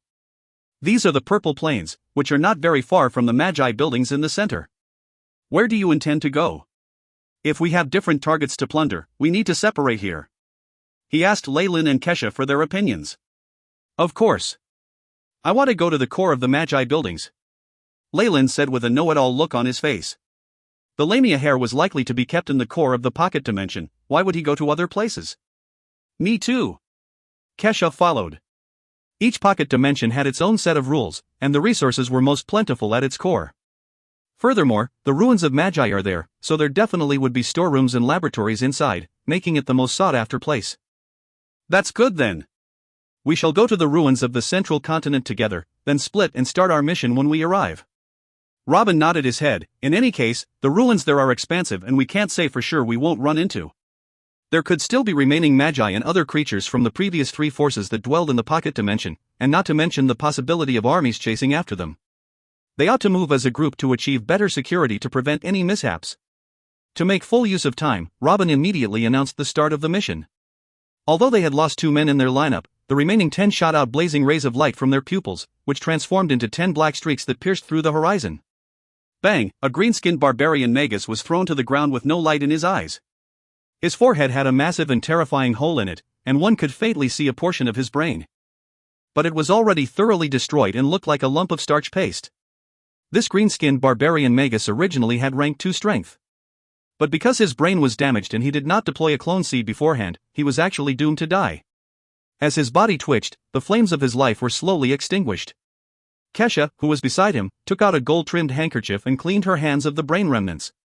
I've already extracted fragments of his memory. He is a sage of the green-skinned barbarians. This time, he came to gather potion materials and resources. According to his memory, we did not deviate far from our original path and we are almost at the core of the pocket dimension, the quicksand ruins. She told a bunch of magi near her. Their faces flashed with delight upon those words. They had taken about 2 days to get to their current location. All this time, they had not only encountered scattered members of the 3 forces, there were also hydrophase magi on their tails with orders to kill. That troop, under the lead of a crystal phase magus, had unhesitantly chased after their group. Luckily, being warlocks whose strength exceeded their levels, Leyland's group had been able to fight them and flee whenever they met, but this had still caused a deviation from their original plans. Go there as quickly as possible, find what we need and immediately get out. Our traps will not be able to hold them off for long. Robin's expression sank. The small squads at the back could only grit their teeth and carry on with the mission with no time to rest, not to mention any time to find resources. Even if a trap was put in place again, with the add-on of Leyland's spectacular skills, and the difficulty in successfully confining multiple rank 3 magi, the effects would not last very long. Even their whereabouts would be known to their enemies. After entering the pocket dimension, their ultimate goal was to reach the quicksand ruins in the central continent. Leyland and company had never tried to conceal this fact, or rather, they couldn't. The fiery, blazing sun shone in the sky, scorching everything. Although this was merely a projection of the sun of another realm, the terrible heat waves were still rising constantly, clambering up the surrounding temperature. Leyland had draped himself with a white cloak and was standing in a large desert. There was only yellow sand as far as the eye could see. Not even a cactus could be seen, not to mention other plants and animals. It was a scene of death. Although this is a desert, the atmosphere and environment here are out of the norm. Leyland grabbed a handful of sand and its boiling heat spread to the center of his palm. This kind of temperature is easily beyond 100 degrees. Leave alone animals or plants, even a group of acolytes or rank 1 magi cannot stand this terrible place for too long. He opened his palm, letting the boiling sand slip through his fingers. Furthermore, this terrain is giving off a peculiar vibe. It seems to be from an ancient life form. Did you notice it too? Robin walked up to Leyland as he asked. Apparently, there are traces of some kind of ancient life form that lived here once, and they have a characteristic of blazing heat. He said with a firm nod of his head. Large-scale environmental changes like these, made subconsciously by the ancient life forms, were scarily similar to those by Breaking Dawn Magi. I've heard a rumor. Among the ancient Quicksand organization, there was once the son of a famous bloodline warlock who safely returned to his ancestors and really became the ancient sun's child. Robin looked at the vast desert and could not bear to sigh with sorrow. We can't say for sure, but if that sun's child was here before and cast his power. The ancient sun's child. Leyland's face changed slightly as he scanned through the database of the A.I chip. This was not just a simple bloodline creature. Its flames could burn in a vacuum, twisting the concepts of time. Even in some small worlds, the sun seen is not the actual fixed burning star, but in fact a grown sun's child. In the event of a sun child leaving the small world, it would bring great disaster to that place. Relax, even if the sun's child surpassed Breaking Dawn Magi and entered the unpredictable rank 7, he would have probably died long ago during the ancient war. Robin seemed to have confidence and Leyland nodded his head in agreement. Although ancient magi were incomparably strong, their enemies, too, knew the rules of survival. And could even wipe out certain magi via these rules. Once somebody falls during the war, there was no possibility for them to survive. Even if they cloned their bodies as a backup, it was no use because it would decay the second the main body dies. Even if the sun's child surpassed the strength of the Morningstar Magus, it would be dreadful if he was made to enlist and die during battle. Everything takes its own course. Even one as strong as the sun cannot escape the fate of death. Leyland sighed. So it is uncertain if rank 9 Magi will be able to reach immortality? This was his highest pursuit and his greatest ambition, a path to eternal life. Even if he attained the position of a rank 9 Magus in the highest realm, if he realized that he was unable to be immortal, he would still carry on with his journey, without the slightest hesitation, looking for all hope and opportunities. Leyland's pupils burned with desire, but he quickly concealed it. We've arrived! Shouted Robin, who was at the front. Let's take a look. Robin and Leyland looked at each other and walked to the front. After kicking a small sand dune over, they spotted a huge, black, ancient castle, peacefully standing on its own amidst the yellow desert. The rising heat waves caused the castle to look like an oasis, a scene from a dream. But they could only see a small portion of it, and were able to roughly gauge the size of the ancient castle. We're here. There are traces of magi here, Quicksand Castle. Robin laughed out loud. And surrounding the ancient castle, there were a few people working on temporary construction, a few barbarian bears, green-skinned barbarians, and human magi forming a harmonious group. At certain times, there were magi setting off alone, changing into flowy rays of light and entering the ancient castle. If you find any errors, ads pop up, ads redirect, broken links, non-standard content, etc., please let us know. Report chapter so we can fix it as soon as possible. Chapter 423, Defeat. Defeat. A small white bird landed, and Kesha opened her shut eyes. From the energy fluctuations at that end, they have, at most, a hydrophase magus overseeing them. What do we do? Even though they have received some information related to us, it isn't too risky to just barge in. We still have to obtain some sort of guide or map of the area to explore it, though. Robin let out a deep sigh. My subordinates only acquired a part of the information about the outermost region. They have no clue as to the internal structure of Quicksand Castle. Even if it's a trap, the opponent's teams have been trapped in the sculptured spell formation. Even if there was a trap set up, they would not have much manpower. Leyland stoked his chin as he stated this assumption. In that case, we have nothing to be afraid of. Robbins laughed sardonically. Having been chased after by their opponents for such a long time, almost to the extent of being chased out of the pocket dimension, he held a lot of pent-up anger, a sentiment more or less shared by every other warlock present. Pooh. A scaly hand suddenly extended outwards from emptiness and grabbed the chest of a barbarian bear warrior, gouging out a still-throbbing bright red heart. Drops of fresh blood that had yet to lose their warmth dripped down unceasingly, causing the surrounding magi to be scared stiff. Ah! A beautiful, short, death. A black coral snake warlock robed in black squeezed out of a crack in the shadows, his face revealing a mesmerized expression. Magi could, more or less, be considered mentally ill, and warlocks were no exception. Previously, they had been restricted from acting by the royal bloodlines, but now there was no such thing. Once the orders for an attack were given, the alliance went into complete chaos as 6 black coral snake warlocks, together with Noah, massacred every magus in sight, regardless of rank. Even acolytes were not spared. That tragedy had caused some magi to flee. Boom, the central building exploded. 3 magi with gloomy expressions floated in midair, their bodies emanating the terrifying energy of hydrophase magi. Launched the spells. The one at the center shouted. A ring of fluorescent light flickered and large runes formed a steel cage, firmly securing the entire campsite within. I knew you had some tricks up your sleeves. But where are your hydrophase and crystal phase magi? Have they all died? Just when the 3 hydrophase magi were about to go forth to stop them, a spark exploded out of the darkness. Robin, along with Leyland and Kesha, stepped out to block them with a sneer. There were no Morning Star magi in the Forgotten Land. Even the major powers of the region like the barbarian bears had few crystal phase magi. To deploy a small team to hunt after Leyland's team was the most they could do without their tribe leaders. Even for that, they had to give up on many strategic locations. Were this team to be trapped, this alliance in the pocket dimension would have their overall strength greatly reduced. After all, this group of magi was only exploring the place. Nobody had expected them to invade. A mere 1 at the hydro phase and 2 at the vapor phase. I, Dominic, will ensure that none of you leave this place today. The human magus, who wore black robes with a cross-shaped floral pattern on his face, charged forward as hydrophase spiritual force surged forth like a tsunami. Oh really? But in the eyes of us royal warlocks, you are like a lamb to be slaughtered. Robin's eyes showed a tinge of arrogance and a horrifyingly intimidating strength erupted fiercely from his body. The same happened with Leyland and Kesha. Rank 3 innate spell, Intimidating Gaze. This was the formidable spell that high-level rank 3 warlocks could master. Moreover, even the strength of this spell in the hands of rank 3 black coral snake warlocks could not compare to when Leyland and party used it, even if they had trained in the same spell. This deterrent strength was entirely attributed to the bloodline.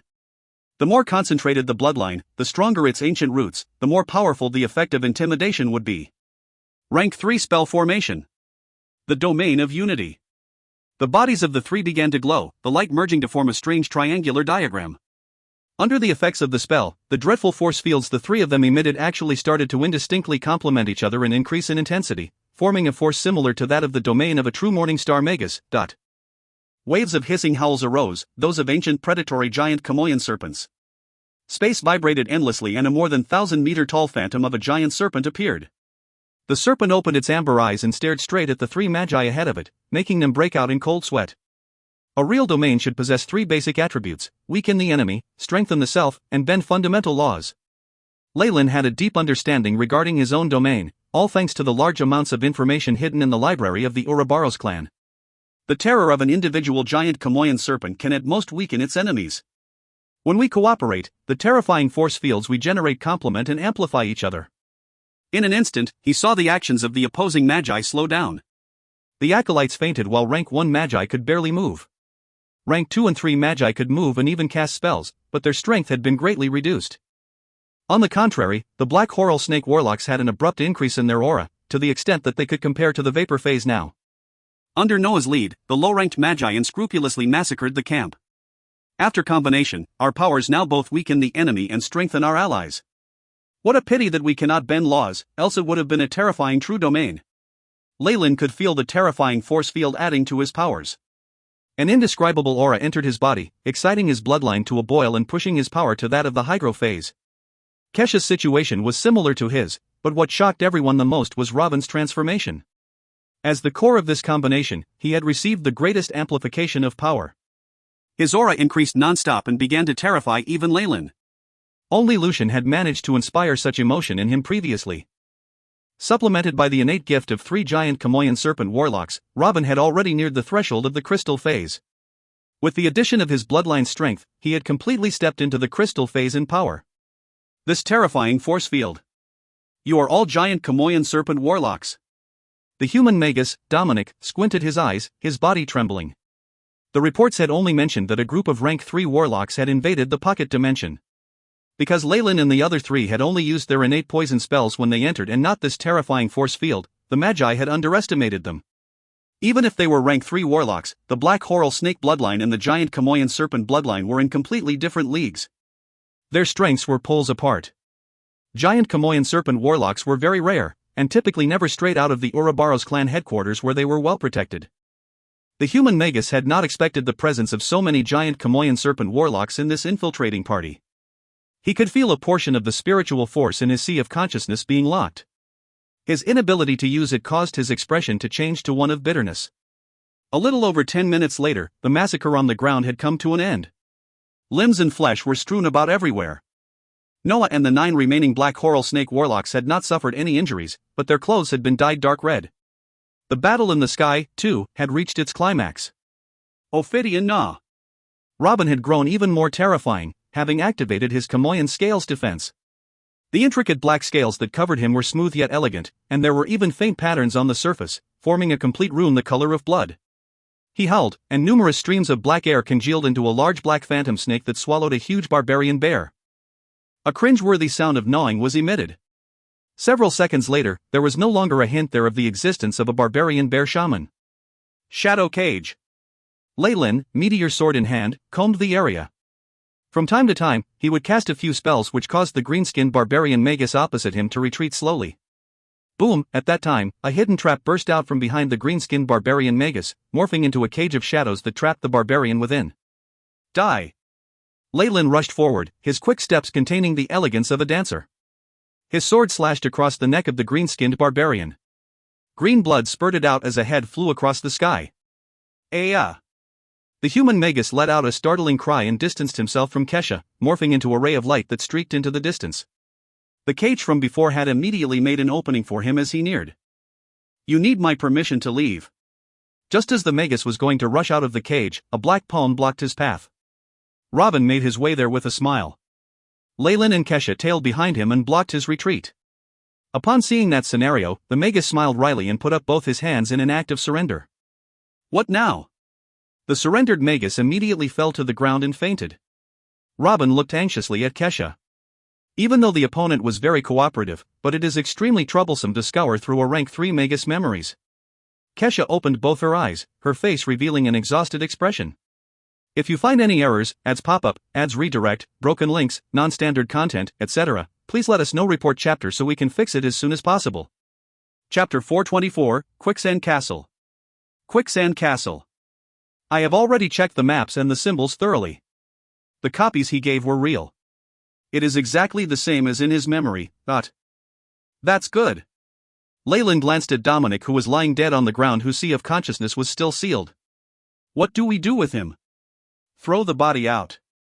He only cooperated because of the promise to spare his life.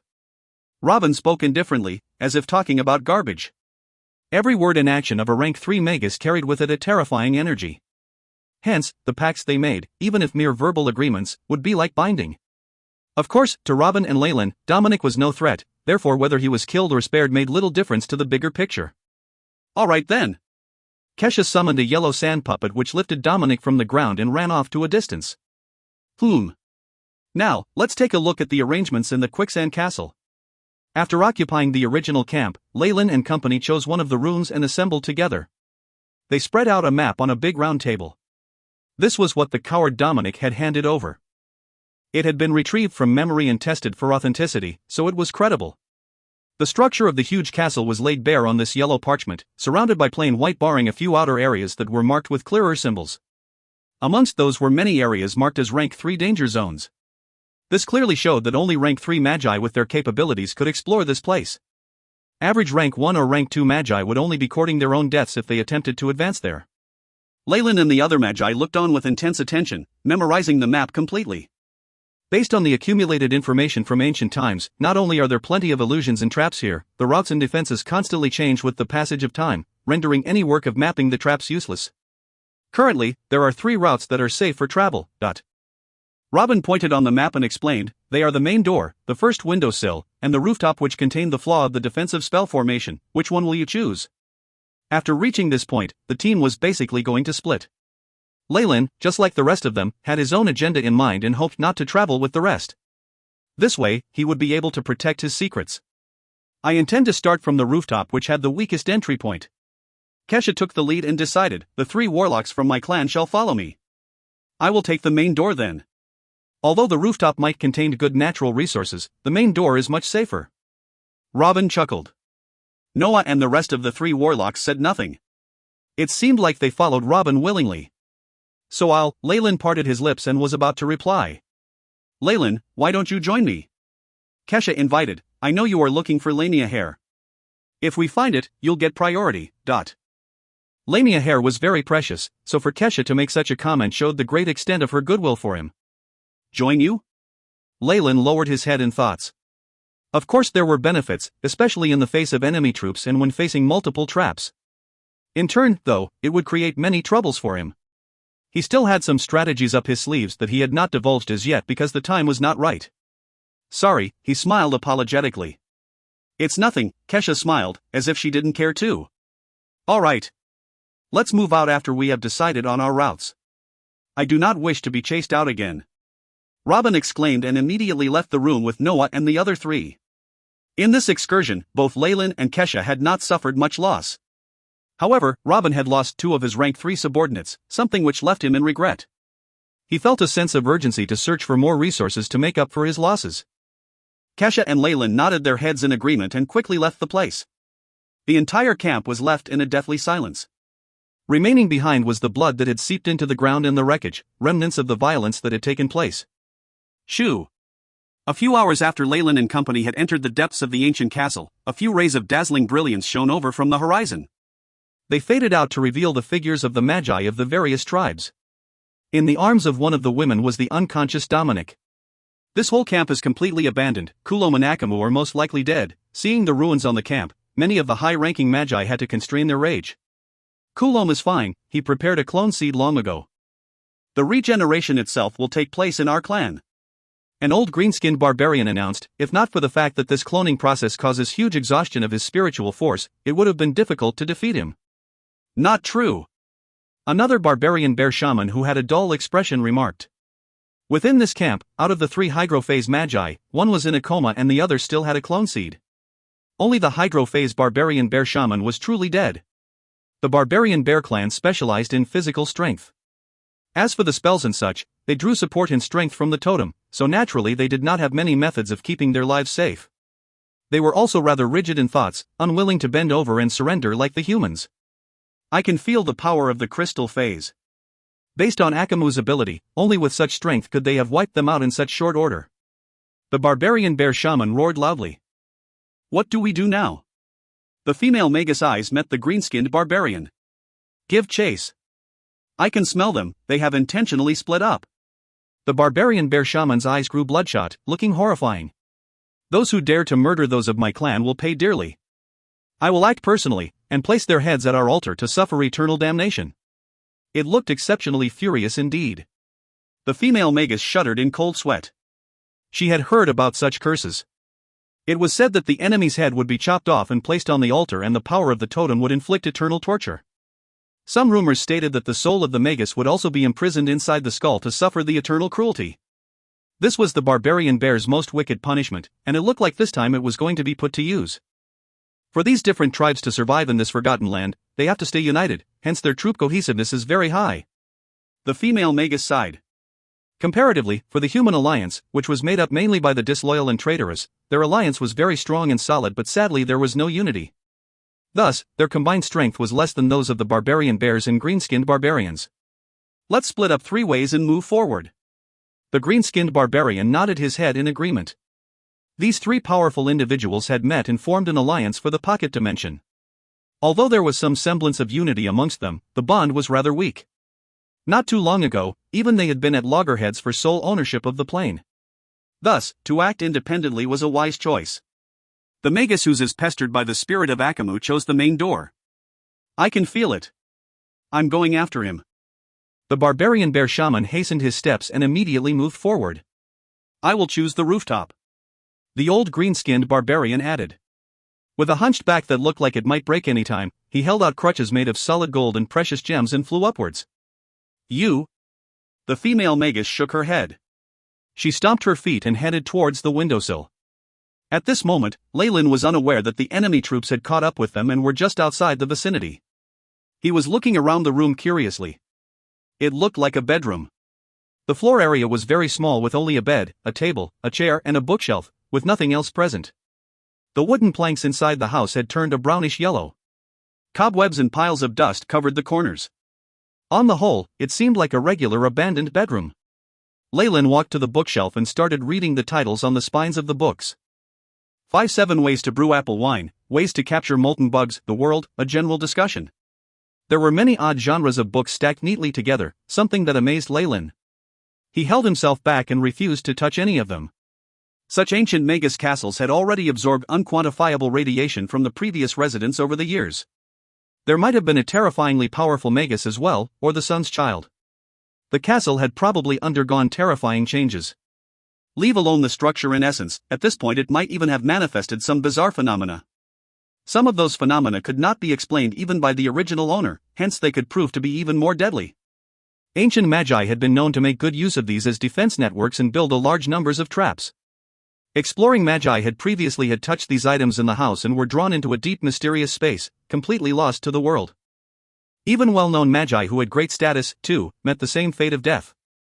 Many magi were fearful of the terrifying outcome, therefore they would not act blindly without thinking. According to Dominic's report, I have to wait for another 3 minutes before the door can be opened.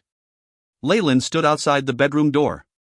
His eyes stared coldly at the brass handle and his expressionless face looked serious. On the wall, a clock was slowly ticking away. Tick-tock, tick-tock, the needles were moving very slowly. It seemed like the world had moved for 5 seconds and the clock only 1. With so many odd and unexplainable environmental influences, many magi made the mistake of telling the wrong time. If it weren't for Lylan's AI chip, he might have fallen into the same trap. It is time. Lyle watched attentively at the AI chip's stopwatch. The moment the needle reached 0, he grabbed the handle immediately and opened the door. Boom!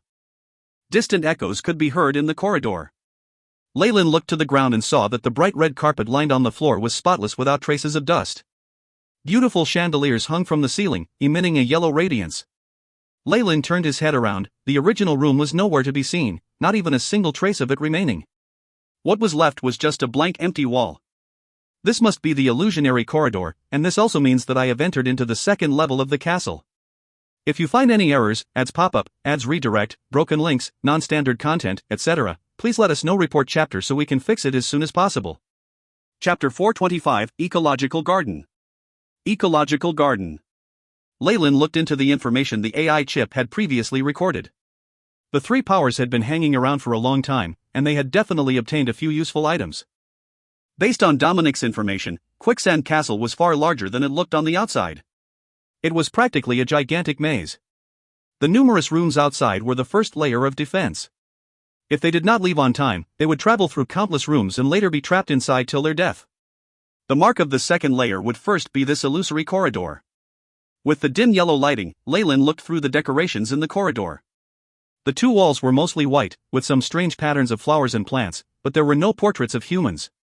The red carpet on the ground extended until the end of the corridor, with not a speck of dust in sight. This drawing technique? Leyland touched his chin. It has the style of the ancient era. Looks like it is one of Quicksand's experimentation areas. The strength of the current magi could not compare to that of ancient times. Leyland even suspected that magi at the Morning Star realm or higher had even participated in the construction of this place. As a mere rank 3 warlock, a slight misstep could take away his life. Leyland glanced at the oil paintings in the corridor vigilantly. He started advancing in a strange pace. The flower patterns on the two sides began to move in tune to his step. They began to grow, germinate, blossom and then wilt, creating a cycle. Rumors have it that the illusory corridor can only be entered with a unique walking frequency. It possesses a strange force that can send a person to any place he would like to go to. Leyland remembered this passage, as well as the account at the end. If there are errors in one's footwork, the illusory corridor will turn into a life-threatening trap, trapping both their body and soul. This specific footstep was discovered through the huge sacrifice from the magi on the outside, which now made things convenient for Leyland's group. What exactly do I want? Leyland strolled along the corridor and constantly asked himself. A unique feature of the corridor was that if one did not have a clear desire, there would be no end. After a specific period of time, the same mechanism would activate. Immortality, strength and all that would be too vague and exceed the abilities of the illusory corridor. I can only mention a place it can communicate with.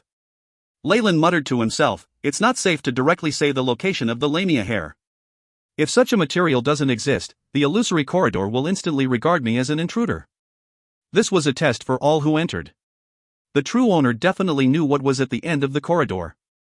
The teleportation of the corridor would only work within the castle. The moment Leyland mentioned an area that did not match what was inside, not only would there be no teleportation, but defensive spell formations would be activated instead. However, he was unwilling to give up on the Lamia hair.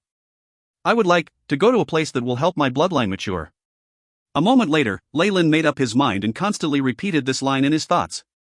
In that instant, the corridor seemed to shrink and the flowery patterns on the walls sped up. In a few seconds, they completed a cycle of growth. A bit of light appeared at the end of the corridor, constantly expanding. Let's go. Leyland gritted his teeth and calmly headed ahead. Swoosh, the feeling of weightlessness during the teleportation left him feeling dizzy. Shaking his head vigorously, he took stock of his surroundings. Where is this? He was in a large laboratory. He could see plants outside through the glass, as well as many glass vessels and experimental apparatus that were all neatly arranged inside. A lab, huh? My luck is pretty good. There's definitely going to be something here to help mature my bloodline faster. Leyland let out a long breath, and immediately recalled the rumors regarding Quicksand. Given that their ranks consisted of warlocks of various bloodlines, they had a vested interest in the field. It would not be difficult to find something that could help his bloodline mature. Leyland arrived at a metal counter, and pulled out the first drawer. It was messy, mostly made of thick parchments recording data from experiments. It was all in the Byron language. Leyland opened the other drawers, and the contents were about the same. There was mostly data from experiments, the counter practically filled by these documents. There is so much data, but it's a pity there's no information on the receptors in core data. There's no way to tell the procedure of the experiment at all. Leyland found this regretful but quickly saved all the information to the database.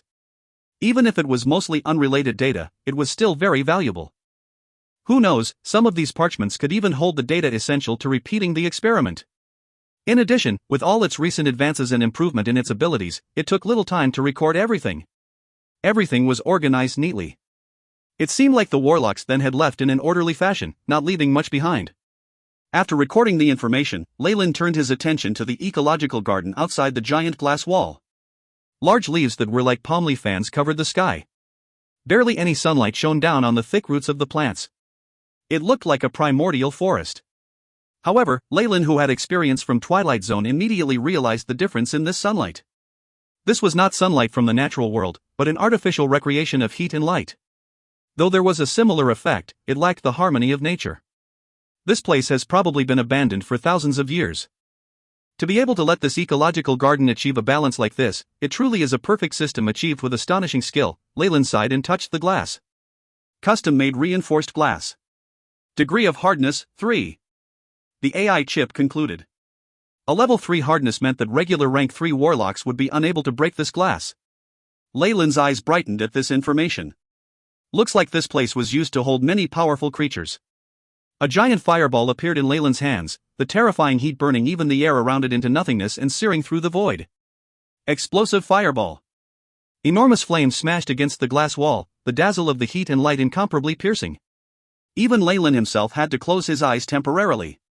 When he opened his eyes again, there was an indent in a part of the glass, but not much more. It still stood strong. As expected of a material with a hardness of level 3. Leyland sighed, as he could immediately tell how much power this reinforced glass could withstand. Based on the power of his attack, it needed to be used at least 10 times before he could completely shatter this glass wall. What for? He thought as he stroked his chin. While gathering information, he had also discovered an activating spell which should have been the key to entering the garden. The attack from before was purely to test how strong this laboratory was. Looks like there were at most rank 3 creatures here, so it's not too dangerous. Leyland was now assured. If not, the defense would not be so uncomplicated. Even if there were still spell formations that had yet to be activated, the creatures would still be around rank 3. He quickly arrived at an instrument that was like a disc. After checking it briefly, he found a groove and placed crystallized magic crystals inside, replacing the previous powder. After that, Leyland placed both hands atop the disc, rays traveling from his palms and connecting with the disc. Activate. Asterisk Kacha. Kacha asterisk. The entire glass wall began to shake, great amounts of dust and silt sliding off. Rumble, as it had not been activated for a long time, the mechanism seemed to be aged and produced a loud sound as a glass door opened. A crack appeared within the glass, expanding in 2 directions, bringing with it an unusually refreshing breeze. In that instant, Leyland felt every cell in his body dancing in joy, and his giant Kamoyan serpent bloodline beginning to stir. I didn't notice this before, but it seems like every plant in this ecological garden is an ancient species. Also, they're quite a few times larger than the species we have now, containing traits of the ancient era. Leyland walked out of the laboratory and looked backwards. The laboratory from before was like a giant white egg, set atop a thick stone base. Everything around it looked like a primordial forest. With such obvious traits of the ancient era, and given how lively my bloodline has become, this place is a perfect copy of that period, he determined. Though such an environment may have been the norm at the time. This is very valuable information. Leyland revealed an expression of excitement and immediately commanded, AI chip, record the parameters of the environment. Mission established, beginning scanning. Recording parameters of the atmosphere. The AI chip loyally intoned, following through on Leyland's command meticulously. After giving the order, Leyland walked along a giant plant root, meteor sword in hand. At the end of the root was a berry vine, and atop a leaf the size of a millstone, he found bite marks. An animal eating. Leyland looked at the mark on the leaf. It should be omnivorous. These marks are of teeth used to tear flesh. The plant was repairing itself rapidly, erasing all traces of the bites. They grow so quickly, which explains how this cycle was constructed here. Leyland touched his chin and came to the ground. At the root of the plant was a stinking thick, green goop. If you find any errors, ads pop-up, ads redirect, broken links, non-standard content, etc., please let us know. Report chapter so we can fix it as soon as possible. Chapter 426, A Blood Vulture. Blood Vulture. Leyland guessed that this animal was the bottom of the ecosystem's food chain. That was the only way for this cycle to have been sustained through the ages. After all, this was just an ecological garden, not a pocket dimension full of resources. As big as it was, it could not support the entire ecosystem on its own. The organisms here had apparently established their own ecosystem in the absence of the researchers. Groan, a deep howl sounded out and Leyland instantly hid himself, watching the new creature draw near. This creature looked somewhat similar to the snake-necked dragons, but what gave him the chills was its enormous black shell, barbed with spikes. It made the thing look indestructible. Its head stood out in a stark contrast. As opposed to its humongous body, it was tiny with 2 small bumps at the back of it. It also had a long nose which produced the howling previously. Booms rang out with every step, creating a weak resonant vibration with the ground. This massive creature had to weigh more than 3 tons. It came to a stop in front of Leyland's hiding spot, threatening yet tiny eyes scanning around as it stretched its neck every now and then to nibble on the leaves of the giant plant. Its bite marks were the same as on the leaves Leyland had seen previously. AI chip. Search the database for the image of this creature. Leyland ordered stealthily. Beep. Mission received, starting to scan image, checking database. Leyland's order was carried out faithfully by the AI. Chip and the answer seemed closer than ever. No matches found in database, starting search for similar creatures. After comparison to similar creatures in the database, this creature is suspected to be a snake-necked turtle. The two are 87.9% similar. A detailed information on snake-necked turtles was then provided by the AI chip as a follow-up. Snake-necked turtle, creature of the ancient era. Extinct as of the present. Omnivorous and even-tempered, its shell possesses an astonishing defensive ability, making it the core ingredient of many defensive weapons. Can reach a strength similar to that of a rank 2 magus upon maturation. Leyland studied the image and illustration in an antique book the AI chip once recorded of the snake-necked turtle in concentration. Right. The only differences between them are the color of their shells, the number of spikes on the shell, and their heads. It must be a mutation of some sort. Leyland couldn't say he was surprised. An environment like this would be hard for ancient-era creatures to survive in if they didn't actively evolve. A little mutation was nothing. This may even have been instigated by members of Quicksand. Either way, it'd be truly abnormal if these creatures were to retain all of their ancient characteristics. If that's the case, snake-necked turtle you shall be. Leyland decided. It wasn't like normal snake-necked turtles were alive anymore to contest it. Leyland still stayed, undetected by the snake-necked turtle as it finished its meal and announced its departure with lengthy howls. Failing to resist the temptation, Leyland tailed the snake-necked turtle. Shadow stealth. Leyland's manipulation rendered this spell, which was supposed to be rank 1, stronger than many rank 2 spells. This was especially true when used with vapor phase spiritual force. Leyland climbed onto the back of the snake-necked turtle as he fell into the shadows. The solid shell gave Leyland a sense of stability and security, and he observed his surroundings. The area was covered in a thick canopy and massive trees with hanging vines resembling the Chinese fringa tree. Droplets of water exuded an enchanting radiance as they rolled over the leaves and down the vines. The atmosphere was further amplified by the blooming of bright-colored flowers, larger than humans, and the fragrance they gave off. They were truly roses with thorns. Leyland sniffed hallucinogenic pollen, paired with this neuroinducting energy. A level 3 acolyte, or even an official magus would be tricked. To Leyland, this place felt like a virgin tropical rainforest from his previous life where different species prospered. It painted an ambience of primitivity. Instead of spotting Leyland, the snake-necked turtle became his form of transportation, advancing continuously. Its steady steps caused no discomfort to Leyland as he rested on its back. Approximately half an hour later, the snake-necked turtle brought Leyland to a lake. Beside the lake was a piece of vacant land. The water came from a river, white as jade, that filled the lake with fresh water bit by bit. A crowd of snake-necked turtles started gathering around. Many of them swam around without care in the lake, diving in every now and then before raising their heads above the water suddenly, resulting in huge splashes everywhere. Some also shot columns of water from their nostrils that resembled fountains. The snake-necked turtle that Leyland rode was similarly excited and went straight for the lake. There should be about 75 of them here. Leyland's eyes lit up. Snake-necked turtles weren't well known after the ancient era. Not only were they lacking in strength, their bloodlines were weak too. They were of no use to Leyland. However, there was something that stood out about them: they bred like rabbits. The breeding period of a regular snake-necked turtle was very long. They laid almost 100 eggs every other month, and the survival rate of their clutches were high as well. Barring predators, at least half the eggs would hatch successfully. As long as there was sufficient food, they would mature in the next few years and continue the cycle. This is how nature balances itself. The strong cannot multiply as fast, and even when they do, it's hard to provide for them. On the other hand, the weak have an insane rate of reproduction and activity. Leyland remembered the mice of his previous life. There was only one word to describe their adaptability and rate of reproduction: perverse. They had a very high possibility of surviving even nuclear winter. As for the mutated snake-necked turtles here, their inner bodies seem to work even faster. It probably takes them under a year to mature from the ovum.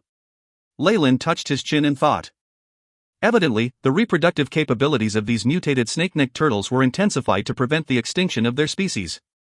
Of course, it came as an acquired evolution. It can be seen, then, from these selective evolutions that the snake-necked turtles definitely did not possess any form of superiority and were actually at the bottom of the food chain, waiting to be preyed on. Hoot! Just as Lyle was preparing to bring back samples of snake-necked turtle blood for further study, he heard a high-spirited, piercing screech. It caused an uproar in the community of snake-necked turtles, and all of them starting speeding towards the lake. Those that were already in the lake dived deep in and never surfaced. The screech got increasingly louder, and Lyle could see a streak of crimson on the horizon due to the several-fold increased senses of his body. The creature was a type of giant hawk-like being. Glossed with the color of blood, its feathers were smooth yet solid, its head accessorized by stalks of golden feathers giving the illusion of a crown. Blood vulture detected. Creature of the ancient era. They attack with sound waves and can manipulate the blood of their target. They possess a strong interest in bloodline-related treasures and are communal creatures. Evaluation: extremely dangerous. The AI chip pushed into his sight. Blood vulture. Lylan's expression quickly grew from shock to joy. They have extraordinary sensory ability towards idiosyncratic bloodlines on top of their superb vision. A strand of hair on the ground could be detected easily even from an altitude of 10,000 feet. Mostly kept as pets by ancient warlocks to seek bloodline treasures. But Lyle hesitated as he read the danger evaluation of it. Just the strength of this particular blood vulture was enough to caution Lyle. It could equate to a human rank 3. Moreover, the AI chip stated that they were communal creatures. There were definitely more rank 3 members back in its nest, or even a king blood vulture. The king would, no doubt, be a rank 3 crystal phase being, and may even have reached the Morningstar realm. Hoot! The blood vulture sounded out occasionally as it sailed in the air, causing fear within the community of snake-necked turtles, something which seemed to encourage the vulture even more. Bang! A single snake-necked turtle, with a wounded leg, stood out as it trailed behind the mass of them, and fell to the ground under the stampede. Deciding that it was time to stop the fun, the blood vulture flapped its wings and plunged straight to the ground. The strong winds that followed its action already had Lyle stunned. The remarkable size of the vulture, much bigger than the snake-necked turtle, slowly came into view as it drew closer to the ground. The contrast between their forms was not obvious when the blood vulture flew in the sky, but compared when closer by, the huge snake-necked turtles were like mice to the blood vulture. Hoot! The blood vulture stretched its huge claw and punched a hole in the head of the snake-necked turtle. The thing fell, blood splattering everywhere. If you find any errors, ads pop up, ads redirect, broken links, non-standard content, etc., please let us know. Report chapter so we can fix it as soon as possible. Chapter 427, Entering the Nest. Entering the nest. Shriek. Upon seeing the blood fluids, the blood vulture's eyes shot out rays of excitement as it started to shriek hysterically. A blood-colored glow shone from his body. Concurrently, large amounts of fresh blood spewed out of the snake-necked turtle's neck like water from a fountain. It coagulated in midair and eventually formed lumps of blood clot which were swallowed by the blood vulture. Rip! Soon after, the blood vulture stretched out its long sharp black claws, and easily lifted the shell of the snake-necked turtle. Using its claws, it separated the fresh flesh into segments of meat and started devouring the meat. His motions were smooth, as he nonchalantly ate a snake-necked turtle in front of its counterparts. The majestic beast presented a perfect combination of grace and bloodshed. Moo! As they watched their companion being brutally murdered, the rest of the snake-necked turtles mourned but did not dare to take a step outside the lake. Lyle quietly watched this scene and maintained a neutral expression. That was but a common occurrence in the natural world. Before the advancement to a stage where one could survive purely based on the injection of energy, such predatory acts were not considered to be good or bad. The survival instincts were merely the rules of life, meant to be followed and respected. Its ability to control bloodline. On the contrary, Lyle was actually very interested in this specific ability of the blood vultures. Furthermore, differing from the snake-necked turtle, a mature blood vulture was at least at the standard of a rank 3, the minimum criteria to achieve the pure ancient blood. Lyle was extremely interested in the origins of these bloodline creatures. It's just... Should I go? Lyle stroked his chin. The king blood vulture could be of Morningstar rank, and under its detection, Lylan's stealth spell would not be of any effect. However, should the king blood vulture still be of rank 3 status, even if it was at the apex of the crystal phase, Lyle would still be confident in his ability to conceal himself. The number of choices we humans have is very troublesome.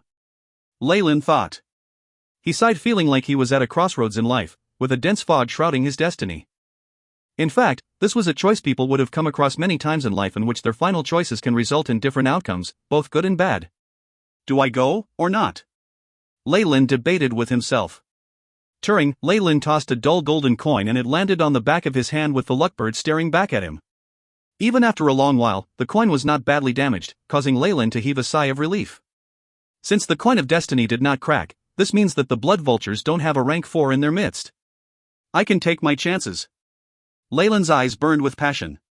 The coin of destiny was Leyland's biggest accomplishment in Twilight Zone. It would, however, bring about huge misfortunes if it were to be utilized to predict the abilities of Morningstar Magi.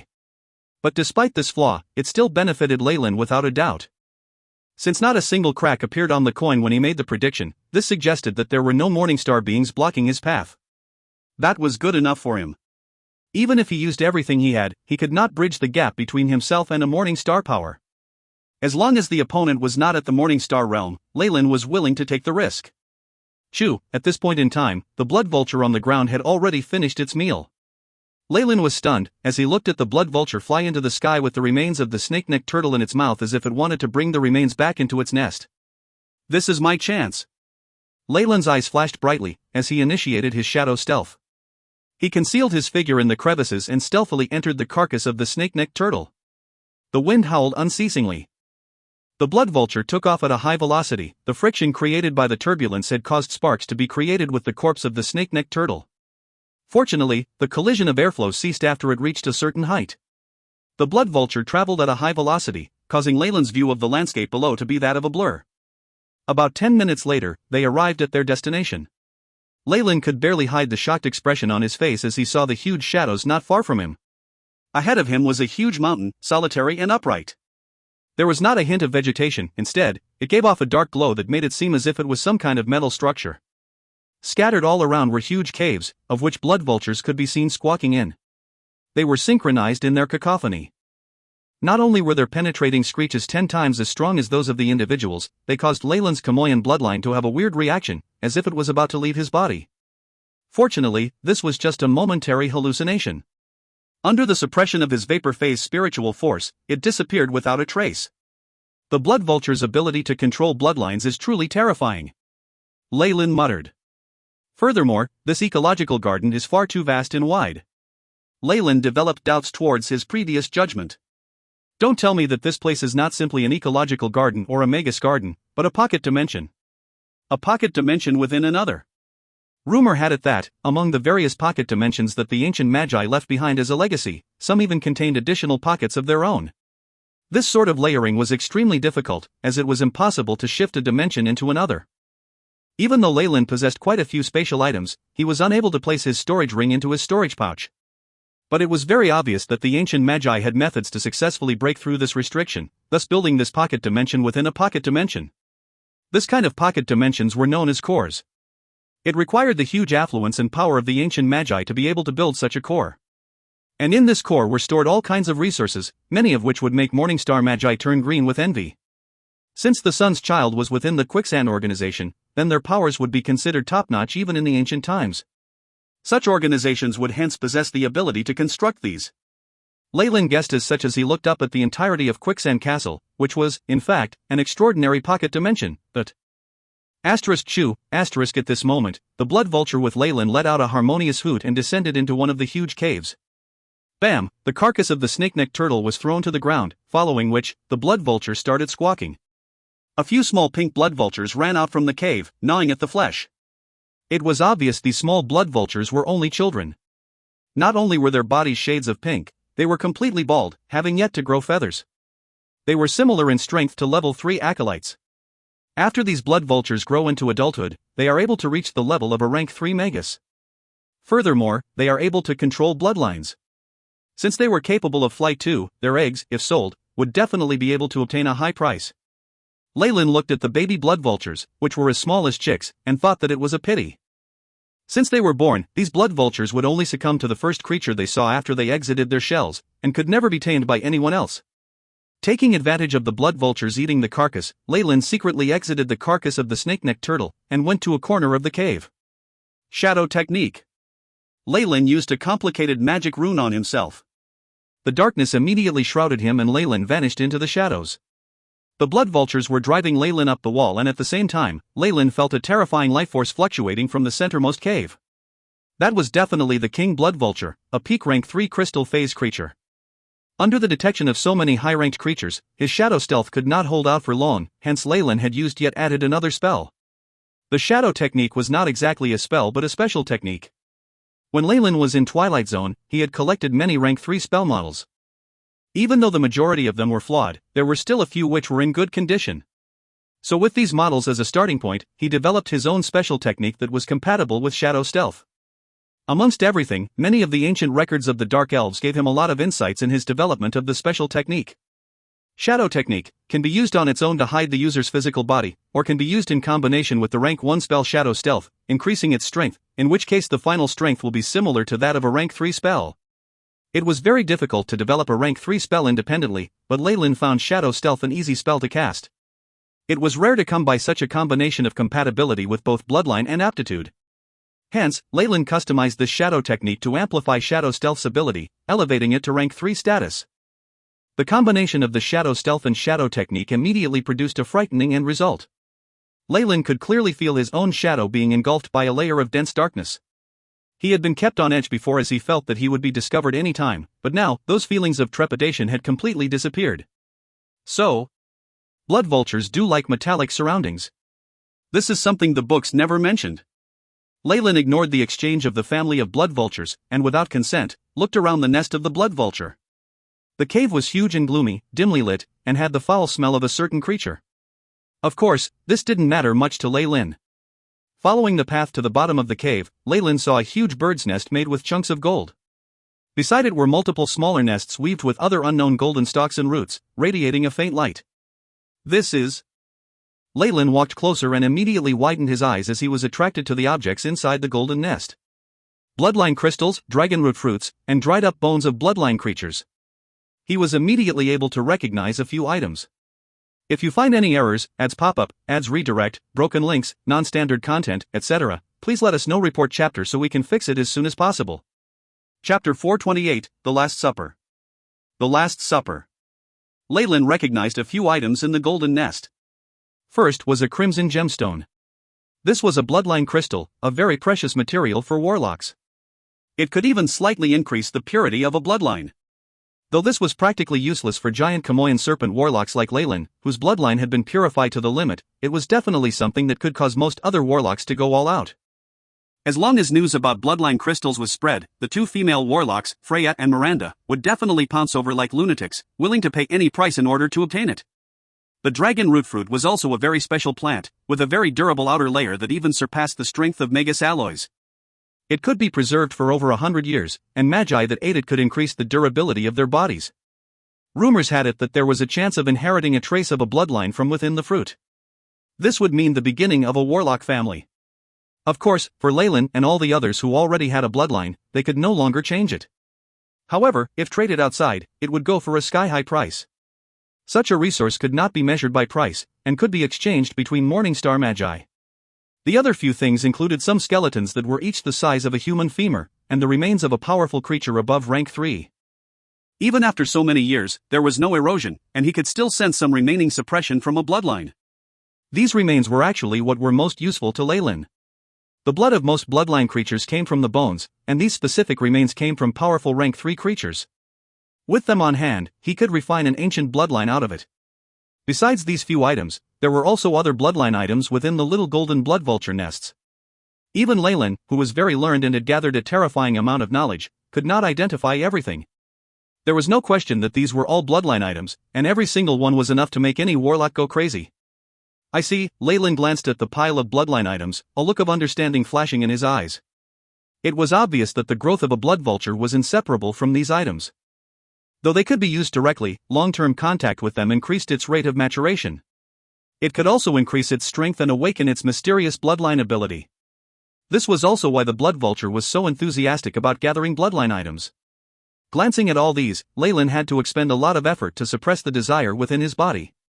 Though these are good, they aren't as important as the Lamia hair. Also, Leyland glanced towards the blood vulture outside the cave. He was currently in stealth, and with the added bonus from darkness techniques, he had not been discovered by the bird. Though shadow stealth was great, there was one flaw. If Leyland wanted to take these items away, he would need to dispel his shadow stealth. In that case, he would definitely be discovered the blood vulture, and the whole group might be attracted here. On top of that, with a terrifying king blood vulture, Leyland would need more than 9 lives to survive. This would definitely raise the guard of many other blood vultures, which would not be beneficial to Leyland's future plans. A regular blood vulture nest has so many great items inside. Within the king blood vulture's nest, there should be even better things. A fire began to blaze in Leyland's eyes. The place with the highest probability of having the lamia hair should be the king blood vulture's nest. Leyland immediately recalled the giant cave he had merely shot a glance at earlier, with very profound, horrifying energy waves hidden within. Looks like I'll be stuck here for a period of time. I'll have to find out the behavioral patterns of the blood vultures. Uncle, are you sure this is the place? Noah glanced at Robin, who was beside him. They were now in front of a large door, intricate and complicated patterns on the frame. The 3 remaining black coral snake warlocks were like little followers as they gathered closely behind them. If we activate anything wrongly, we'll lose our way even more thoroughly and be stuck here till we die. Don't worry.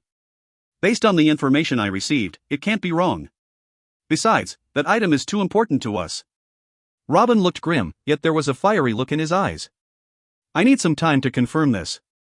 Have all the issues at the back been taken care of? Robin did not even turn back as he asked. I've already set up 5 spells of abduction, as well as created a body substitute. A sinister expression appeared on Noah's face. The moment they catch up to us, they will definitely be teleported to various areas within the maze and then be trapped in the boundless room till death. Barbarian bears are such stupid creatures. He spoke confidently. Boom! At this moment, a giant howl traveled from a short distance away, accompanied with the breaking of a spell formation and a roar, "Little worms, I've found you!" Asterisk a pink crystal necklace was split open while Noah looked on in disbelief. Never underestimate your opponents. Robin's eyes were still fixed on the giant door, but his voice was transmitted over, "They've only broken through our first defensive spell formation. We still have some time. Take care of the spell formations and try your best to buy me more time." Robin commanded, and the other 3 black coral snake warlocks bowed, before leaving immediately. Rumbling sounds were heard constantly, and a large bear monster could vaguely be seen roaring in the spell formation, causing beads of cold sweat to roll down Noah's face. Kachuf, crystals shattered one after another, every time being followed by the voices of the subordinates. Second defensive spell formation destroyed. The main body of the defensive formation is damaged. We can hold for less than a minute. The short conversation ended, followed by the abrupt blood-curdling shrieks, signifying the end of these warlocks. Noah clenched his fists. All of them were from his family, but they had all fallen in this exploration. Now, only he and his uncle were left. I'll go and stall for more time. Noah exclaimed. No need for that. Robin interrupted his words and, raising his finger, tapped on the door a few times. Using some strange rule, he drew a circle. A hum rang out as, in an instant, multiple water ripples appeared on the surface of the giant door. The tide surged, and then rushed into a brass keyhole. Like a castle of blocks collapsing, the door rapidly broke apart into countless fragments, the 2 sides springing open and revealing a mystical luster within. Wretched maggots, I'll tear you apart. Boom, with a loud sound, the last spell formation hindering the barbarian bear shaman shattered, revealing a giant barbarian bear with firm muscles all over. After seeing Robin, its eyes immediately turned red. Don't mind it. Let's enter. Robin pulled Noah through the door. If you want revenge, then come in. The sound of Robin's taunts traveled over. Ah! Its eyes completely red, the barbarian bear shaman chased them in. Magnificent rays flashed, and the scene suddenly changed. By the time Noah came back to his senses, he was already sitting at a dining table. On the large white tablecloth was not even a speck of dust, while the silver lampstand had candles burning above it. After which, Noah found that he was unable to get up. Even the spiritual force and magic power that he had been so proud of as a rank 3 magus could not be used at all. He looked towards his uncle, fear and terror apparent in his expression. At the other end of the table, the barbarian bear magus was sitting in a daze. Though the muscles that were bulging displayed the fury of its owner, it could not move an inch. This is the Last Supper, which is the most impartial and bloody duel. Between us, only one side can live, while the loser shall lose everything and turn into the meal of the victor. In addition, the victor will even be awarded with the judge's horn. Robin said matter-of-factly, seemingly very familiar with all that was happening. The moment his words sounded, black figures suddenly appeared in seats that had initially been empty. There were no energy undulations from their bodies, their eyes completely red. For some reason, the moment he saw them, Noah felt cold sweat running down his back. He counted carefully. There were 13 seats at this long table, but there was one empty. Now, for the first dish. The Bloody Mary Desert. An indescribable voice resounded in Noah's mind, sending a shiver down his spine. What the hell is this? At another area in Quicksand Castle, Kesha was quickly fleeing along a corridor, a green-skinned barbarian with a strange appearance escaping shoulder to shoulder with her. These two were originally Hunter and the Hunted, but for some reason, they had formed an alliance, and were both looking pale in panic. All offensive spells of the 4 great elements are useless against it. Try special attacks. I'll cover you. The green-skinned barbarian looked to be in pain as he flung a gemstone necklace behind him. Bang! Terrifyingly chilly air exploded, covering the ground with a layer of frost as numerous runic chains appeared. Asterisk crack. Crack. Asterisk what followed was the sound of ice shattering, and footsteps drawing closer. A black figure materialized from the icy mist. It was a monster that looked like a middle-aged man wearing a trench coat. He donned a hood, and it was hard to tell what he looked like. The fingers on his 2 palms had disappeared, and in place of them were many scissors that were glinting with light. The numerous runic chains did not stand a chance against the man's scissors, and were easily snipped at and broken. Eye of Petrification. Many crimson runes appeared on Kesha's body as she bit her finger and drew a strange rune on her forehead. Following that, her eyes turned into a pair of amber vertical pupils. With the amplification from the blood rune, her innate spell had reached a frightful degree of power. A circle of petrification began to spread with Kesha at its center. If you find any errors, ads pop up, ads redirect, broken links, non-standard content, etc., please let us know. Report chapter so we can fix it as soon as possible. Chapter 429, Spirit Body. Spirit Body. In the face of the Eye of Petrification, the man in the trenchcoat suddenly froze and an ash-gray coat of stone formed across the surface of his body. Asterisk Kacha. Kacha, asterisk his entire being turned into a giant statue and particles of dust fell endlessly from him. Icy blades. Under the manipulation of the green-skinned barbarian, numerous blades formed a tornado, enclosing the statue within as eerie noises rang constantly. Moments later, the blades dispersed and the statue that once stood there had vanished, leaving behind a bed of fragmented rocks. It's finally over, the green-skinned barbarian heaved a sigh of relief. No, not yet. Kesha laughed bitterly instead. Soon after, to his terror, the green-skinned barbarian saw the fragmented rocks explode, exposing pieces of flesh within. Many of them grew tentacles and started amalgamating to reform the man in the black trenchcoat from before. Even a single tear could not be seen on his clothes. God damn it. The green-skinned barbarian cursed, where in the world did you infuriate this darn thing? Not only is it immune to spells, even physical attacks are useless. I have no idea. Kesha's face spelled despair. After entering Quicksand Castle, she had only charged through a few levels before the man in the black trenchcoat set his sights on her. With her subordinates being lost one by one, the current situation seemed to bode ill. Under the immense threat of death, the last green-skinned barbarian in pursuit was compelled to join forces with Kesha to defeat this creature together. But by the looks of it, they were at their wits' end. Chirp chirp, a piercing sound sliced through the air. Violent whirls of wind were brought about as the earth was engulfed in darkness and shadows. With a wing spread wide enough to envelop the land in darkness, a blood vulture descended in the heart of an enormous mountain range that bore the appearance of a honeycomb, landing in the highest and largest cave. Somewhere in the mountains, Leyland's eyes sparkled with a blue glint. Left at 4:47 p.m., and returned again after an interval of 23 minutes and 45 seconds. He was currently recording the King Blood Vulture's travel statistics with great detail. Over the past few days of observation, he had managed to reap some returns. This King Blood Vulture had at least the strength of the crystal phase. The bulky physique of the creature and the terrifying spiritual force on it was sufficient to completely destroy Leyland's plans of seizing anything. Besides, the King Blood Vulture had no need to leave its nest to hunt. It received sacrifices from the entire pack of blood vultures. Every day, numerous blood vultures would return with food and deliver them into the cave. Hence, it rarely left the cave throughout the day, unlike the average blood vulture Leyland had seen earlier, which usually spent half its day flying around outside. However, every afternoon, at this particular time of the day, the King Blood Vulture would leave the cave for a period of time, likely to patrol its territory. This was the very chance that Leyland had been waiting for. The Blood Vulture is indeed a creature from the ancient era gifted with the bizarre ability to sense any bloodline treasures. Leyland exclaimed. Apart from the King Blood Vulture's cave which he had not dared to pry into, he had explored the lairs of the other average blood vultures and discovered many bloodline treasures which would be useful to warlocks. The accumulated value of these items were enough to make even Duke Gilbert lose his mind. Everything will hinge on tomorrow. Leyland watched the cave at the highest point with caution and slipped into the darkness. The next day, in the afternoon, following a cry, the gigantic king blood vulture stepped out of its cave once again, casting a shadow upon the earth. Terrifying vibrations swept the area, intimidating the other formidable creatures that watched over the region. The time is now. Leyland's glance froze. Shadow stealth. Darkness technique.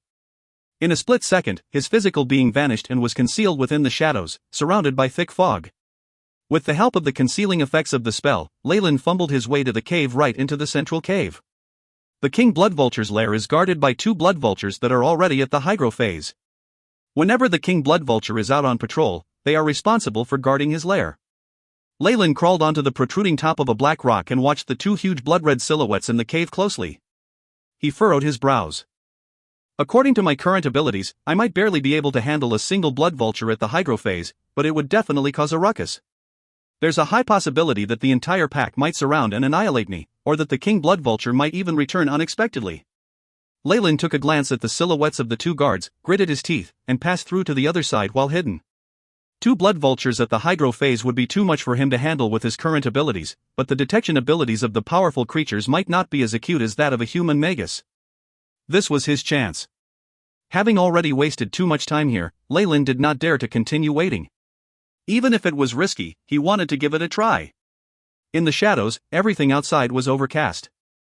It was as if the world had been soaked in thick glue, and every step he took, Leyland had to expend a great amount of energy and magic power, while at the same time taking note of how the 2 blood vulture guards reacted, making it a terribly tiring job for him.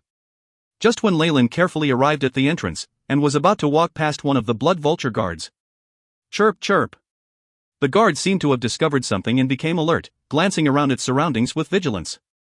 Even for a powerful creature, once it has passed rank 3, no matter how dumb it was originally, it would evolve to have the intelligence of a human. Leyland exclaimed. He immediately commanded in his head, AI chip. Begin the plan B. Beep. Command received. Starting plan B. The chip responded faithfully. At the halfway mark of the mountain, a miniature model of a spell formation suddenly exploded, revealing a shadow servant within. The shadow servant zoomed into a cave that was guarded by an adolescent blood vulture and grabbed a few pieces of bloodline crystals before escaping swiftly. Chirp chirp. The blood vultures were left enraged, and numerous blood-red figures flew out too, circling in the sky. Before the shadow servant could run out of the perimeter of the huge mountain, it was torn to pieces by the explosive might of the blood vultures. Although the 2 blood vulture guards did not take action, their attention was obviously taken away by the scene there. Seizing the chance, Leyland immediately took out a black crown. This crown was very small and exquisite, and the design was not too flamboyant, as though it was specially made for females. Dark Elven Crown. This was Leyland's war trophy. After completely defeating the Dark Elves, they who submitted to him offered the crown along with their powerful meditation techniques. This crown was also the first magic equipment that Leyland had obtained, and was at a higher rank than his meteor sword. The Dark Elven Crown was a sacred legendary weapon, which possessed the strong ability to mask auras. The then Queen of the Dark Elves, Anya, used it to enter the core of Central Twilight Zone in a single motion. If not for Leyland's secret interference, she might have emerged victorious over the humans and unified the entirety of Twilight Zone. As a piece of magic equipment, the Dark Elven Crown had no doubt a hidden function, but as it had been used once recently, it took decades for it to be available for use again. After getting hold of this magic equipment, Leyland had been constantly analyzing it using the AI chip, and had learned many useful techniques and spells.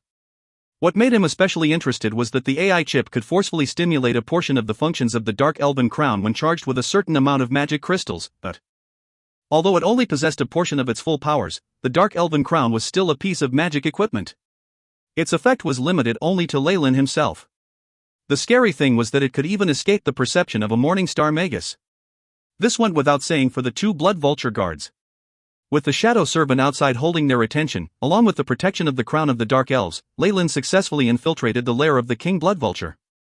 Although the lighting in the cave was poor, it did not pose a problem to Leyland.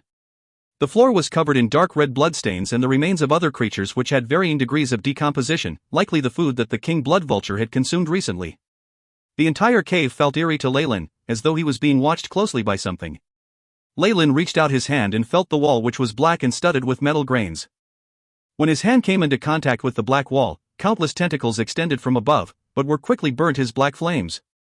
By the looks of it, this pack of blood vultures has been living here for a long time. Even the mountains have been affected by the radiation and have come to life. Leyland exclaimed. Such materials that had been given life were very precious. Not only could they be added to self-defense spells, they could also confer the ability to heal oneself. Architecture that was built mainly with these materials usually could last for more than 1,000 years without collapsing. If such materials could be added to Leyland's Magus Tower, its degree of stability would definitely go up a notch. What a pity that plans to exploit this area would certainly be too unrealistic. Leyland continued walking, deeper and deeper, until he reached the end of the cave, where laid a gigantic blood vulture nest. Gold animal fur and the metal itself were laid out to form a sturdy mat, upon which there was a depression from years of use. Yet, there wasn't a single thing on the mat. Leyland was shocked, but followed with a bitter laugh. The bloodline items are only effective for the young of the blood vultures. It looks like the king blood vulture hasn't laid any eggs, so naturally there would be no need to collect these items. I have to evacuate as soon as possible, and ransack all the other blood vulture lairs before that. Leyland was determined. He made a prompt decision on the spot. If there weren't any new discoveries, he would choose to leave immediately, and hardly did a sloppy job. Who would have thought that I would meet a comrade here? An exclamation sounded from a distance, causing Leyland to freeze in his steps. He turned and firmly stared at a corner. There, an illusory figure slowly came into view. A soul? No. An even more powerful being. Leyland watched the figure that had suddenly appeared, as though he was about to face an enemy. If you find any errors, ads pop up, ads redirect, broken links, non-standard content, etc., please let us know. Report chapter so we can fix it as soon as possible. Chapter 430, Activation. Activation. The illusion that surfaced was that of an astonishingly beautiful young woman. Her hair was like a sea of emerald green with light curls, flying in the wind like it had a life of its own. She possessed a pair of mesmerizing eyes, coupled with a delicate yet puzzling charm to her face. To Leyland's surprise, she gave him a baffling sense of familiarity. Especially after the complete materialization of the illusion, Leyland's blood vessels generated a sense of fear, as if he had met a natural enemy. Yet, he felt an amiability within her that tempted him to throw himself into the arms of the woman regardless of everything. Lamia? There were agony and bitterness in Leyland's tone. From how called out to him just now, he managed to guess some things. The similarity in temperament and looks between her and the Snake Dowager was especially striking. The Lamia shared the same bloodline as the Snake Dowager. In fact, it had an even more direct line of descent compared to the giant Kamoyan serpent. Thus, on the whole, they could be considered siblings with blood relations. My brother. Tell me, why are you here? What are you looking for? The green-haired Lamia asked, her voice strangely charming, compelling him to answer. Warning. Warning. Instability detected in host bloodline, possibility of an emotional outburst. The AI chip sounded the reminder, snapping Leyland out from the confusion he was in. This made him unwilling to look at the opposite party, particularly at the Lamia's eyes. Rumor has it that the ancient Lamia has the ability to manipulate any kind of snakes she desires. It seems like this is true indeed. It was merely a remnant soul, yet it almost got to Leyland. If the Lamia were to be at the Morning Star realm, Leyland was afraid he might have to bow down to her. Your bloodline, it seems to be extremely pure, and you have a special power enveloping your whole body. The virtual image of the Lamia bit her finger. Who are you, really? Leyland spoke in a deep tone. I was a human once, I had a few names, but I have forgotten them all. The virtual image smiled, as if she was narrating a story unrelated to her. Are you the soul of the ancient Lamia warlock? Leyland made a guess. According to his intelligence, the ancient Quicksand organization once had a Lamia warlock. And apparently, after her atavism, she became a true Lamia possessing terrifying power that even average Radiant Moon Magi could not match. No. She had perished completely. I am just a phantom image formed by the scattered fragments of memories that have evolved together after a very long period of time. A sense of loneliness could be felt from the green-haired woman's face. Even so, for your soul to take such shape, I am sure there is a source of radiation nearby. Leyland's eyes lit up and he reached out and grabbed at the fur cushion. Huge black claws appeared, splitting the fur and metal within and revealing what was underneath the surface. It was a layer of white fur. Brush that aside and immediately a rich and heavy scent of undulating bloodline spread it out. You can even resist the radiation undulation and the aura of the bloodline. Leyland kept the white feathers in a flash and thereafter eyed the hollow area intensely. It was the broken section of a bone, it must have been a part of some bloodline creature. Although it might have been a long time ago, the horrifying threat and undulations emitting from the bone made Leyland have an impulse to kneel down. You are truly the adult form of a rank 5 bloodline creature. Even though it is a broken section of a bone, it could still radiate even after your death. Moreover, you can induce such a thing. Leyland looked at the green-haired Lamia in amazement. For blood vultures, the remains of a rank 5 bloodline creature was a precious item that was dearly cherished. No wonder the blood vulture had safeguarded it under so many layers, even going so far as to mask its energy with the feather. What do you intend to do here, my brother? She asked again. Leyland muttered under his breath and finally replied, I want to acquire something that will speed up the maturation of my bloodline, for instance Lamia hair or some such thing. Compared to Lamia hair, this can help you more. The snake woman smiled and the broken bone was flung out and landed on Leyland's hand. You? Why are you helping me? Feeling the ecstatic joy boiling in his bloodline, Leyland knew the broken Lamia bone in his hands were the real deal. He could already feel the transcendence. However, he did not immediately accept it and instead asked some questions. I have been in existence for far too long. It might be a few hundred years or even thousands. I can never leave the designated finger bone's radiation area. The Lamia shot a glance at Leyland. Do you know how it feels? Leyland fell silent. Such pain, it did indeed have the ability to drive a Magus crazy to the verge of seeking death. If you take the finger bone, there will be a shortage of such a radiation environment and I will gradually fade away. The young woman's silhouette became more and more illusionary with a smile of relief on her face. Wait. How can I resolve the shackles on the giant Kamoyan serpent warlock bloodline? Watching the young woman's illusionary image gradually fading out until the wall behind her could be seen, Leyland quickly blurted out the question. This problem can only be solved by the Grand Matriarch. Accompanying the fading image, the snake woman grew softer and softer until she dissipated into thin air. Grand Matriarch? Snake Dowager? Leyland stroked the finger bone he was holding in his hands, his face a sea of infinite obscurity. Regardless of that, I better make a move fast. With lightning speed, Leyland kept the finger bone well, swept his eyes over the surroundings and launched the dark elven crown. Thick, black darkness enveloped Leyland completely, and coupled with his magic power he was able to pass through the gate which was guarded by the 2 blood vultures unharmed. After he reached the foot of the mountain, Leyland looked back at the huge black form of the mountain and its innumerable caves. He looked hesitant. This was practically a warlock's treasure trove, but without a strength at the Morningstar realm, there was no way the entirety of the blood vulture could be subdued. I have, at most, 5 more minutes before the king blood vulture is back from his patrol. When he realizes that the finger bone is gone, I am sure he will definitely launch an investigation into the matter. Leyland stroked his chin. He had been hiding up here for so long, the backup plans had to be more than these. But now, the biggest harvest was already in his hand. Whether to continue or not, he had not yet made up his mind. Since ancient times, it was a common occurrence for an individual to place himself in danger for personal benefits. Leyland did not want to become one of them. Forget it. Let's go. With some regret, Leyland turned his head and left the place.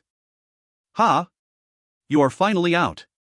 Not too far away, a temporary underground cave opened up. A female magus in pursuit ran in with a crystal ball in her hand. On the surface of the crystal ball, a blood-red layer appeared, getting brighter and brighter. If you had kept hiding in the nest of the blood vultures, I might not have been able to find you. But what about now? The female magus flashed a smile. She was in pursuit of Leyland all the way and had even used a spell to use a trace of Leyland's energy to build a tracking item. But after reaching this place, she realized Leyland had hidden in the nest of the blood vultures. The king blood vulture there was at the peak of the crystal phase. Other than that, there was a big group of rank 3 followers. If she chased in after Leyland and a commotion was created, it would definitely alert the many blood vultures to join in for the kill. Therefore, this female magus chose to hibernate and wait. To her, Leyland would come for collection of resources, it was just a matter of time. As long as she waited with patience, regardless of success or failure, he would leave and an opportunity would present itself. All thanks to you, I was able to discover this treasure place. In return, I shall grant you a quick death. The female magus shook her robes and immediately disappeared underground. Beep. Warning. Warning. High energy force field undulations detected. Distance 15 kilometers away. Approaching quickly. The AI chip gave out this sudden warning, shocking Leyland.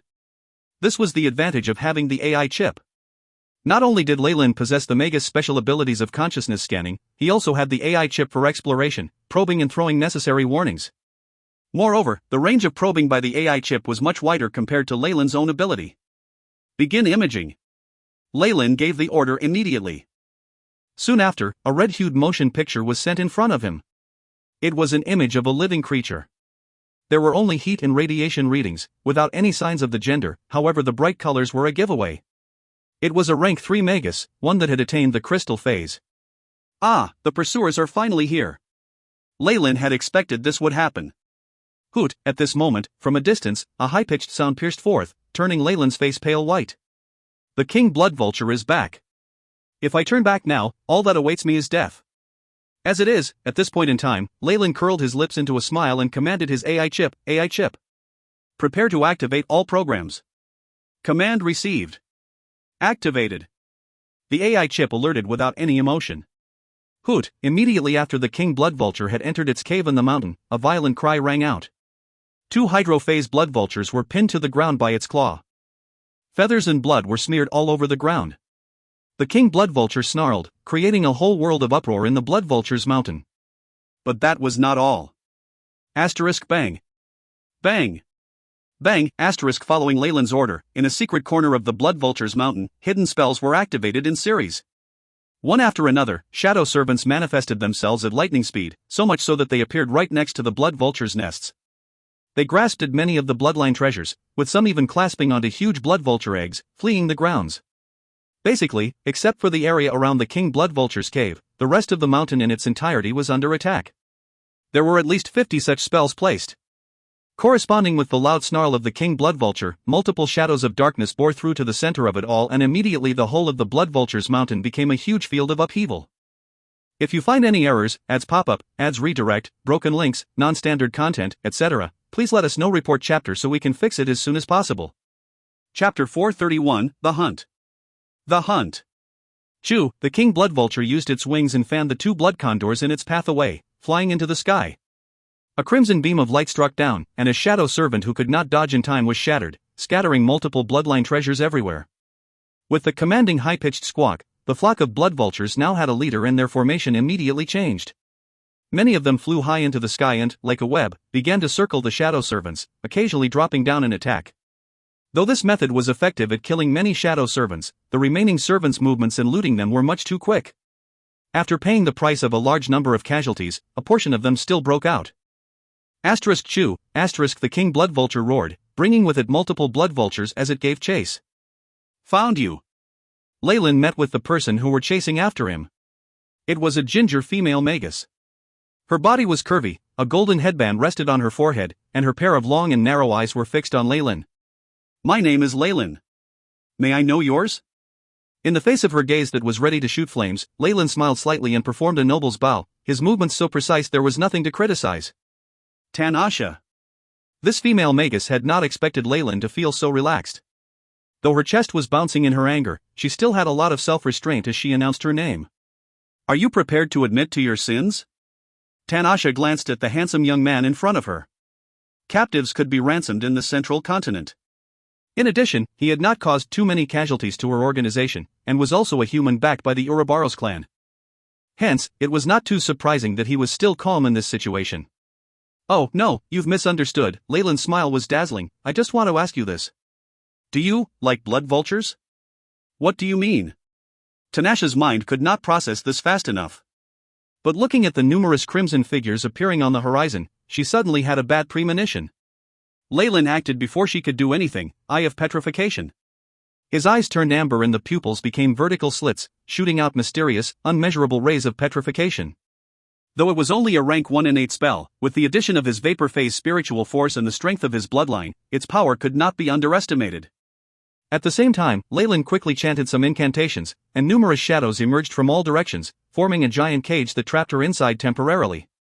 Tanasha's reaction was extremely quick. Storm! Almost at the same instant the rays of petrification appeared, her eyes turned silver white, releasing dazzling light that blocked them. Meanwhile, a giant storm appeared from behind her, forming a tremendous tornado that stirred up and created chaos in the interior of the cage. However, Leyland's sudden attack made her falter. Lance of Corrosion. A dark green lance, tip white, appeared in Leyland's hand. It shot towards Tanasha, accompanied by a burst of air.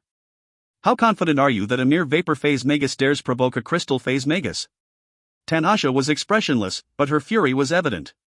Snap, Tanasha extended her delicate, pale arms and a translucent layer appeared on top of her smooth skin. Leyland had used all his might when he shot this lance of corrosion forth, and yet, she caught it just like that. Boom, she viciously crushed the lance into powder, while Leyland paled as he took several steps back. However, his smile now was as if he had gotten away with something. Tanasha's brows furrowed. Only then did she notice that after the lance of corrosion had been destroyed, a white feather had appeared. Pooh, the white feather had exploded into powder and lightly stuck to Tanasha's body. This aura? And with a powerful lock-on spell formation, Tanasha's brows furrowed and she immediately sneered, I just need 2 minutes to dash. However, her expression completely changed. Leyland, who was opposite her, waved his arms towards her and activated the dark elven crown, and immediately turned invisible. Star. Numerous black figures appeared. The shadow servants from before quickly pounced towards her, only to be killed by her while heading in her direction. However, with this opportunity, they threw some bloodline crystals, bones and the like at her legs. There was an especially large egg that had been knocked so hard that it broke, revealing the egg yolk and whites within. Choo-choo, numerous blood condors hurried over under the lead of the king, and upon seeing Tanasha, their eyes instantly turned red. This was especially so for the king blood vulture. It smelt its feather on Tanasha's body. It was a feather used specifically to protect the lamia fingerbone and was extremely precious.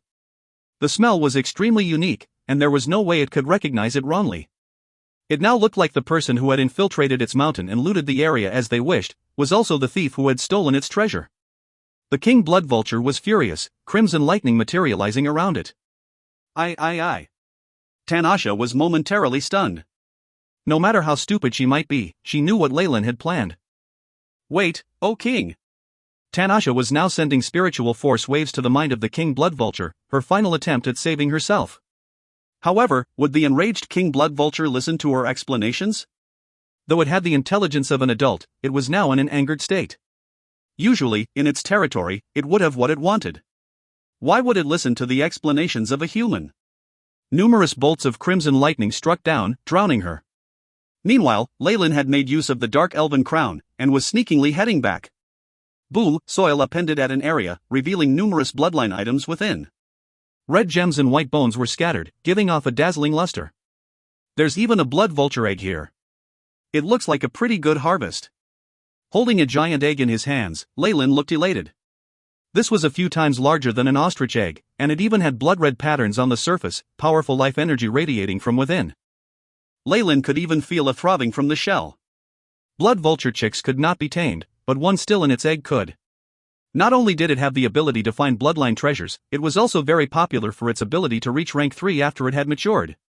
Of course, Leyland had no plans of selling it off. Rather, he wanted to subdue it. The central continent was vast and boundless. There were many places that even magi were yet to explore, and the blood vulture's ability to fly was very useful in this area. In the future, he could gain a steady flow of bloodline treasures, which was the best advantage. The harvest is quite good. Leyland quickly kept everything properly. He had long since ordered the shadow servants to place whatever they had stolen on the road here. Whatever had been flung at Tanasha's feet was just a small portion. The real treasures had long since been moved away and were all with Leyland. After checking all his gains, Leyland looked back towards the blood vulture's mountain, sinking into deep thought. The king blood vulture has brought all its main forces to annihilate Tanasha. She is a crystal phase magus after all, and it is possible for her to hold them off for some time. Should I go back and rummage through the blood vulture's nests? Leyland immediately shook his head, throwing these enticing thoughts out of his mind. Forget it. What I now have is more than enough. I shouldn't take such a risk at the end like this. Besides, my real target is that rank 3 crystal phase magus, not the rest of those bloodline treasures. Leyland's eyes flashed ruthlessly. Damn it! Damn it! Damn it! I want to slaughter that wretched magus and turn his flesh and blood into powder and feed it to a carnivorous flower. Tanasha was in a tropical rainforest, sprinting hard. However, she was evidently not in a very good condition. Not only were her clothes in tatters making her seem like a beggar, her entire right arm had disappeared. Her face was pale, with green veins visible on top. This flock of blood vultures was truly relentless.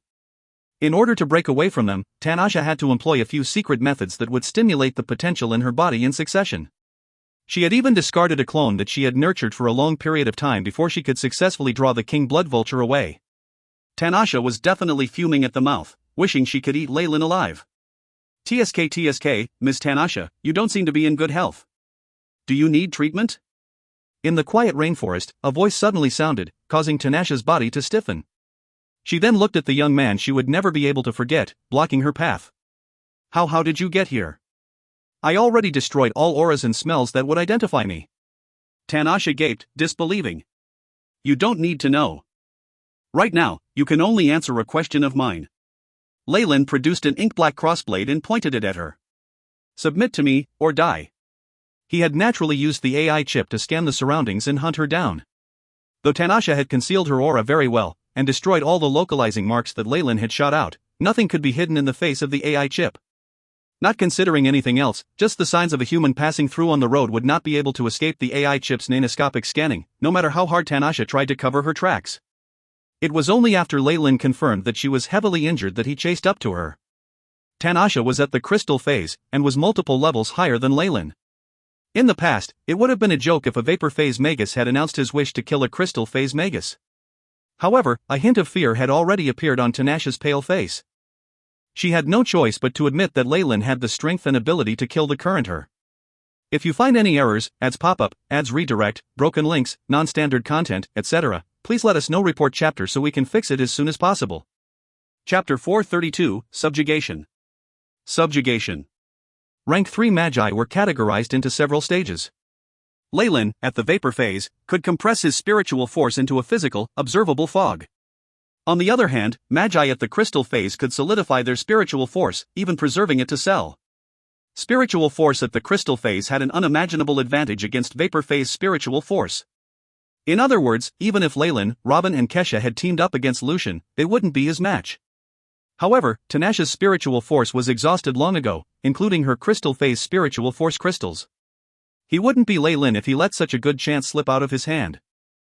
Not only were crystal phase Magi powerful, they were considered nobles in the central continent due to their status as the reserve forces of Morningstar Magi. Under usual circumstances, it was out of the question for Leyland to defeat Magi of this rank. Perhaps only Duke Gilbert, his mentor, would be able to. But with Tanasha as she was, it would be easy. Tanasha's pale complexion flushed in anger, her fingers trembling. How dare a lowly vapor phase Magus talk to me like that? Looks like I'll have to help you snap back to reality. Leyland sighed in disappointment upon seeing her demeanor. His figure transformed into a ray of light and flashed in front of her. Thump, he planted a fist on Tanasha's cheek. Buzz, a barrier of light was created around Tanasha as a brilliant ruby ring shone. It was, however, too feeble to deter Leyland as he easily broke through.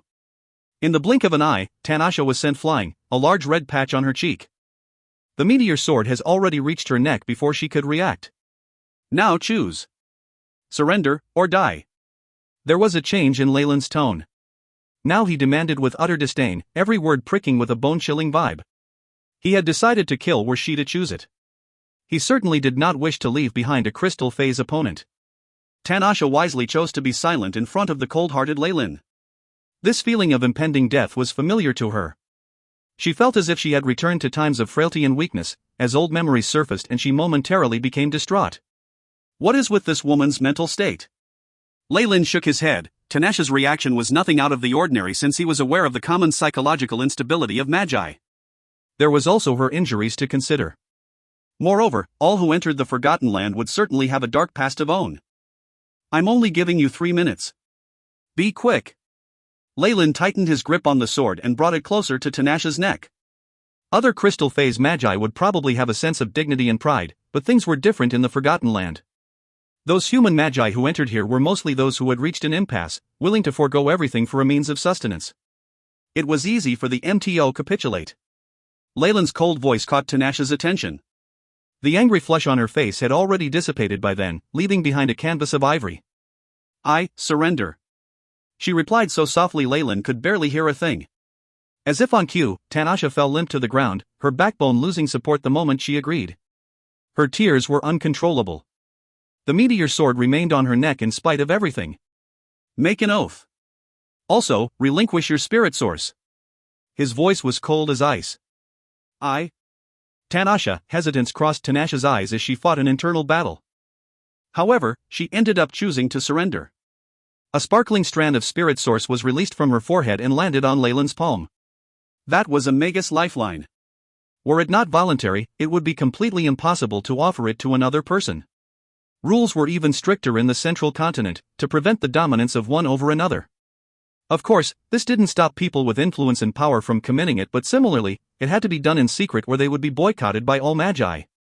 This was no issue at all for Leyland since he didn't plan for Tanasha to be seen by others. "Master," Tanasha called out in a deep voice and got up to her feet. She resembled a broken puppet, someone that had lost her soul. Being forced into the Forgotten Land, you must have your own dark past. But rest assured, I am not going to compel you to do things that are disgraceful to magi. Instead, I can give you hope. A hope for revenge. There was a bewitching tone to Leyland's offer and Tanasha's eyes lit up a little as the word revenge rang in her ears and a hint of anger rushed through her. That's right. Revenge. Leyland made eye contact with Tanasha and lowered his voice. I promise, when I'm strong enough to take revenge for you and not worry about the possible repercussions and retaliation, I will aid you in accomplishing your dream. That is, if you work for me wholeheartedly till then. I'm not trying to patronize you. You see, I've reached the vapor phase at less than 100 years of age. Moreover, there will be no problems with advancing to the Morningstar realm because of my Kamoyan bloodline. Deep down, Leyland was aware that with his method, Tanasha would only be willing to become a puppet to him. To milk her for everything she was worth, Leyland needed to ignite her battle spirit by fueling her with hope. And instead of empty promises, he promoted his skills to Tanasha, proving his capability to help her in her revenge. 100 years old. Vapor phase. Tanasha gazed at Leyland with a heightened intensity. 100 years of age was definitely old for humans. But for magi, especially those who were at rank 3 and above, it wouldn't even be considered as puberty. For Leyland, who had both the talent and bloodline of the giant Kamoyan serpent, his status in the Ouroboros clan could not be overlooked. All this pointed to one thing: there was a substantial chance for him to become a Morningstar Magus. Even someone with the capability to escape a rank 3 crystal phase Magus would crumble like paper in the face of a rank 4 Morningstar Magus. I am at your beck and call, Master. I, Tanasha, will be your most loyal servant as long as my revenge is assured. Tanasha knelt on a knee and gritted her teeth, a little more willing this time. Although it was a mere promise without a covenant, what more could a captive like her bargain for? Haha, Leyland cackled. The addition of Tanasha was definitely a reinforcement to Leyland, given her strength which was more than his. Plus, she would be hidden from the public since this assistance would be carried out in secret. That was Leyland's plan all along, to gather as much of an underground force as he could in case anything unexpected occurred. Take these potions quickly and recover. Leyland showed generosity to the newly recruited Tanasha and presented her with 3 tubes of differing colors. High-grade healing potion. High-grade spiritual force recovery potion. Sacred regeneration potion. Tanasha's face was painted with surprise as she recognized these 3 potions. Apart from their heavenly price, these potions were heavily utilized by large-scale organizations as their war reserves and could not even be bought with money. This was especially true for the Sacred Regeneration Potion, which could stimulate the regrowth of limbs that were as good as the original with absolutely no side effects. It was unfamiliar, even to a rank 3 Magus like Tanasha. Thank you, Master. Tanasha bowed and sighed in relief. Don't mention it, it's just something I made. Leyland added to his credibility. Sure enough, Tanasha's eyes widened at his sentence. She was beyond impressed. Advancing to vapor phase before the age of 100 was amazing enough. She did not at all expect that Leyland would be a potions grandmaster as well. This was genius at its best and would be considered rare even in the central continent. As long as there were no mishaps along the way, success was pretty much guaranteed. Hints of hope filled Tanasha's eyes as she watched Leyland. Simultaneously, in a clandestine area, Noah was staring at his dish, face drained of color. There was an indistinct bloody liver-like substance lying on the white china, emitting a chalky fog. Noah slapped a palm over his mouth, resisting the urge to gag. In his vision, the barbarian bear shaman's stomach was cut open, and a large amount of yellow grease flowed out from it. There were also visible traces of the skeleton inside. Uncle, I can't do this any longer. Noah cried through the spaces of his fingers. Robin didn't look good either. His body was missing huge chunks of flesh and he was covered in terrifying wounds. It was rumored that this place is dominated by the sin of gluttony. We will be attacked if we stop partaking. We have to keep going, success will be ours if they fail first. Robin persisted to his best abilities, whereas Noah's hand trembled as he picked his cutlery. Ultimately, he put them down again. All the food here was created from the sin of gluttony, and due to it, all spells would be rendered useless. Only their own tenacity could help them withstand the feast. Ring ring ring, the melodious bell rang from afar, but to the trio it seemed like it came from the depths of hell. If you find any errors, ads pop up, ads redirect, broken links, non-standard content, etc., please let us know. Report chapter so we can fix it as soon as possible. Chapter 433, Rescue. Rescue. Noah made several attempts to reach for the knife and fork, but he gave up halfway, letting out an expression of intense suffering. He collapsed on the dining table with a bang, his teeth clenched tightly. Similarly, Robin had a pained look on his face as he endured the nausea and swallowed a bloody piece of meat. Within 30 seconds, the ringing of the bells came to an end, lasting only for a short duration. Kacha, out of nowhere, it seemed as if a huge invisible mouth took a bite. At this moment, Noah let out a deep cry. A large portion of his flesh was missing on the right side of his head, his ear having completely disappeared. From the side, his ghastly white teeth could be seen. It was a horrifying sight. Suddenly, a streak of light flashed across. A bloodied ear, still twitching unconsciously, appeared before a dark figure. E.W. After a few rounds, Robin and Noah had paled, now resembling corpses. However, the barbarian bear shaman on the other end had finally reached its limit and collapsed onto the table. Buzz, as if a signal was given, the barbarian bear shaman was immediately moved to the 13th chair, which was unoccupied. When this was done, numerous dark figures pounced on it. Ah, the barbarian bear shaman shrieked continuously. Soon after, fur and skin started disappearing piece by piece, followed by flesh, veins and even bones. The crystal phase barbarian bear shaman no longer had any power to fight back and vanished within the dark figures. Even up till the very last moment of its life, the barbarian bear shaman was still very much conscious, as could be seen from the expression in its eyes. After they engulfed the barbarian bear shaman, the many dark figures dispersed and vanished into thin air one after another. At the same time, Noah could feel the strong imprisonment fading. It's finally over, he sighed, plopping to the ground shortly after. He began to vomit, almost to the point of spewing out bile. I swear. I won't be able to eat anything for at least 3 months. Despite his bitter expression, Noah's bodily wounds were in fact healing quickly. However, Robin's fervent eyes were fixed on a particular part of the void. From Noah's perspective, a presence had already arrived somewhere. What reward do you wish for? An inexplicable voice rang within the hearts of the two men. I want, Robin answered. His voice was deep, but even more so, it carried his unrestrainable excitement. At this point in time, Leyland walked out of the ecological garden with Tanasha and they returned to the illusory corridor. Master. According to our research, we will be able to get out after passing 3 more spatial points. Tanasha's condition seemed to have improved greatly, and even her missing arm was able to grow out again with the help of the potions. Yes, Leyland nodded. After we get out, stay in the Forgotten Land for the time being. Wait for an opportunity to sneak out and join me. Do you have any restrictions in your organization? No. I am one of the leaders in the Alliance of the Exiled. I didn't agree to any sort of soul-binding contract. Tanasha responded quickly. It wasn't surprising given her crystal phase strength. That's good, Leyland nodded. He was about to say something else, but all of a sudden, his expression changed and he gave Tanasha a look. Tanasha acknowledged with a nod before disappearing into a wave of water. Based on the readings on the AI chip, Magus energy waves were detected ahead. Since Tanasha was a backup plan arranged by Leyland, she could not show herself easily in front of outsiders. Leyland smiled at Tanasha, who was now concealed behind the water, and walked past a corner. Then, he saw a warlock dressed in a black robe, slumped on the ground. A puddle of black blood was growing beside him. Leyland knew this warlock well. He was one of Kesha's men, named Arcus. Wake up, Arcus. Leyland flipped Arcus over and immediately noticed the crisscrossed wounds on his chest as dark blood gushed out continuously. Curse power. Leyland's expression hardened as he felt an enormous power from the long, narrow cuts. As a magus, Leyland was knowledgeable in curses, especially those in the Book of Giant Serpent, left behind by great magus Serholm. They inspired him greatly and even led him to develop many new ones of his own. This knowledge helped him to a great extent when he was at the South Coast. However, the deeper his knowledge, the more he understood about the strangeness and difficulty in coping with such power. In particular, the curses from ancient times were those that Leyland was unwilling to make contact with even now. It seemed like Quicksand Castle also contained a terrifying curse power, and this power had already found its way to Kesha and her group. To the unconscious Arcus, whose face was faintly branded with a spell made of dark fumes, Leyland looked at him and said, "Today is your lucky day." He then smiled and pulled out a tube filled with a green solution from his leather pouch. Leyland applied the thick, green fluid onto Arcus' wounds drop by drop. Sizzle, the green fluid immediately went through a strange transformation as it condensed into many tiny green worms, which remained on Arcus' skin. It was a rather disgusting sight.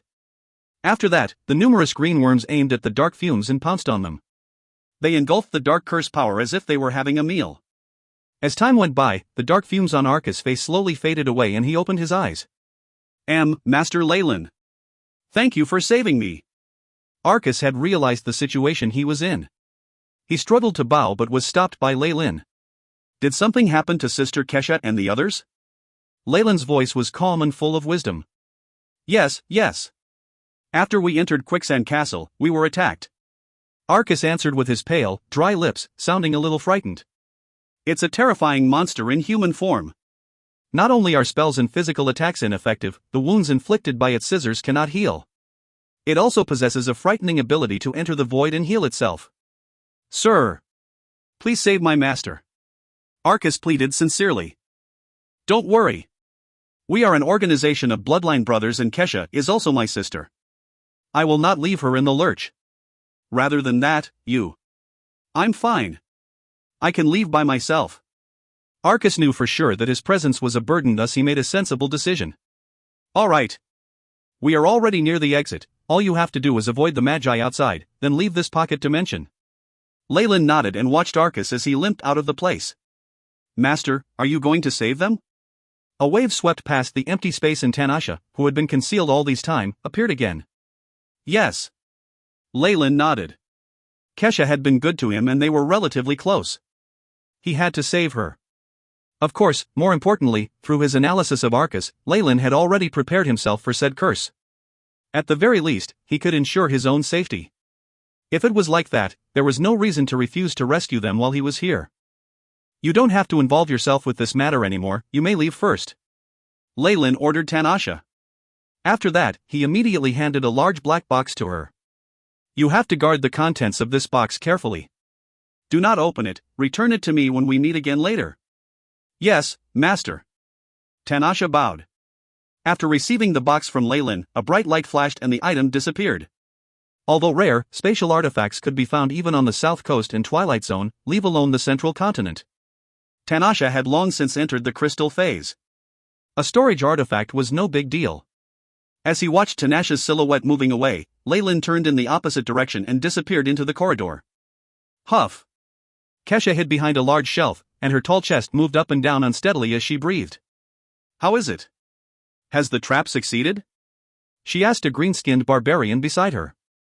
Both Kesha and the green-skinned barbarian had long, narrow wounds on their bodies. A pool of dark gas circled above those wounds. These two magi were almost entirely drained of their energies and they were at their worst condition. "The fog-bound labyrinth can only trap it for 3 minutes," the green-skinned barbarian said bitterly. "Damn it. That amount of time isn't even enough for us to recover, not to mention getting past the illusory corridor." Kesha looked despair. Being pursued by the man in black, especially after sustaining such injuries, the illusory corridor had refused to transport a cursed person like her several times. They were practically trapped in there while still alive. By now, both magi were already at their limits. They had no more strength to fight back. "I'd never expected that I would die here, and with a green-skinned dwarf beside me." Kesha let out a faint sigh. "What did you say, woman?" Angered after being called a dwarf, the green-skinned barbarian jumped up and pointed his staff at Kesha's nose. "If you guys hadn't intruded and killed many of our clan members, we wouldn't have chased after you and we wouldn't have run into that thing." Kesha wanted to refute further but her expression suddenly changed. She and the green-skinned barbarian dodged in opposite directions. Ka-cha! A brilliant, silver-white light streaked across and the large shelf was split into two. It exposed the silhouette of a man in a black trenchcoat who held a pair of scissors emitting a sharp radiance. "Oh no! It broke through earlier than expected." The green-skinned barbarian turned pale, looking even greener than usual, and it began to shiver. "Fuck!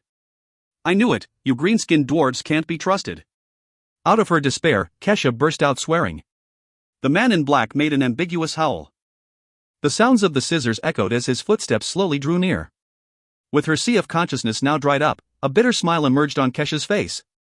However, the man in black was evidently not one to show mercy even towards a female as he raised his hand and pierced at Kesha's eyes with the scissors. Explosive fireball.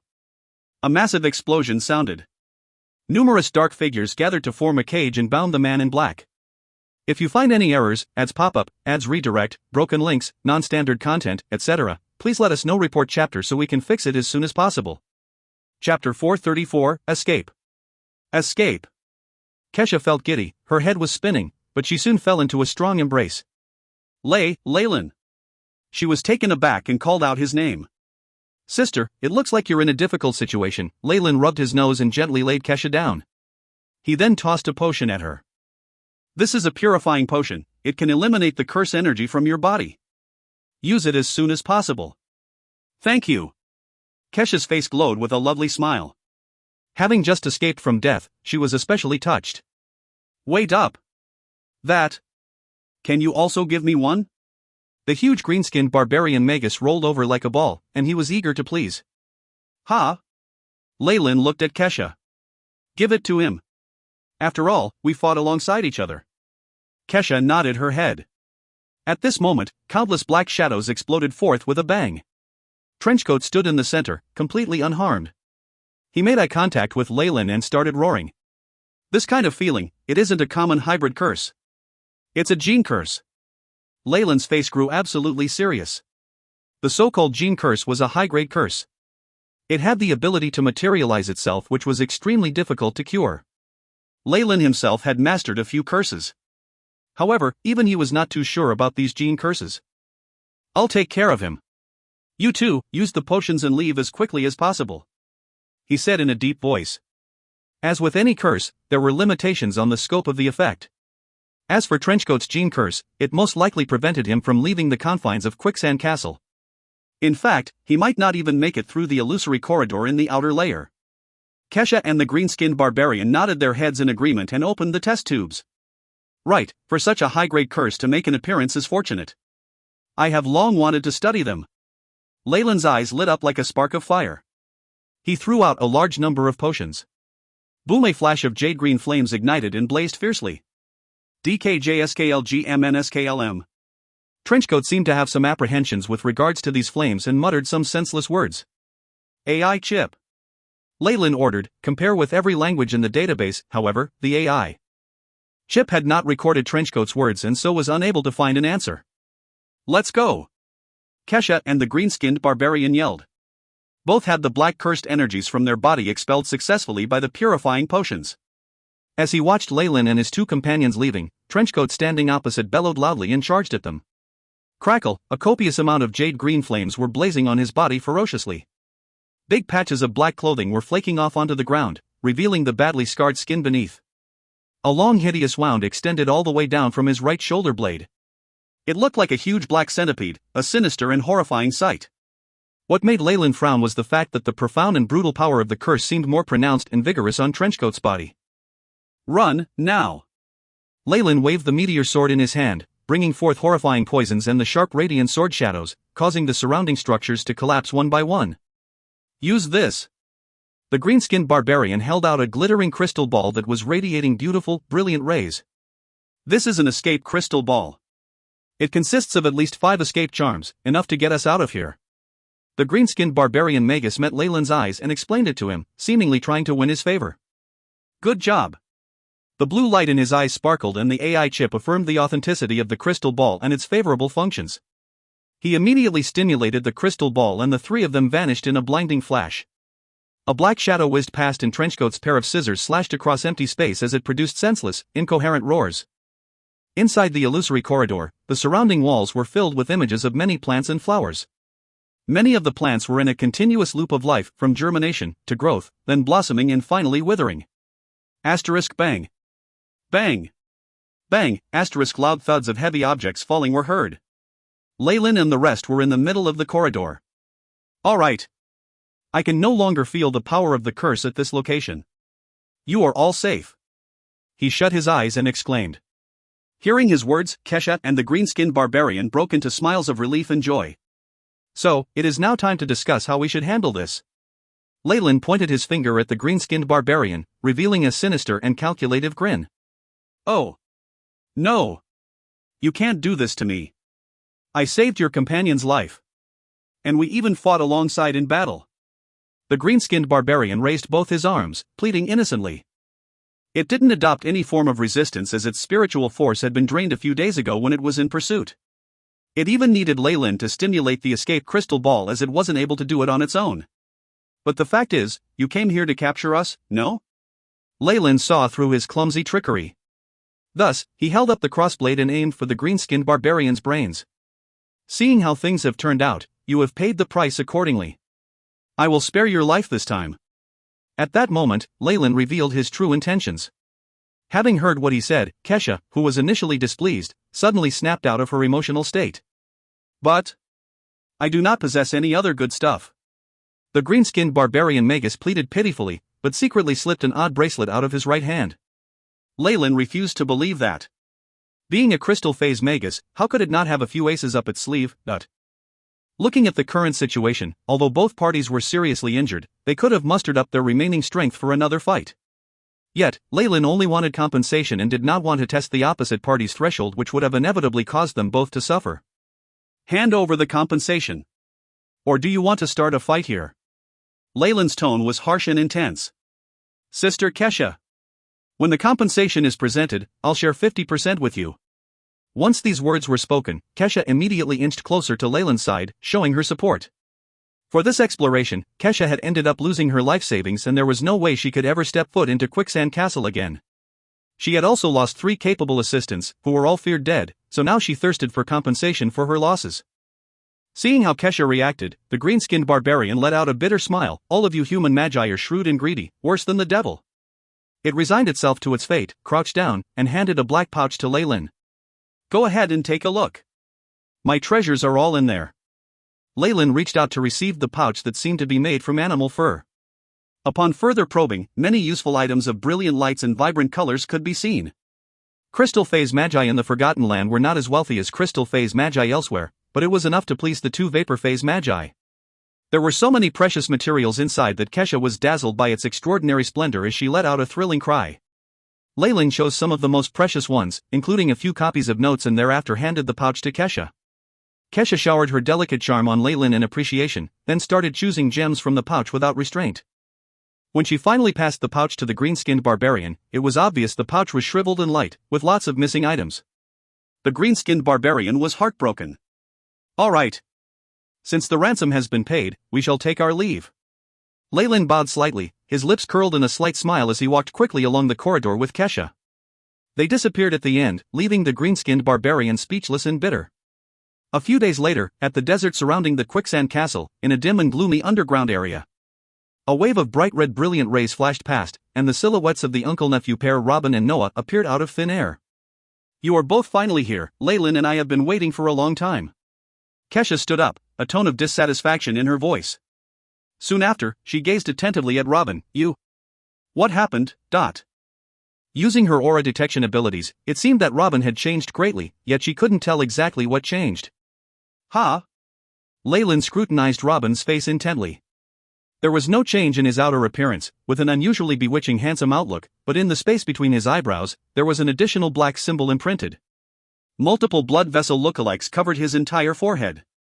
What amazed Leyland more was that the giant Kamoyan serpent bloodline on Robin's body seemed to be strengthening continuously, with the tendency to purify gradually.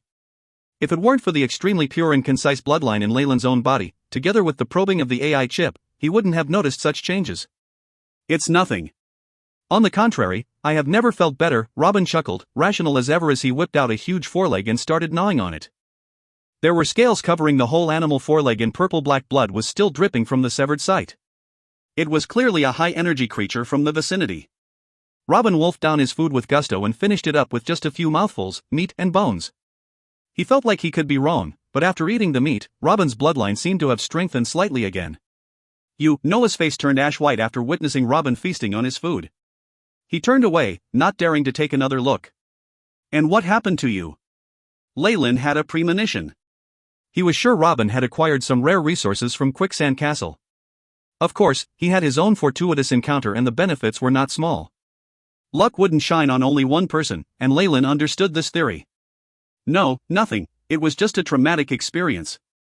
I might fast for a period, I do not even want to see anybody eating anything. Noah waved his hand weakly. The horrible memories from the previous dinner left a deep horrifying impression on him. Noah has experienced too little, let him be. We need to leave the quicksand pocket dimension immediately. Any objections? Robin was evidently clear-headed and wise, not mentioning anything about his experiences in the castle. Leyland and Kesha, as well, were too tactful to ask. If you find any errors, ads pop up, ads redirect, broken links, non-standard content, etc., please let us know. Report chapter so we can fix it as soon as possible. Chapter 435, Demon Hunter. Demon Hunter. No matter the profits or losses, it is time to leave. Leyland nodded, approving of Robin's suggestion. He had gained quite a lot this time, and had long since had the inclination to leave. More importantly, his pursuer, Tanasha, had surrendered into his service.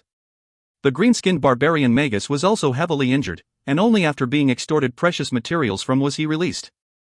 As for the road that Robin had taken, it was evident that it had been disastrous. These were crystal phase magi. The three powers outside would probably be stamping their feet in anxiety. By the time they reacted to the situation, Leyland and the others would probably be met with the joint attack from the three powers. On Leyland's end, the black Horal Snake warlocks that Robin and Roya had brought were all dead, and those following Kesha were probably in a similar situation. Arcus, who Leyland had rescued, had not met with them here. This would only have happened if he had other plans, or he had met with some unexpected situation, causing his strength to be greatly diminished. If they did not choose to escape now, were they going to wait to be killed? Alright, I agree as well. Kesha sounded helpless. Out of everyone here, she had gained the least, and it was not even enough to make up for the loss of the three warlocks from her family. When she returned, this would be a huge blow to them. Anxiety was apparent in Kesha's eyes. As for the way out, it's definitely impossible to go through the entrance of the pocket dimension. We should use our original plan and look for the weaker areas of the pocket dimension, and use escape runes to tear through the space and exit. Robin exclaimed. The entrance of the secret realm had probably been placed under heavy military guard long ago by the three organizations. Leyland and Kesha would not suggest leaving that way, and they all nodded in agreement. Under the scorching rays of the sun, the moisture in the ground evaporated, cracks appearing within. Somewhere, many cracks converged and caused a terrifying explosion. A hole opened up in the void, and a few pitiful figures dashed out of a tunnel. Based on these energy particles, it looks like we've successfully escaped and reached the Forgotten Land.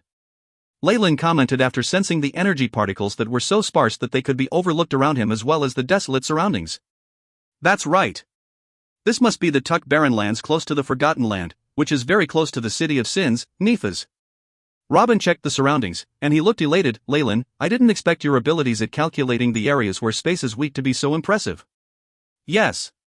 Not only did you use the shortest time possible and find the place where space was weak, you also evaded space storms and chose a place that is closest to Nephas City. It was no simple task to find the weakest spatial node in a pocket dimension. For Magi, this would require a very precise and meticulous probing ability, and the requirements when it came to calculation were even more terrifying. He. What are you saying? That's only a coincidence. Leyland rubbed his nose. All these may seem difficult to a regular Magus, but for the AI chip, it was just a walk in the park. He had even especially chosen a spatial node closest to Nephas City, also he could leave that place as soon as possible. He had reaped marvelous gains this time, and he had a bad feeling about this. It was this feeling that prompted him to leave without hesitation, even so going so far as to expose some of his abilities. It's best that we leave as soon as possible. Something feels off. Leyland furrowed his brows. The resources in the quicksand pocket dimension were far too plentiful, and just the highly valued pocket dimension, Quicksand Castle, was enough to arouse the interest and greed of Morningstar Magi. A Morningstar Magus was not something any of them could handle. I have a bad feeling about this too. Robin looked grim as he agreed as well. Hearing this, Noah and Kesha could feel the seriousness of the situation. The premonitions or feelings that Magi had, especially that of high-ranked Magi like Leyland and Robin, were usually accurate. It did nothing to reassure them, causing them to tremble in fear. Have the organizations in the Forgotten Land contacted the external world?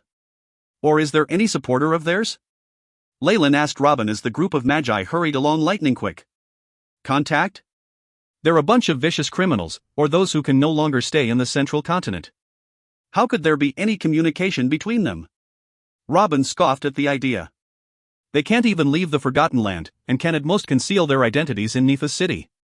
At this point, his expression changed and he immediately halted his footsteps. You mean? Leyland's expression was grim as he nodded. What's going on? Noah was baffled, while Kesha seemed to have some thoughts on this. The organizations within the Forgotten Land and Nepha's city have contact with each other? Or? She did not dare speak further, but the heavy atmosphere lingered in their hearts. But what can we do if we don't go to Nepha's city? The airship station there is the most convenient way to communicate with the external world. Kesha bit her lips. Let's take the long route. Leyland let out a long breath. This will take more effort. I've seen the map, and we'll pass through a few dangerous areas with rank 3 magi. However, as long as we're careful, there's a large possibility of us passing through, though it might take a bit more time. Robin nodded, agreeing with Leyland. Though it was very troublesome to divert their route all based on a conjecture, Kesha and Noah exchanged a few glances and did not object. The Magus world was filled with danger, and any carelessness could lead to the misfortune of death. Those who could become high-ranked magi were very confident in their premonitions, and would prefer to avoid any trouble even if it would cause them to expend more effort. The moment this group was about to turn around, there was an unexpected situation. Kacha, a huge hole opened up in the sky, and countless black streaks of lightning appeared with a thunderous sound. An incredibly mighty pressure suddenly descended, causing Leyland and the others to stand in a daze. Suddenly, Leyland felt this whole region being isolated from the surroundings, and the air suddenly becoming heavier, to the point that he could not even move a finger. This is the domain of a Morningstar Magus. I've felt it before at my mentor's. I can't be wrong. Robin turned back, face so pale it was like a corpse's. Found you. A hoarse voice was transmitted from the black hole in the sky, cold, unfeeling and condescending. It was as if Leyland and his group were a bunch of insignificant little ants. Numerous black streaks of lightning twined around each other to form a black, giant palm, grabbing at Leyland and the rest.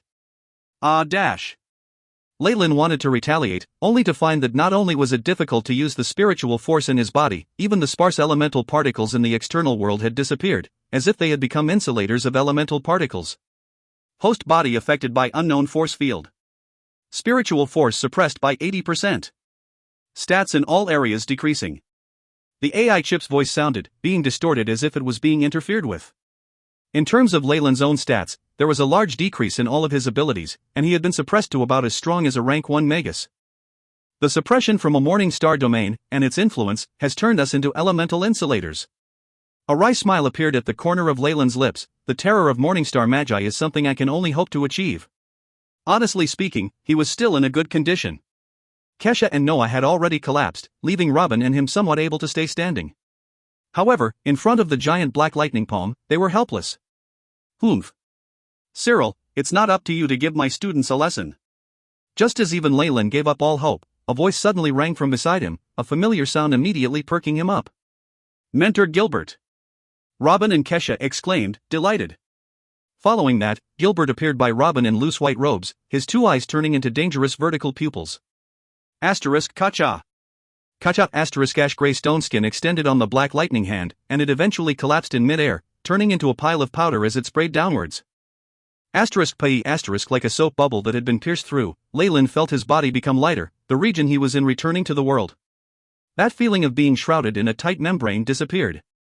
The numbers on the AI chip were returning to normal, as was his contact with the elemental particles.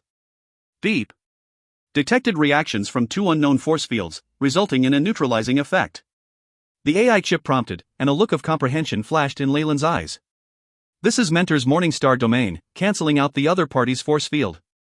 He had also gained a deeper understanding of how formidable Morningstar Magi were. Without reaching the Morningstar realm, just a Morningstar domain was a torture to many low-ranked Magi. In the face of Morningstar Magi, the concept of strength in numbers was just a joke. Giant Serpent Duke Gilbert. A figure appeared in the sky suddenly, and though he was just standing there, Leyland felt that he was like a high mountain. Demon Hunter Cyril. Leyland lowered his head, taking a few secret peeks at the sky. Cyril's face was gaunt, and his lips were very thin. He had a pair of silver eyes that could inspire fear in the Magus robes he wore, with black threads that formed demonic images, and the many chains, axes, and torture instruments along with, made him look frightening. Wait here. I'll go have a good talk with him. Gilbert placed his arms at his back. Wrapped in dense crimson rays, he floated above and, with Cyril, transformed into 2 shooting stars that disappeared into the horizon. Ha! Robin let out a long breath and dropped to the ground. He no longer cared about his image. The situation just now could be said to be extremely dangerous. If Gilbert had not reached in time, they would probably be in a terrible state. If you find any errors, ads pop up, ads redirect, broken links, non-standard content, etc., please let us know. Report chapter so we can fix it as soon as possible. Chapter 436, Private Airship. Private Airship.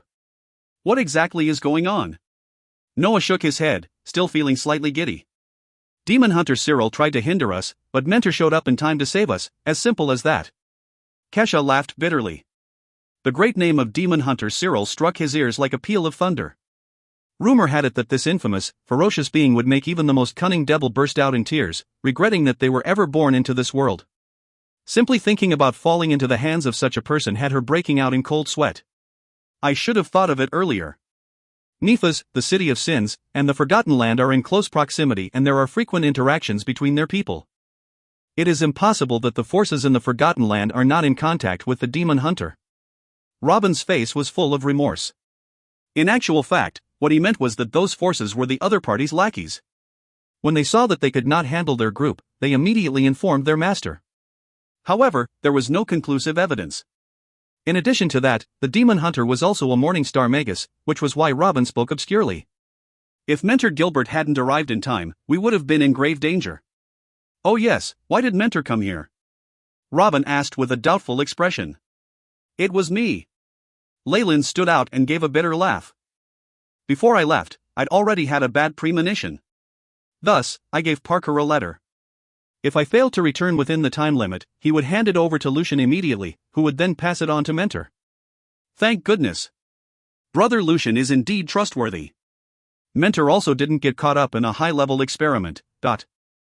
His words were only partly true. As a matter of fact, it was the coin of destiny which allowed Leyland to predict the interference of a force at the Morningstar realm. However, he could not bear to give up on the Lamia hair, hence he adopted such a compromising measure. From the looks of it, it wasn't a bad result. Sorry. I acted on my own. Leyland admitted and apologized immediately. No. It's nothing. We still have to thank you for your vigilance. Robin waved. That's right. Who would have known that the Demon Hunter was actually so treacherous? He even tried to snatch away small fries like us. Kesha spoke with a face full of indignation. Silence. Leyland and Robin shouted simultaneously to stop her. Towards Morningstar Magi, even if we are enemies, respect must be given no matter what. This is to respect the truth. Kesha flushed red from embarrassment and lowered her head. Rumble, at this time, a large wave was transmitted from afar. Leyland looked towards that direction in concern. No need to worry. The Demon Hunter may be famed for his strength, but you have to believe in our mentor. He is also very powerful. Robin noticed the worries on Leyland's mind and gave him a comforting smile. Let's hope things will be as such. Leyland replied a little forcefully. Getting Duke Gilbert out was already his last resort. Apart from this mentor, he could no longer think of any other ways to make the Demon Hunter give up. Should their mentor be defeated, the students themselves would not have a good ending as well. Strength. It still comes down to strength. Leyland could not help but clench his fists together as his yearning for the Morningstar realm grew. Whoosh, a scarlet ray of light streaked across the horizon and Gilbert's silhouette emerged before Leyland and the others. Mentor. Robin and Leyland rushed to bow. You rascals, look what trouble you've gotten yourselves into, you even provoked Cyril. Gilbert swept his eyes over before a smile surfaced on his bald, bare face. It seems that in the battle between him and the Demon Hunter, he was not on the losing end. After realizing that, Leyland heaved a sigh of relief in his heart. At least the worst-case scenario no longer had a chance of occurring. All right. You must be exhausted after the expedition, just take a trip back on my airship. Smiling, Gilbert waved his hand and a small airship appeared on the spot. Although it was smaller in size than the public airships, it was evidently more luxurious and ornate. The spell formations drafted on it were also more intricate and powerful. This is, Leyland's mouth opened wide. Despite its small size, it was still a proper airship. With enough space to fit an airship of this size, surely Duke Gilbert's space artifacts must have been at the level of magic equipment at least. But Robin thought Leyland had lost his senses because of the airship. This is the Black Scale, Mentor's ship. When he advanced to become a Morningstar Magus, the Fail clan sent it as a gift. It can use any network of channels and will be treated as an honored guest at maintenance and rest stops. He explained with a smile. What a lavish clan. Leyland gasped. The family, which had control over the central continent's airship channels, had a lot of inside information as expected. Will they send a gift for every Morningstar Magus after they are promoted? Leyland suddenly remembered and asked. That's right. Basically, after a Magus is promoted, the Fail clan will definitely send a private airship as a gift. Robin nodded. What a great scale of spending. Of course, Leyland knew very well that it was probably not the intention of the Fails. Instead, the monarch of the skies was using the chance to get on the good sides of the Morningstar Magi. The Black Scale's interior was very luxurious. Comprising a master room, guest room, kitchen, meditation room and a customized living room, the airship was big enough to accommodate dozens of people without seeming crowded. For a private airship, this was enough. Gilbert sat on a sofa in the middle of the living room while Leyland and the other three stood respectfully at one side. A few clear-winged elves carried the teapot and cups and swiftly poured a cup of red tea for everyone. Sit. Gilbert chuckled. I am also rather interested in your experiences this time round. Leyland's heart stirred. He knew that whatever was to come could not be avoided, but he showed no dissatisfaction about it. By the sole fact that Gilbert saved him, it was only right to share a large portion of the reward. Tiny energy waves are detected. Identified as bloodline artifacts detection technology. Space artifacts are unable to cut them off. By this time, the prompting sounds of the AI chip had reached Leyland's mind. In his vision, he distinctly saw a scanning wave sweep past the four of them, not even sparing Noah. The wave was so obscure that even Robin could not feel it scanning his body. It even went on to scan Leyland's spatial pouch and ring. Despite that, Leyland's face remained unchanged. The few people remained silent for a while before Robin took the lead and spoke up. Mentor, it's like this. After listening to his narration, Gilbert looked at the imprint of the spell on Robin's forehead and took a deep sigh. I didn't expect that you would ultimately choose this path. This is my choice. Robin bowed and replied, if not for this, I'm afraid I wouldn't even get the chance to look at the realm of the Morningstar. He spoke resolutely. As your mentor, I can only guide and advise you in your pursuit of the truth and the power of the bloodline. As for your final choice, I will not interfere any further. Gilbert shook his head and said, since you are insistent on doing this, then so be it. Mentor, on the other side, Kesha was acting like a little girl, on the verge of crying. She spoke about her encounter extremely miserably. Arcus and the other two are all dead. That's half the strength of my clan. Mentor. Towards the end, Kesha's eyes flushed red and she started crying. Tears flowed out like a waterfall. She spoke nothing about her earnings from the extortion of the green-skinned barbarian, which was done in collaboration with Leyland. All right. Gilbert said helplessly. After this, I will give orders for your clan to be taken care of. Thank you, mentor. Kesha's face brightened up instantaneously, with such speed that it created a pang of admiration in Leyland. Leyland, how about you? Gilbert finally directed his attention to Leyland, with a slight smile of interest in his eyes. What the hell? Amongst you, one is his former student, while the other is a woman. I, the newcomer, am at the greatest disadvantage. In his mind, Leyland rolled his eyes, but he kept a calm expression on his face. He patted the space pouch respectfully and a few items appeared on the desk. A bloodline crystal. Kesha covered her mouth and let out a gasp as she saw the blood-red stone. However, Robin's focus was on the long-root fruit and a few pieces of large, milky white bones. As for Gilbert, he looked engrossingly at a large egg which sat in the middle of the desk. As he looked at the blood-red runes on it, he appeared to be deep in thought. Leyland, you've struck it big this time in the pocket dimensions. Kesha leaned forward, almost squeezing her whole body into Leyland's embrace. This sister's clan is already so pitiful, shouldn't you help me out? Gilbert, however, made a carefree laugh. This is the egg of a blood vulture. Blood vultures in the ancient times were originally well known for searching for bloodline artifacts. Leyland, I suppose you got lucky and found a nest of blood vultures? Yes. Leyland scratched his head, looking a little embarrassed. After I found the nest, I hid there for a few days before I finally seized the chance and snuck these things out. Upon hearing that, a hint of jealousy appeared on everyone's face, even Robin's. Why didn't such good luck descend on him? These items, I'm willing to offer them all to mentor. What Leyland said thereafter turned Robin and Kesha's minds blank. It's not even possible not to offer. Leyland gave a sincere look, but he was utterly bitter inside. After discovering that Leyland possessed these items and did not hand them over, Gilbert would not feel good about it. If that was the case, Leyland's future life in the Ouroboros clan would be difficult. Ha ha. Good. Gilbert laughed out loud. If you find any errors, ads pop up, ads redirect, broken links, non-standard content, etc., please let us know. Report chapter so we can fix it as soon as possible. Chapter 437, Completing the Project. Completing the project. Upon hearing Leyland's words, Gilbert stared blankly at him for a while, and then started laughing heartily.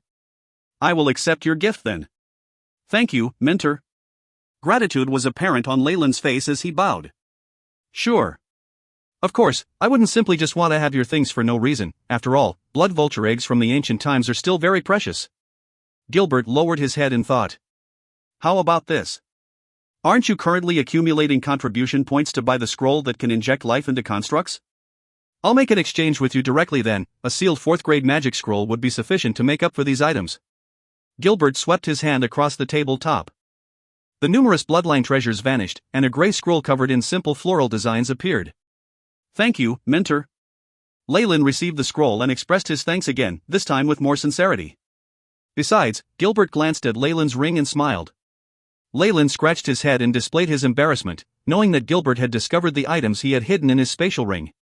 After nightfall, Leyland lay on his bed and examined the scroll in his hands, satisfaction written on his face. Exchanging those items for a 4th grade scroll is indeed a fair trade. I didn't suffer. He then looked at the ring on his hand and collapsed onto the bed, looking as though he would fall into deep sleep soon enough. Boo! In actual fact, he was sneering secretly. What Gilbert had discovered was actually what Leyland purposely wanted him to.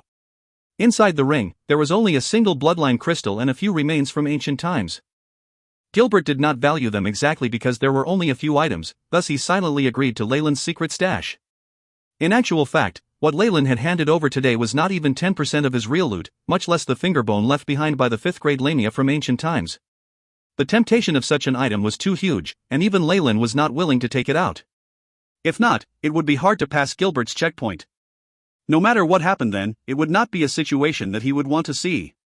After all, Gilbert was rather nice to him, and he didn't want to fall out with his mentor and the Ouroboros clan. Benefits are the greatest reason why people are divided, and Leyland did not want to use the fingerbone to put the bond between master and disciple to the test.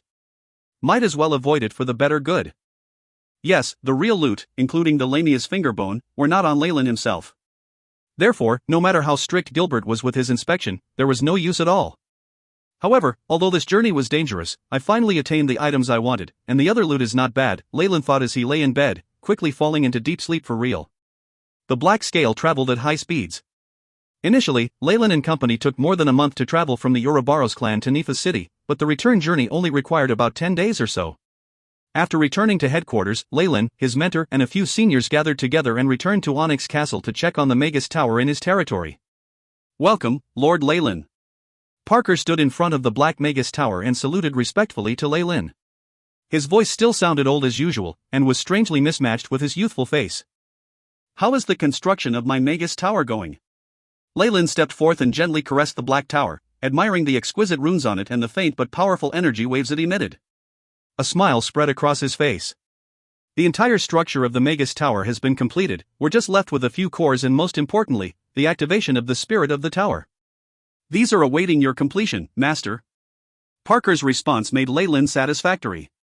He was serious when working too, the previous task that Leyland had given him was performed well. He had successfully delivered a letter to Duke Gilbert and helped Leyland avert his misfortune. Excellent. Leyland nodded. Bring Snoopy to my lab someday. I haven't taught him anything new in a long while too. He, of course, knew that age was catching up to Parker and he had no ambition, so he placed all his hopes on his grandson Snoopy, whose importance surpassed any reward. Of course, after hearing what Leyland said, Parker was slightly excited and his bow almost reached a right angle. Thank you on his behalf, Master. On my way back from this trip, I obtained the Scroll of Life. Under my orders, prepare to begin work. I would like my Magus Tower to be completed immediately. Leyland gave his orders indifferently. Your wish will be executed. Parker replied. All the preparations for construction were already complete, and the other core materials had already been prepared too. All was left was to wait for Leyland to return and take the lead. Wandering in his own Magus Tower, Leyland examined every corner carefully. The interior of the Magus Tower was very spacious. Leyland created all of it according to the highest standards, with a complete set of facilities that looked refined and luxurious. Leyland looked at level after level, especially the positive and negative energy reactive pools, along with other places such as the laboratory, the binding room, and the ecological garden. AI chip. What are the results of the scan? While looking around his tower, Leyland did not forget to let the AI chip fully scan and record the decorations and spell formations that he saw before conducting an inspection. 1. The AI chip sent feedback faithfully. As the blueprint of the structure was originally done by Leyland himself, using the AI chip's perfect deductions, the decorations of the entire Magus Tower were perfect, almost to the point that no fault could be found. The remaining areas that could be further optimized were only small problems that resulted from improper construction and other reasons. No matter how perfect his plan was, as long as it was executed by humans, accidents were bound to happen. Leyland had long prepared for this. The rest is alright, but the previous ecological garden can be altered a little by adding in the data I collected about the environment in the ancient times while at Quicksand Castle. Leyland stroked his chin. Since the Magus Tower was yet to be completed, he could still take the chance to amend it now. If he waited until the defensive spell formations were activated, especially after the Tower Genie had been awakened, then he wouldn't be able to amend anything even if he wanted to. AI chip. Design an improved version of the blueprint according to what I said earlier. Leyland had always liked to put the AI chip in charge of the nitty-gritty things, while he himself was responsible for directing the big picture. Task established, adjusting original blueprint. Adding in simulated environment parameters from ancient times, beginning formation of the blueprint. The AI chip operated swiftly and projected a new blueprint in front of Leyland within a few minutes. Leyland scanned the blueprint many times, satisfied with the blueprint made by the AI chip. Yes. To maximize the use of the original resources and setup, I just have to add a few items and spell formations. This will do. He now had numerous subordinates and a huge number of Stone Tribe slaves. Once he handed down the task of amending the place, it would only take a small number of people working in shifts day and night for 10 days to complete it. Leyland stood at the side of the negative energy reactive pool on the lowest level and examined the complicated spell designs. At the radiance of the pure gold, silver and other precious materials, his face showed no signs of sadness or joy, maintaining tranquility. Simulation of the spell formations of the entire Magus Tower complete, 341 dummy runs, number of malfunctions, 0. The blue glow of the AI chip flashed in the depths of Leyland's eyes. Begin. Leyland exhaled gently, and placed a piece of compressed energy crystal that was emitting immense light rays and heat, much like a miniature sun, into a groove at the heart of the spell formation. BRR, the entire spell formation started to shake, and ring after ring of runes appeared out of thin air. Traces of light circulated on the spell formation. Start. Leyland's spiritual force extended and connected with the spell formation. In the instant when the spiritual force came into contact with the spell formation, Leyland felt as though he had opened a valve, causing a multitude of energy particles to be frantically absorbed by the spell formation, before passing through a complex conversion channel and flowing into the negative energy reactive pool. Meanwhile, outside the Magus Tower, Parker, Kubler, Snoopy and Leyland's other subordinates had all gathered to watch this scene, their eyes all brightly lit. A huge elemental wave seemed to form a vortex that was absorbed by the Black Magus Tower. One by one, the magical runes on the body of the tower lit up, bringing about frightening and yet stable waves, firmly connecting to one another. Only Leyland was in the Magus Tower at that moment. He ran to the top of the Magus Tower at the speed of lightning and saw that the external appearance was almost the same, but the spell formation and storage pool gave off an entirely different vibe. Next, the positive energy reactive pool. Leyland pushed the same high-energy crystal into the groove, and the same activation spell appeared from Leyland's hands, merging into the four walls. Boom, at the top of the Magus Tower, a huge elemental wave practically condensed into a physical substance, energy particles of various colors emitting brilliant lights and vibrant colors. They quickly subsided into two rainbows, one bright and one dark. Soon after, the bright rainbow was absorbed by the peak of the tower, while the rainbow with a hint of gold submerged into the ground. The positive energy reactive pool buzzed continuously, the elemental liquids within accumulating further and further until it finally reached the middle mark. Two spheres of light that resembled stars emitted from the peak and underground of the tower, spreading continually across the structure. Numerous runes lit up one by one, and finally converged at its center. Magus Tower spell formation fully activated. Currently operating well. The AI chip pointed out. At that point, Leyland was standing on the point of intersection of the positive and negative energy reactive pools. An unadorned scroll covered in bizarre floral designs appeared in his hands. 4th grade magic, the scroll of life. AI chip, prepare to inject knowledge into the being. Leyland ripped open the gray scroll, and rays of light burst out. Suddenly, a terrifying attractive force was transmitted from the scroll. The vapor phase spiritual force of his consciousness was consumed in huge quantities, and the process only came to a gradual stop when it was close to being exhausted. 8% of the main structure of the Magus Tower has been scanned. Defense spell formation operation intact, areas that can still be further optimized. 2. If you find any errors, ads pop up, ads redirect, broken links, non-standard content, etc., please let us know. Report chapter so we can fix it as soon as possible. Chapter 438, Tower Genie Number 1. Tower Genie Number 1. Of course, with how much of his wealth Leyland had expended on this, the power of the activation spell was not to be belittled.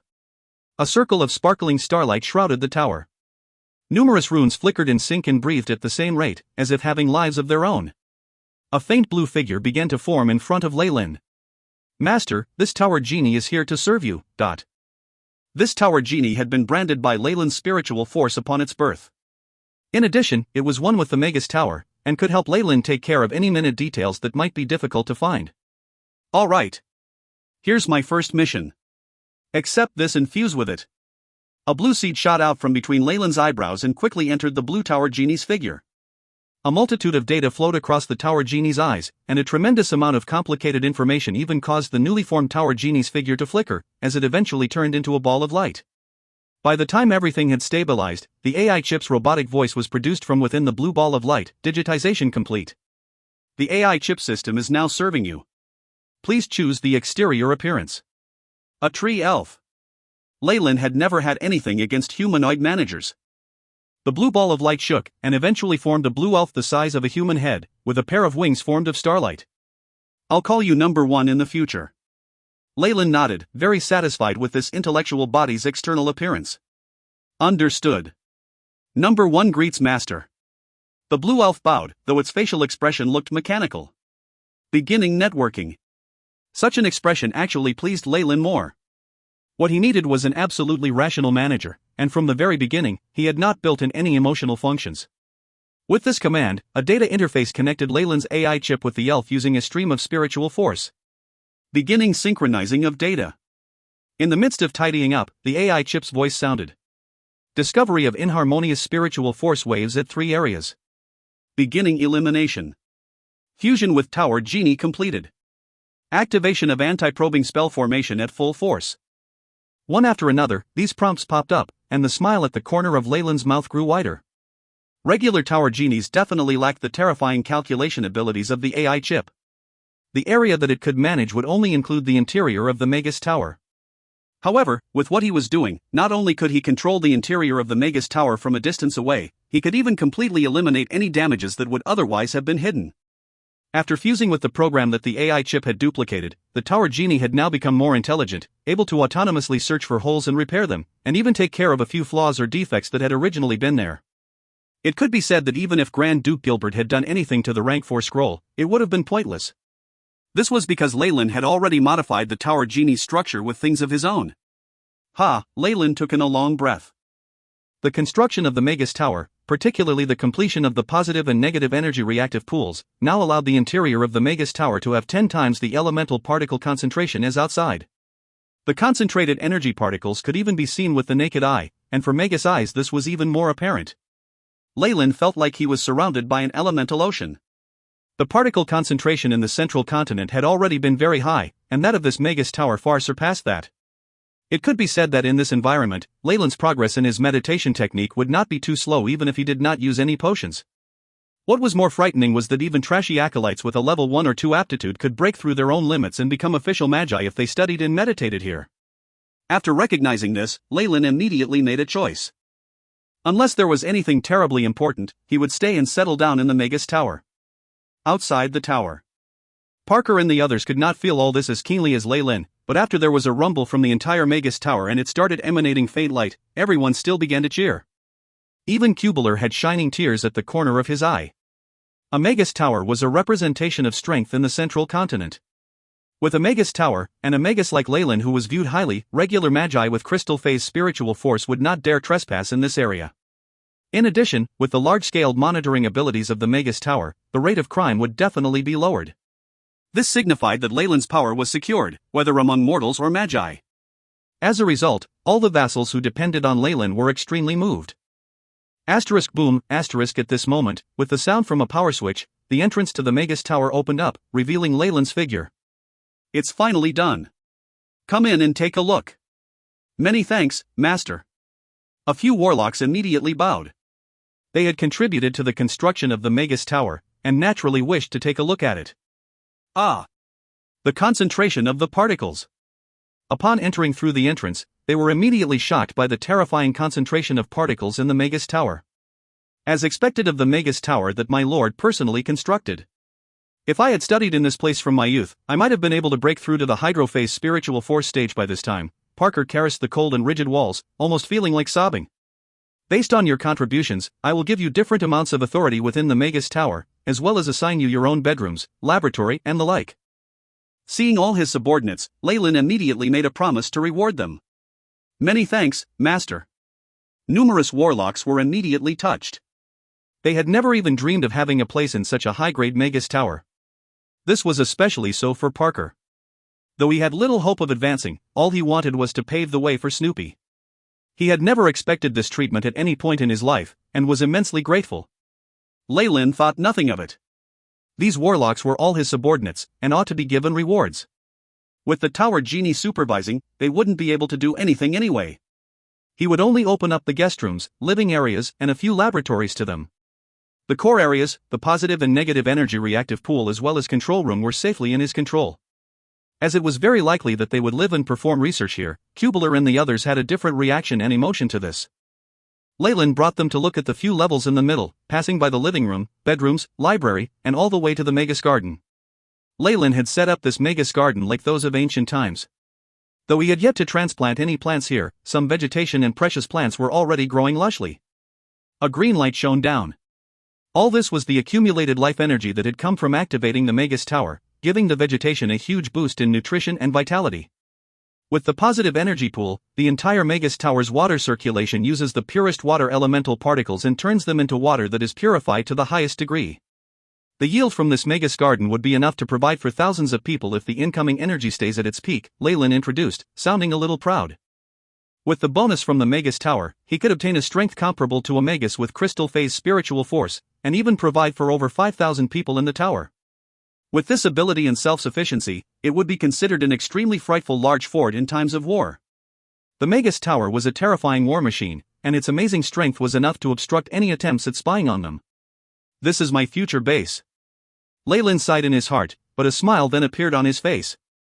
To celebrate the completion of the Magus Tower, I will hold a feast in Onyx Castle tonight. Let us all revel. An intoxicating clamor spread throughout the room. Night fell and Onyx Castle was filled with scenes of jubilation, with many female singers, dancers, and entertainers presenting their art with all the energy they could muster. Waves of delicacies and fine liquor were constantly sent to the feast like running water. As this was in the form of a family banquet, the rules were lax, and even regular nobles were invited. Though the warlocks had formed a circle of their own, they were not repelled by the clamor outside. All faces were brimming with smiles, full of hope for the future of their territory. With Leyland's status, nobody dared disturb him. He drank a few glasses and encouraged his subordinates with a few words, and then secretly left the castle. The moon hung high in the sky, silver moonlight spilling down. The night air held a chill to it and was just right for those who had consumed alcohol. Of course, with Leyland's body, there were few wines that could get him drunk. He came to the side of the Magus Tower. Here, due to the superb detection abilities of the tower genie, the original guards had all been transferred out. A ring-shaped rune suddenly brightened on Leyland's hand. I'm here. Come over. Leyland said, his tone holding within a command that was difficult to ignore. A black figure appeared from the air, and came to stand silently beside Leyland. Come with me. The entrance to the Magus Tower opened up with a rumble, welcoming its master. They went all the way to the reception room, and only then did Leyland's facial muscles relax as he took a seat on the sofa. Sit. You don't need to conceal yourself anymore here. My Magus Tower has powerful detection spell formations. Even the spying of Morning Star Magi can be recognized. The person in black robes hesitated, and then threw back her hood, revealing a pretty female face with a golden headband on her forehead. Master! She exclaimed in a low voice. This female Magus was the fugitive Magus leader that Leyland had subdued, Tanasha. Watching Tanasha taking a seat, Leyland asked slowly, I hope there weren't any troubles on the way here. If you find any errors, ads pop up, ads redirect, broken links, non-standard content, etc., please let us know. Report chapter so we can fix it as soon as possible. Chapter 439, Deceit Seen Through. Deceit Seen Through. The Forgotten Land was very infertile and could be said to be a desert of the Magus world. Magi who traveled there were all fugitives who had been driven to desperation in the central continent. Of course, Tanasha was no different. If her identity was exposed, it was not just her, but also Leyland who would be in deep trouble. No, I have been very careful so far. I didn't leave behind any information about my appearance or scent, and I did not use an airship, she stated. Very well. Leyland nodded. Where are my things? Right here. A large black box appeared on the table with a swish of her hand. Seeing the seal still perfectly untouched, Leyland gave a look of satisfaction. He opened the box, in which was a thick layer of soft white fur. This was the king blood vulture's feathers. It contained the miraculous ability to conceal a bloodline's aura, and it had even fooled Leyland previously. After brushing these white feathers aside, the energy waves of many bloodline treasures radiated out, surprising Tanasha. A mountain of bloodline crystals and many strange bones, as well as fruits, rhizomes and such containing the power of bloodlines, were piled up messily, as if they were not of any monetary worth. However, deep inside, Tanasha knew that once these items were revealed, it would greatly impact the Ouroboros clan. Every single item in there could make a high-ranked warlock go crazy. Although she brought them over as per Leyland's orders, it was also by his order that she did not open the box. It was only then that she became aware of the contents of the box. This was obviously Leyland's plan. When he acquired the loot in the pocket dimensions, he had already considered ways to get them past Gilbert. After all, as the person who had sent out the information, he had already known long ago about Gilbert's arrival. How could he not have prepared for it? Morning Star Warlock's ability in detecting bloodline treasures was far exceeded Leyland's expectations. He had no confidence in hiding them at all. Hence, Leyland chose not to bring them with him. Even if Gilbert monitored Leyland's spatial pouch and ring, he could only find some of the things that Leyland left behind intentionally. The real loot was all moved away by Tanasha. With regards to this setup, it certainly was a decision that Leyland had made with determination. Firstly, Tanasha had not only sworn her loyalty to him, but also allowed a part of her spirit source to be held by Leyland. For a Magus, this kind of restriction was practically fatal. If Leyland destroyed that part of her spirit source, Tanasha would lose her mind even if she did not lose her life. On top of that, he deliberately won her over previously and agreed to take revenge for her. The assigned mission was just to transport an item. Leyland had some confidence in her. For safety's sake, not only did he cast a sealing spell on the black box, but he also used the king blood vulture's feathers as a cover in order to conceal the bloodline energy waves of the treasures. It seemed like the plan had succeeded. Leyland looked at the pile of bloodline treasures, nearly laughing. Among the many bloodline energy waves, a fingerbone lay there quietly, yet majestically like a king. It made the other treasures seem less appealing. Tanasha stared at the fingerbone as if she had seen her enemy. What is this thing? Evidently, the aura of the fingerbone made her uncomfortable. This was unfathomable for a crystal phase Magus. Even though it was just the remains of a creature, it had the power to make her so uncomfortable. How powerful could the living creature have been? Tanasha fixed her eyes on Leyland. Now, she began to find this young Magus increasingly unpredictable. The Lamia fingerbone. Surprisingly, Leyland answered the question directly. Tower Genie, keep these items safely. Leyland picked up the fingerbone and ordered the small blue elf beside him. Yes, my master. The small elf held its chest and bowed. After that, a mechanical puppet walked over and took the black box to be stored in the treasury. Tanasha, come with me. I might need you later on. Leyland called out to Tanasha with a downcast face. Subsequently, he brought Tanasha all the way down to the rune binding room before he came to a stop. Powerful binding runes, energy isolating runes, the power of corrosion, the weeping of vengeful spirits, gravity runes. Tanasha looked at the runes on the walls as her expression darkened. With so many binding spells, even Tanasha, a crystal phase Magus, would have difficulties struggling her way out. This led to an even deeper understanding of Leyland's financial capabilities. You set up such strict bindings. Do you intend to summon the Great Devil? Tanasha asked, with a slightly provocative tone. No. This is only set up in case of an emergency. You know it, the astral plane is filled with all kinds of strange creatures. A little more preparation never hurts. Leyland's face carried an odd smile, but never did I expect that the first subject that it would be used on would actually be this. As a light shone from his right hand, the lamia fingerbone in Leyland's hand immediately appeared at the center of the bindings. A strong sluice gate made of reinforced glass dropped and the many runes began to flicker. The lamia fingerbone lay there silently like a dead creature. Tanasha held her breath. She knew that Leyland was probably going to show her something unusual. Tower Genie, begin first-level operations of the bindings. Following Leyland's orders, the circle of lights in the binding room lit up all at once. An invisible power lifted the lamia fingerbone. Start purification. As per the Tower Genie's emotionless command, 2 small lightning clouds grew above the bone, streaks of lightning crackling as they burst towards it. I know you're still there. There's no need for the pretense. Come out. Under the lightning, the white fingerbone appeared to be unaffected. However, Leyland had a straight face, with an expression as cold as ice. After a few minutes, there was still no sign of any anomaly, causing Leyland to sigh deeply. Begin the next level of purification. Authorization verified. Inputting energy. Upon hearing the Tower Genie's voice, the original 2 clouds began to transform immediately. Dark, black clouds suddenly soared above the area, and the lightning acquired a subtle red hue. Thick bolts swept across the bone mercilessly, causing narrow cracks to surface on it. If you continue doing that, you'll destroy the fingerbone. Tanasha looked at Leyland, but his expression did not stop, indicating he had no intentions of stopping. Under the lightning that had been strengthened tens of times, the bone began to vibrate, as if it was going to explode into dust any time. Ring, just when Tanasha thought the fingerbone was about to explode, a strange scene suddenly appeared. A ring of green light burst out violently, with such a strong power radiating that it split the dark clouds apart in a second. Hiss, a touch of green light emerged. It then transformed into a phantom of a young, green-haired woman, now lunging towards Leyland.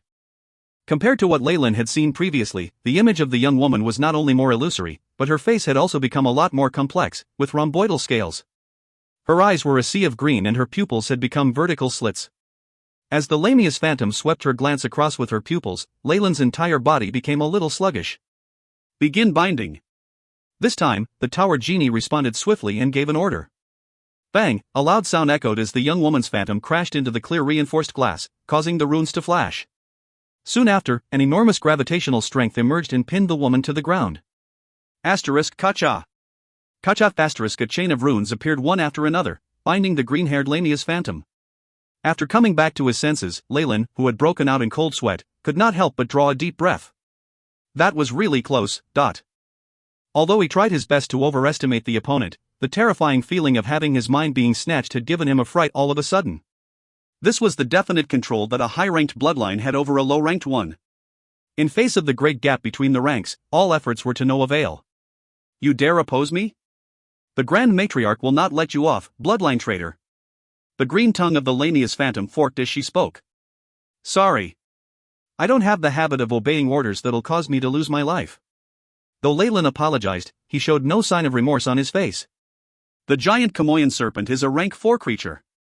It needs to obey the lamia's bloodline, which is of a higher rank. This is branded deep into the inheritance of the bloodline and is not able to be changed. The lamia's phantom glared at Leyland and asked, How did you escape? How would I know? Leyland swished his hands. In actual fact, he had guessed that it might have a connection with his bloodline. Not only was the giant Kamoyan serpent's bloodline in him extremely pure, there was a great possibility that through the AI chip's purification, his bloodline differed from the original. What is this? Tanasha stared at the lamia with a look of curiosity surfaced on her face. The owner of the fingerbone. Just a projection of a destroyed, shattered and unwanted memory fragment. Leyland spoke with disdain. When did you find out? After seeing Leyland like that, the lamia calmed down. I knew from the beginning.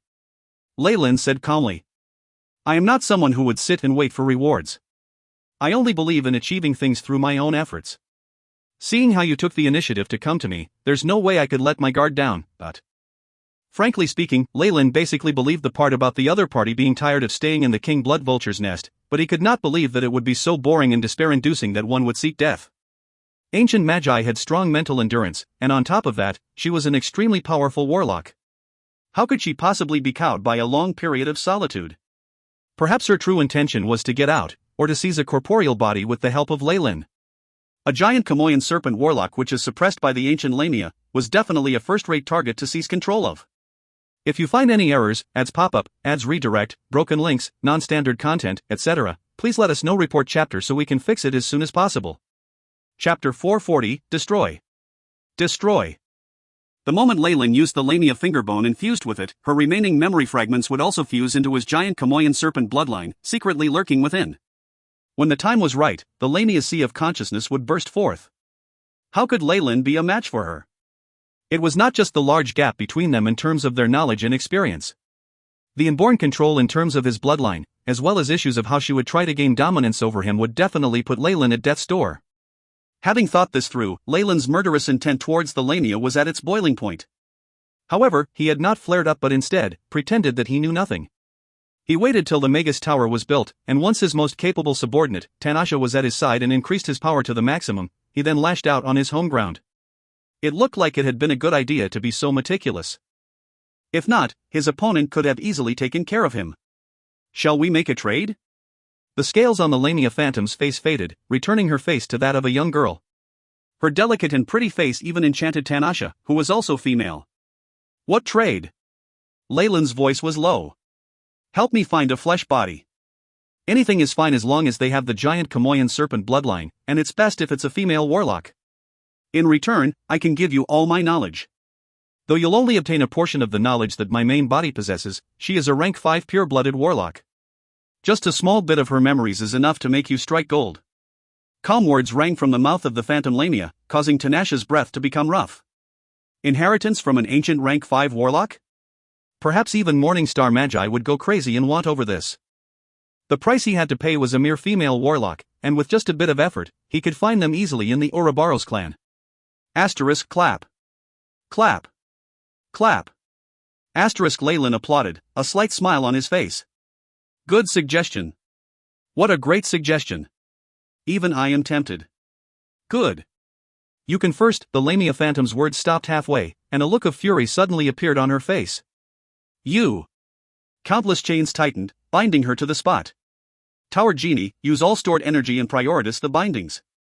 The aim is to exterminate this person. Tanasha, help me. Leyland's face suddenly changed, and he made to deal the fatal blow. Great amounts of thunderclouds were produced, lightning washing over the phantom time after time, causing her figure to become even more illusory. Tanasha obeyed Leyland's order subconsciously, and her crystal phase spiritual force emanated, reinforcing the runes of binding. Traitor! The Grand Matriarch will not let you off. Hiss, the phantom image eventually turned into a half-human, half-snake and hissed, her expression incomparably fierce. Let's talk about it when she finds me. Leyland's expression was resolute, constantly urging on the runes and spell formation of binding. The inheritance from an ancient rank 5 warlock was indeed very tempting, but Leyland had his own considerations.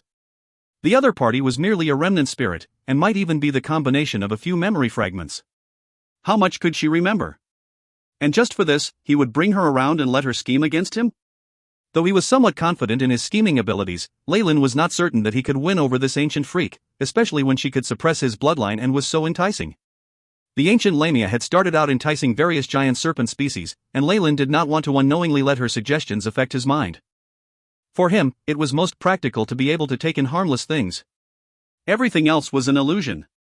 If you don't die, I can never be at peace.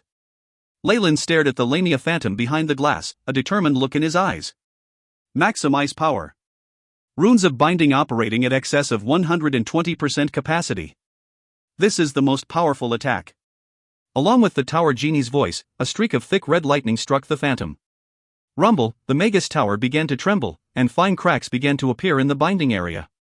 The phantom image of the Lamia seemed to have given up all hope as she dissipated to nothingness under the red lightning. Pack, a fingerbone with cracks all over its surface, fell to the ground. It's over.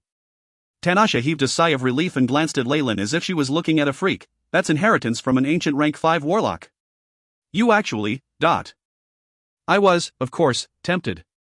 Leyland shook his head, but it wasn't to the point that I would become muddle-headed in the face of it. Ancient magi have too many methods. I wouldn't dare bring a disaster waiting to happen along with me at all times. As he spoke, the Tower Genie constantly scanned the fingerbone in the binding room, streams of electric light moving across its surface. Level 1 scanning complete. No remnant spiritual force found. Level 2 scanning complete. No abnormal reactions found. Level 3 scanning complete. Confirmed total extermination of remnant spirit of Lamia. Red, green, and blue rays shot out and scanned the fingerbone to and fro, not missing any spots. A streak of blue flashed in Leyland's eyes, and he waited till the AI chip gave the final confirmation before he issued the command, "Open up the protective layer." Shoo, the tempered glass split apart. Bathed in milky white light, the slightly cracked fingerbone floated to Leyland's hand. Though it looked like a mere fragmented bone, the rejoicing of his giant Kamoyan serpent bloodline told Leyland that the moment he digested this bone, his bloodline would become so pure it would be unimaginable, and might even be able to help him advance. If Mentor Gilbert were to know about this, he would immediately fall out with me in order to obtain it. What ties we have as part of the same clan, our mentor-student relationship or ethics would mean nothing at all. Leyland sighed inside. If not for the isolation by his Magus tower, he would not dare take it out now. Though it's best if I use it right now, it has too much research value. Besides, Leyland glanced at the data recorded by the AI chip. Activity of host body's bloodline increasing. Maturation period of bloodline estimated to be in 124 years, 4 months. Though it was just some physical contact with his skin and the waves and energy radiation from the fingerbone, it had the legendary effect of lamia hair, allowing Leyland's bloodline to mature by a large amount. Based on the situation, I don't even need to absorb the bone. I can make use of the radiation to increase the rate of my bloodline's maturation by nearly tenfold. Looks like I'll need to stay in the Magus Tower as much as possible from now on. Leyland touched his chin and ordered the tower genie, "Keep the lamia fingerbone well. Store it based on all procedures for special grade 1 materials." "Understood, Master." The little elf quickly took the lamia fingerbone and vanished. There was no other way around it. Bloodline warlocks were extremely sensitive to this type of item. If Leyland brought it with him, not counting Lucian and the others, Gilbert would definitely sense it. The only way was to make use of the powerful energy isolation abilities of the Magus Tower and conceal the undulations from its aura. After taking care of all these matters, Leyland looked back and revealed a kind smile to Tanasha. "All right. Tanasha, welcome." After going through such a secret matter together, he evidently had a better relationship with Tanasha.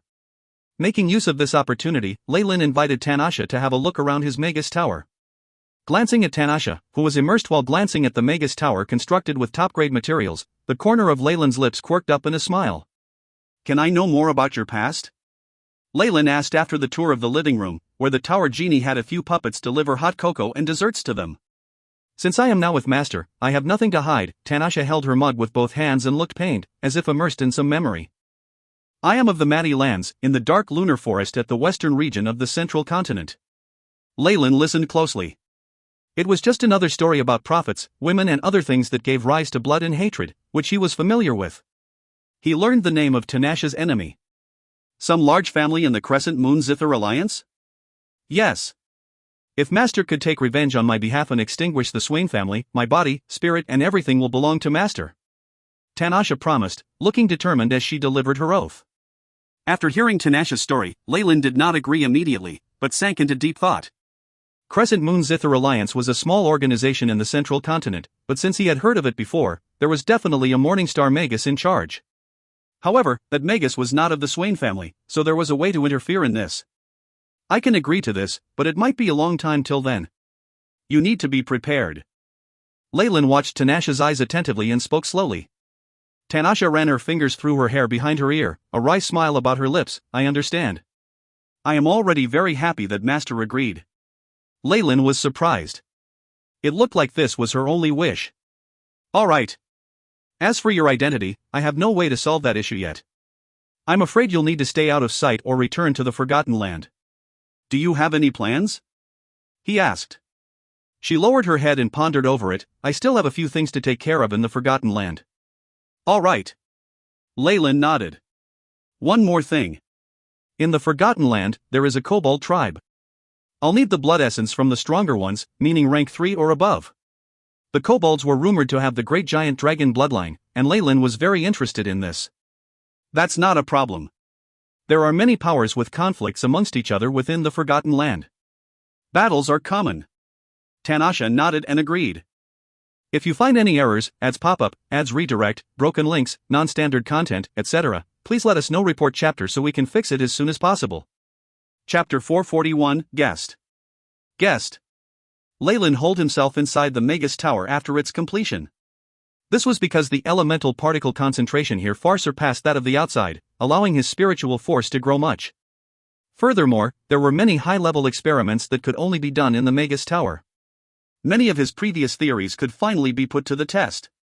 More importantly, the Magus Tower could block out the probing of high-ranked magi, turning into an elusive location which could hide Leyland's many secrets. With those factors coming into play, it was natural that Leyland almost never left the tower, and had neglected both sleep and food to focus on his meditation practice and research. Many top-notch results had been actualized with the AI chip's assistance, which had increased Leyland's own knowledge reserves. In the gigantic library, Snoopy was trying his best to chain up a hysterical, screaming copper-colored book that had pages filled with fangs, and properly settled it on a bookshelf made of black pinewood. The library of a Magus was naturally extremely enriching, and represented the accumulation of its owner's knowledge. Even though Leyland had the AI chip, he had previously collected many books from the South Coast and Twilight Zone. The books were so plentiful that all the space was practically filled up. Now, they would have to tidy the books up and sort them out according to their different genres. Other than that, the central continent was vast as well. Its accumulated knowledge was even more shocking. Leyland had always been actively purchasing books related to magic, and a steady flow of such books were sent to the Magus Tower, which further enriched his collection. His apprentice Snoopy was sent here to sort out and manage the conservation of the books. Even if it was tough, he cherished this opportunity. Not to mention the stiflingly high concentration of energy particles in the tower, the chance to read so many books freely made him so happy that he could die. Even if he had his head buried in books day in and day out, he would only have covered an insignificant portion of Leyland's collection. Only now did he realize the depth of his mentor's knowledge. Just the terrifying accumulation of information was enough for him to look up to Leyland. At this time, in a room within the library, Leyland was sitting before a giant study desk, quill in hand, as he wrote with lightning speed. Every second, tens of characters were jotted down, one after the other. His astonishing speed as well as the coordination of spells allowed Leyland to perform a miracle unthinkable in his previous life. A blue light glowed in his eyes as rows of words appeared unceasingly. He was actually trying to replicate all the information the AI chip had recorded. All done. Leyland looked at the messy yet seemingly organized documents on his desk, and his face revealed a satisfied expression. The entirety of the ecological garden's experimental data has been replicated. As for these, within the quicksand castle, Leyland's biggest gains were what he'd appropriated from the blood vultures. However, he had also found large amounts of miscellaneous data in the laboratory. Due to the lack of the core information and the receptor model, the data could not be replicated at all. But the other gains thereafter had allowed Leyland to see a glimmer of hope. In the spatial pouch of the green-skinned barbarian Magus whom Leyland had saved from a curse, Leyland had found some flawed research data and notes. From the looks of it, the forces in the outer circle had also obtained some data from their explorations. Even though the other party had not managed to analyze any information, Leyland's deductive ability was very strong with the support of the AI chip. He had instantly realized the connections between the data and the experimental information he had collected. If he was not wrong, the torn and tattered journal he obtained from the green-skinned barbarian Magus was the core data that was missing in the laboratory. Even though the green-skinned barbarian's collections were not complete, as long as Leyland had some form of data, albeit flawed, he would be able to derive the other information through deductions and simulations. It was only a matter of time. After interactions with Tanasha, he had further improved the core data. With his research, he gradually deciphered the experiments that were conducted in the gigantic laboratory. Studies on transferring and combining bloodlines? Leyland held out a part of the deciphered content and muttered to himself. Quicksand was undoubtedly an alliance of various warlock organizations, and their research on bloodlines had never ceased. Their experimental data was actually more in-depth and concrete than the research of the Ouroboros clan, which had allowed Leyland to reach a whole new level. I have a premonition that if I finish analyzing the experimental results and add them into my own AI chip system, my research in bloodlines would advance to an unimaginable stage, even to the extent that I can directly extract genes from rank 1 and 2 bloodline creatures and assemble them into an ancient bloodline. Excitement flashed across Leyland's eyes. Bloodline shackles were the greatest pains to a warlock. Those that had advanced to the peak of what their bloodlines would allow and reached a dead end would normally choose to turn their attention to research on bloodline modulation in combination. That was also the main direction of the research of the Ouroboros clan.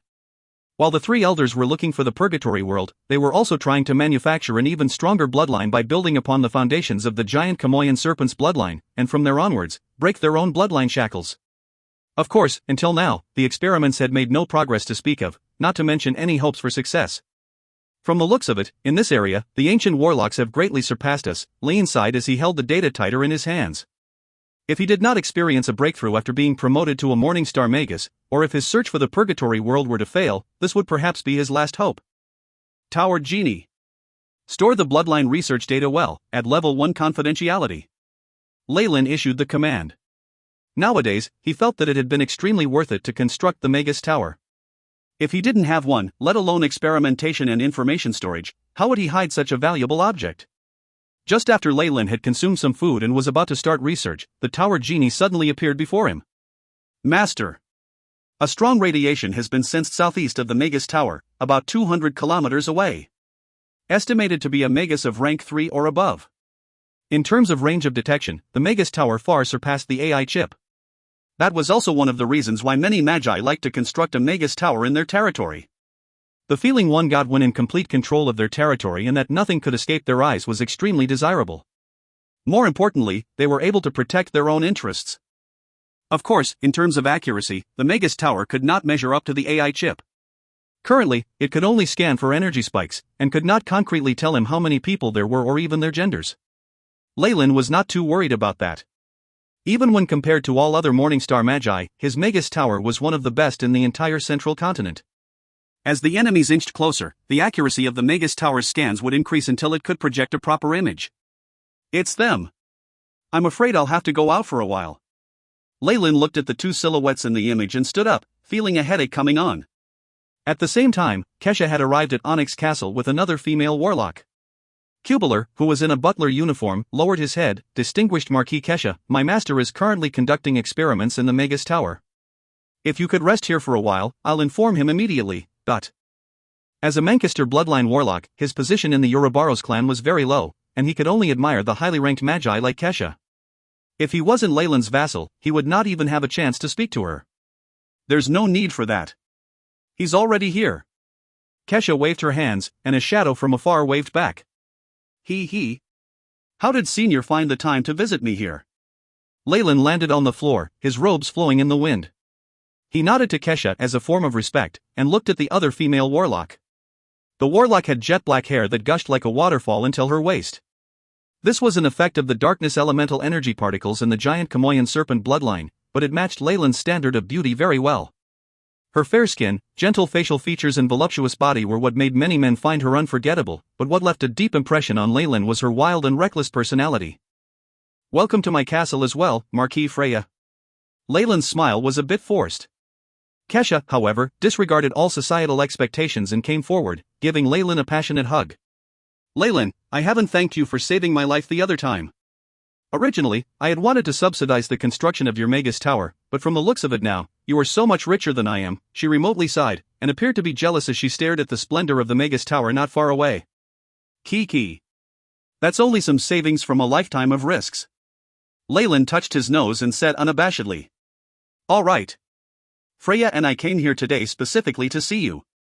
Aren't you going to show us around? Kesha curled her mouth. In front of close friends, she behaved in a feminine manner, and was sometimes even childish. Of course, it'll be my pleasure. Please. Leyland wryly stretched out his hands and locked arms with Kesha. Inviting close Magi to take a look at one's Magus Tower, or even to reside and perform research there, was something many Magi used to strengthen their bonds with them. Leyland, of course, was not an exception. Thanks to the manipulation abilities of his tower genie, things that he did not want found would be hard to discover while inside the tower, even for Morningstar Magi. Hence, there was no need to fear his secrets being exposed. If you find any errors, ads pop up, ads redirect, broken links, non-standard content, etc., please let us know. Report chapter so we can fix it as soon as possible. Chapter 442, The Trade. The Trade. Leyland led Kesha and Freya around his Magus Tower. Kesha oohed and awed at everything, while Freya was much quieter, as though there was something on her mind. Phew.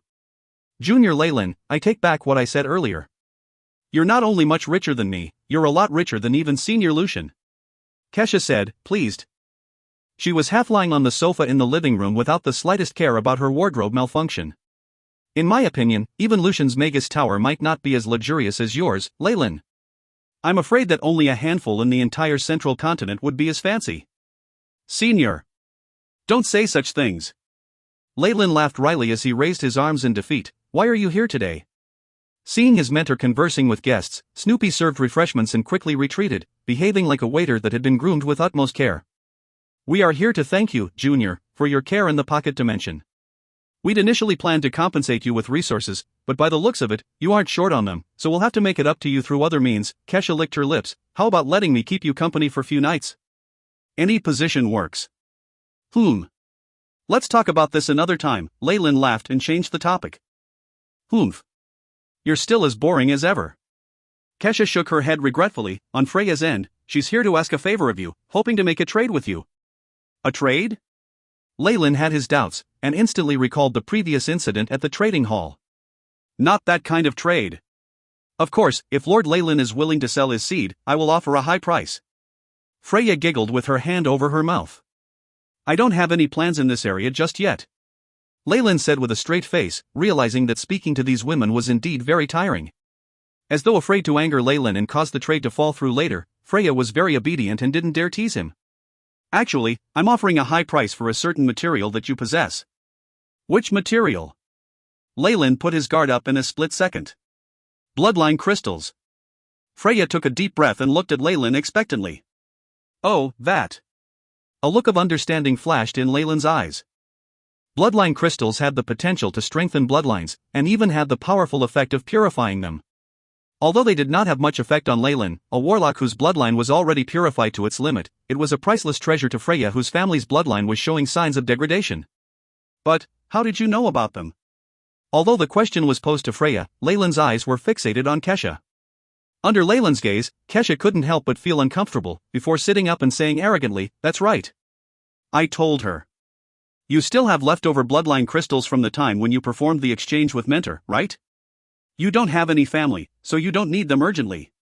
On the other hand, Freya is a good friend of mine, and the price she's willing to pay will definitely satisfy you." Leyland stroked his chin. What he handed out on the black scale previously was only a portion of his possessions. He still had a secret stash of a few pieces in his spatial ring. Of course, this was done on purpose for Gilbert to see. Otherwise, even a regular human would be suspicious of such a generous student. There was no way sly old Duke Gilbert would believe him to be without a trace of selfishness, especially as a magus. Thankfully, everything went as Leyland had expected. Although Gilbert knew that Leyland had a stash in his spatial ring, he didn't pursue the matter and instead was more assured. Leyland's secret stash was not tempting enough for Gilbert. From the looks of it, Gilbert didn't care about it, but that didn't mean that other high-rank warlocks didn't. He must have been spreading the news, or else Kesha would not have known either. Bloodline crystals. I still have one remaining piece, but you should be very clear of its value. How much can you pay for it?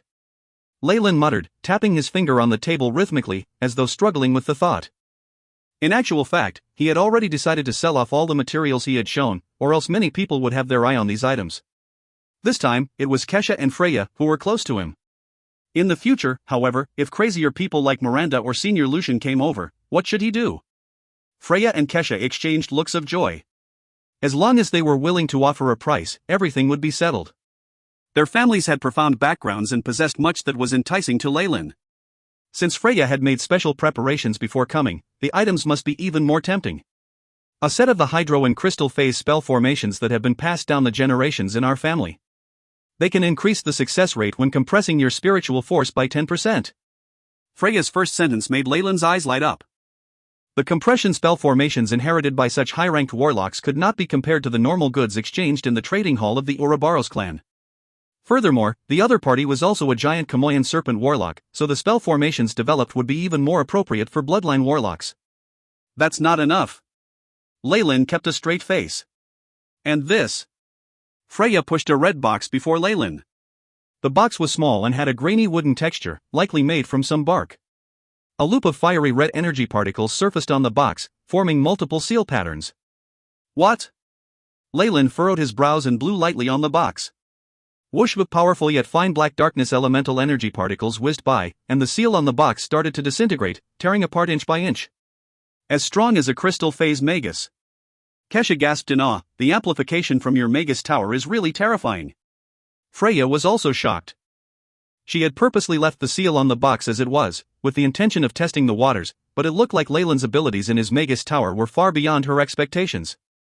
As a matter of fact, within the amplification boundaries of the magus tower, Leyland could not only display strength comparable to a crystal phase magus, but could even manipulate the energy particles in the positive and negative energy reactive pools to replenish what had been depleted.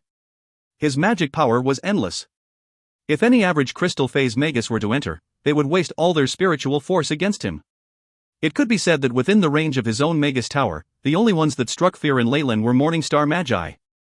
In response to the exclamations made by the two women, Leyland's expression did not change as he opened the box. At the bottom of the box was a thick layer of soft, pure white velvet. And right in the center of the velvet cloth was a red octagonal gemstone. A few intricate gold runes were swirling around in the jewel, much like tadpoles. Hall's Jewel. Rarity, one of the 3 ancient wondrous items. Has the ability to greatly boost the compression of a bloodline warlock's spiritual force, and can increase the success rate of advancement to the hydro phase by 50%. The AI chip swiftly transmitted the corresponding information to Leyland's brain. It's actually Hall's Jewel. Leyland was unable to mask his excitement. Haven't these materials been lost since ancient times? With this gemstone, coupled with the hydro phase spell formation, his spiritual force would naturally enter the hydro phase without a bottleneck once he had sufficient spiritual force. It was obvious how important this object would be to him. Leyland took a glance at his condition that was presented in his consciousness. Leyland Farlier. Rank 3 Warlock, Vapor Phase. Bloodline, Giant Kamoyan Serpent. Strength, 23.6, Agility, 20.1, Vitality, 39.1, Spiritual Force, 251.7, Magic Power, 251, Magic Power synchronized with Spiritual Force. The minimum spiritual force required to enter the hydro phase is estimated to be around 300. Leyland recalled the statistics he had obtained from many simulated experiments through the AI chip. And with the Lamia fingerbone, if I artificially strengthen my bloodline, the rate of increase of my spiritual force wouldn't be too slow either, and I may attain it in a few decades. The two obstacles in a magus progress would be accumulating spiritual force and breaking through the bottleneck. Now that the problem of a bottleneck had already been solved by Freya, what's left was to slowly accumulate spiritual force. How could this not be a cause for joy? Although Leyland tried to keep a straight face, Freya managed to catch a glimpse of happiness flicker across his face. It seems that Sir Leyland has taken a great liking to this item. She smiled sweetly. Yes, the Hall's Jewel is enough to make any vapor phase magus go crazy. Leyland nodded. If it's appropriate to ask, may I know where you found it? The Hall's Jewel should have been wiped out with the extinction of the Sea of Gemstones. Leyland stated his doubts. The Sea of Gemstones did vanish a long time ago, but it still existed in ancient times. Freya smiled in response. As long as you find more ruins from ancient times, it is still possible to find these gemstones. So this was the aim of their previous expedition, thinking about how they returned full of severe injuries previously, and how even the second elder was forced to take action. Leyland felt his scalp go numb, and the gemstone even heated up. I initially wanted to give it to you without any conditions, but Freya expressed her regret, but Leyland was secretly afraid. Thankfully, he owned something that she wanted, or else he would have a hard time deciding if he should accept the Hall's Jewel should she have really sent it over as a present. Once he took the bait, the other party would tempt him with more benefits in the future, landing him in a trap until he willingly married into her family. Sadly, in the history of Magi, many with shockingly excellent inherent skills but yet without a background or much status were enticed into marrying into other families in this manner. Although both parties would be satisfied in the end, Leyland was different from them. If you find any errors, ads pop-up, ads redirect, broken links, non-standard content, etc., please let us know. Report chapter so we can fix it as soon as possible. Chapter 443, Living in Seclusion. Living in seclusion. Compared to those warlocks who were talented but had no background, Leyland was much more extravagant. With the AI chip in his hands, his learning and operating abilities were far better than other common Magi. These in turn resulted in increased productivity, allowing him to earn sufficient resources for his practice and research. Hence, he did not need to look for support from a large clan like other Magi did in order to obtain the required supplies, academic knowledge and so on. However, due to the many secrets he had no choice but to stay alone as much as possible and conceal his secrets in the darkness. As such, until now, he had never once thought of finding a partner. Those times when he slept with women were only to have fun, or to satiate his needs. If Freya used the Hall's Jewel to seduce him, that would be a headache for him. Luckily, he now had in his hands something that she needed urgently, and things would not get so complicated. Moreover, although the bloodline crystal could not eradicate the issue of the other clan's bloodline weakening, there was still hope to delay it for a period of time. This would give Leyland some time. How is it? Are you satisfied with the exchange? Kesha curled her lips out of what seemed to be injustice and said, if this is still not enough, then count the two of us in. In order to obtain the bloodline crystal, Freya is ready to put everything at stake anyway. That's enough. Leyland nodded, pretending that he had not heard the other part of Kesha's words. "The two of you, please wait a moment." He rose and turned into another corridor. After Leyland left, the two female magi relaxed at once. They knew that the entire Magus Tower, and especially the interior, was all under Leyland's control. However, it felt different when he wasn't around. The two women even seemed to have a faint hope that their words would reach Leyland through the tower genie. "How is it? Are you reassured now?" Kesha fell lazily onto the soft couch, the slit in the lower part of her gown vaguely exposing her snow-white thighs. "Yes." Freya heaved a sigh of relief, but it seemed as if she was disappointed. Actually, the bloodline crystal can only relieve the deterioration of the bloodline for at most a century. When the time comes, what is to happen is inevitable. Moreover, using the bloodline crystal repeatedly will cause its effects to weaken sharply, ultimately making it completely ineffective. It seemed as if Kesha was bewitching Freya, hence, the safest method is still to absorb fresh blood. With the degree of pureness of Leyland's bloodline, your clan will not have to worry about this for the next few centuries. Then why aren't you doing that? Freya blushed slightly as she threw a question back at Kesha without backing down. Of course I want to, but it's not like you haven't seen it. This method doesn't work on him. What else can I do? Kesha sighed, took a few steps forward and raised Freya's chin with her finger. Such a beautiful and pure female magus, and that guy isn't even tempted. Is he really made of stone? Sister Kesha isn't lacking either. An indistinct smile flashed across Freya's eyes as she clasped both hands around Kesha's waist. It seems that I've got to teach you a lesson this time. Kesha grinned and gave Freya a kiss on the lips. Leyland, who saw the scene through the tower genie, could not help but be a little dumbstruck. These women were indeed wild and playful, and were even completely unscrupulous in trying to tempt him. Unfortunately, Leyland could see but could not touch them. He had to control his bloodline, which made him feel slightly depressed. However, Leyland smirked slyly. Previously, he did not dare to sleep with women because he was afraid that they would use techniques and spells to steal his bloodline. However, ever since he'd obtained the research data regarding the composition of bloodlines from Quicksand Castle, his knowledge of bloodlines had deepened. If he was given a little more time, he could definitely develop a technique that would not leak out his seed and keep the source of his bloodline. If it were to be combined with the AI chip, even if those women coveted his bloodline, they would not have a chance of getting anything out of him. When that time came, the expressions of those women who had suffered a loss in order to obtain the bloodline would surely be very interesting. As for now? Watching the sexy scene on the screen made a faint anger rise in Leyland. It seemed that he would have to order Cubular to buy some beautiful female slaves to extinguish the fire within him. Leyland was always unwilling to make things unfair for himself. Everything he had must be the best, regardless of the aspect. After all, what's the point in having eternal life if he could not enjoy the pleasures of the world? Although he wanted to join in, Leyland still waited in a gentlemanly manner for more than 10 minutes before entering the living room. The living room had already been tidied and cleaned, and the clothes on the two women were extremely neat without a speck of dust.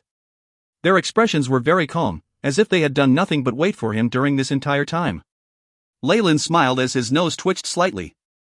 He noticed a very special scent in the air, which carried a slight aroma and an even more unique flavor he was familiar with. While watching his movements, Kesha and Freya could not help but blush. It was only when Leyland saw Kesha almost jumping in anger that he laughed, putting an end to his silent provocation. He then placed a silver tray on the round table. This bloodline crystal is the last in my inventory. If I had a family, I would never have brought it out to exchange. As he spoke, the two women's gazes were attracted to the rich, scarlet radiance that was emitted from the bloodline crystal. We are very grateful for your generosity. Hopefully, our friendship will be able to continue on forever. When it came to business, Freya's face no longer had the shyness from before. What replaced it was an extremely solemn expression. Yes, yes. Kesha nodded in agreement beside her, along with a hopeful gaze towards Leyland. I heard from Mentor Gilbert that you were very dishonest that time and even hid some of the precious remains of ancient creatures. Come on, share them with us too. As Leyland watched the senior of his whose eyes were almost sparkling with radiance, he could not help but shake his head and laugh wryly. Leyland, Mentor told me to inform you to be more cautious these days. If there's nothing going on, do not exit the Ouroboros clan's boundaries. At the time of parting, Kesha whispered into Leyland's ear. What? Leyland was startled, but he swiftly gathered his thoughts and asked, is it because of Demon Hunter Cyril? That's right. He's a Morningstar Magus after all, and just by revealing his intentions of attacking, many magi wanting to get into his good books would do all the work on his behalf without him even lifting a finger. This is especially so for magi of Nephas. They are rather insane. A wry smile emerged on the corner of Kesha's lips. It's not just you. Robin and I were also given the same order by Mentor. After a long silence, Leyland nodded with a smile. I understand. It just so happens that I've been wanting to take a break for a while now. The Magus Tower has also just been built, and I have yet to begin any experiments as of yet. For the next few decades, I can't leave this place. That's good then. What Kesha was most afraid of was that this junior of hers, with his youthful vigor, would get himself in trouble outside. However, it seemed like Leyland was acting very rationally. She could not help but feel gratified. She hugged Leyland before leaving with Freya. As he watched the silhouette of the two women disappear before his eyes, Leyland's smile slowly faded into a dark, gloomy expression. Morningstar Magus, Cyril, he was already an adult before he crossed over to his world, and his experiences were far richer than any other Magus. Naturally, he would not venture out and land himself in danger due to momentary rage.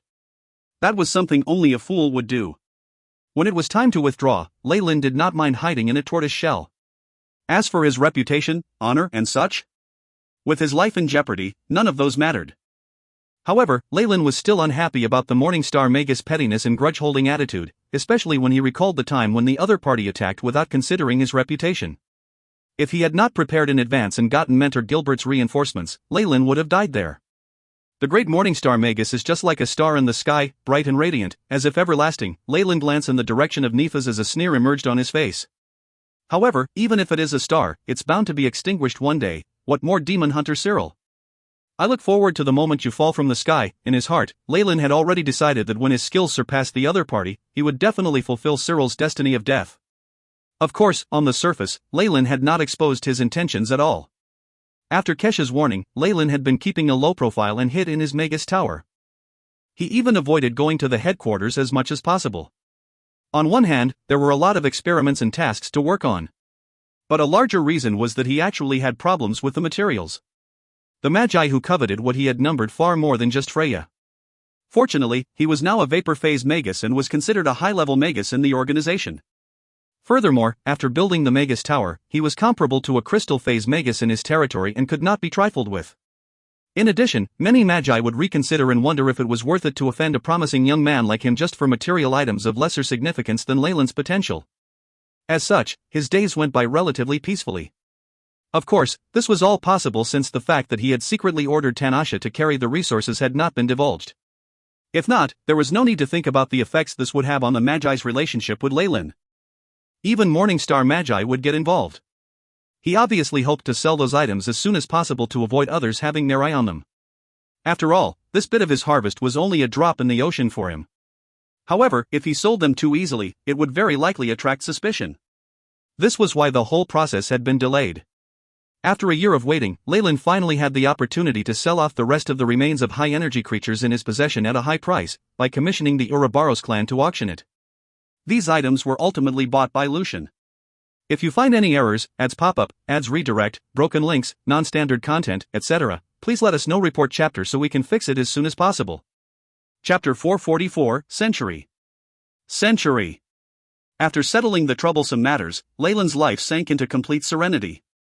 Every day, other than meditating at fixed times and using the Lania Fingerbone's radiation to mature his own bloodline, he was cooped up in the laboratory. He had already completely recovered the information on bloodline combinations. Besides that, he would patrol his territory and mentor Snoopy on occasion.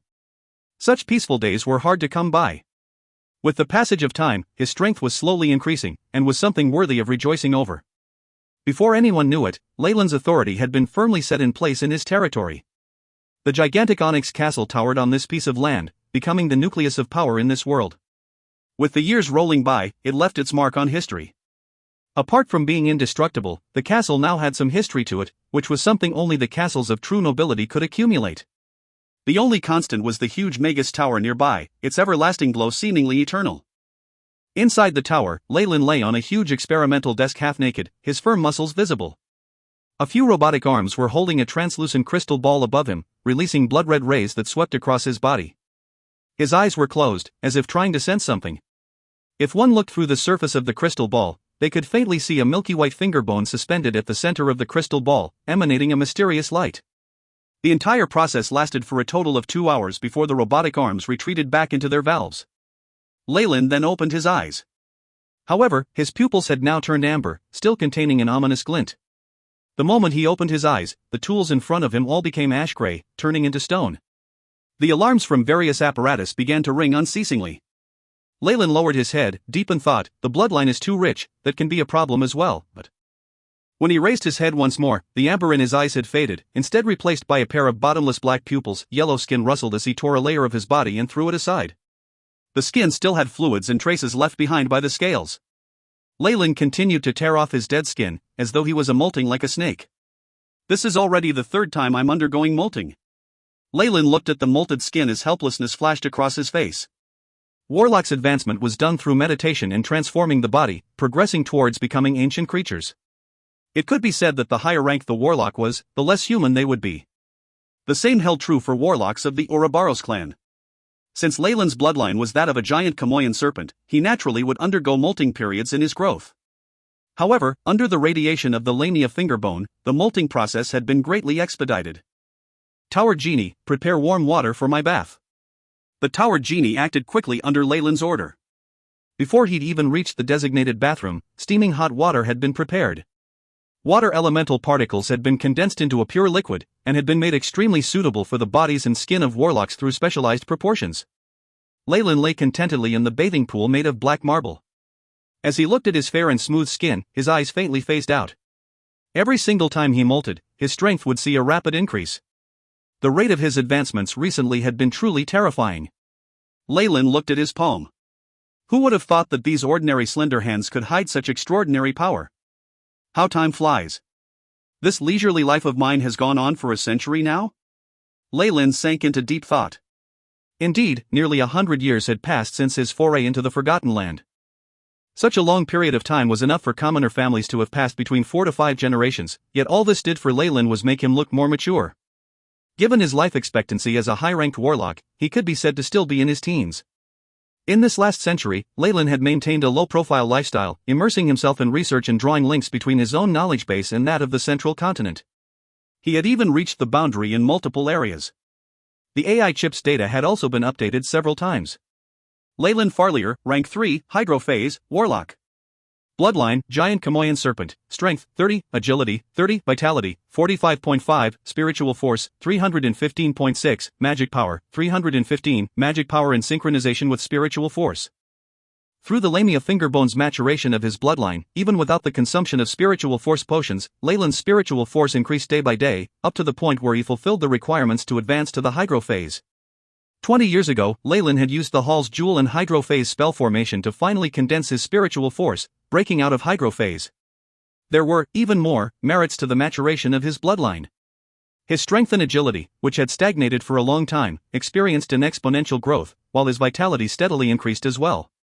Once both strength and agility reached 30, Leyland knew that even the Kamoyan giant serpent bloodline could not lead to an indefinite increase in these areas.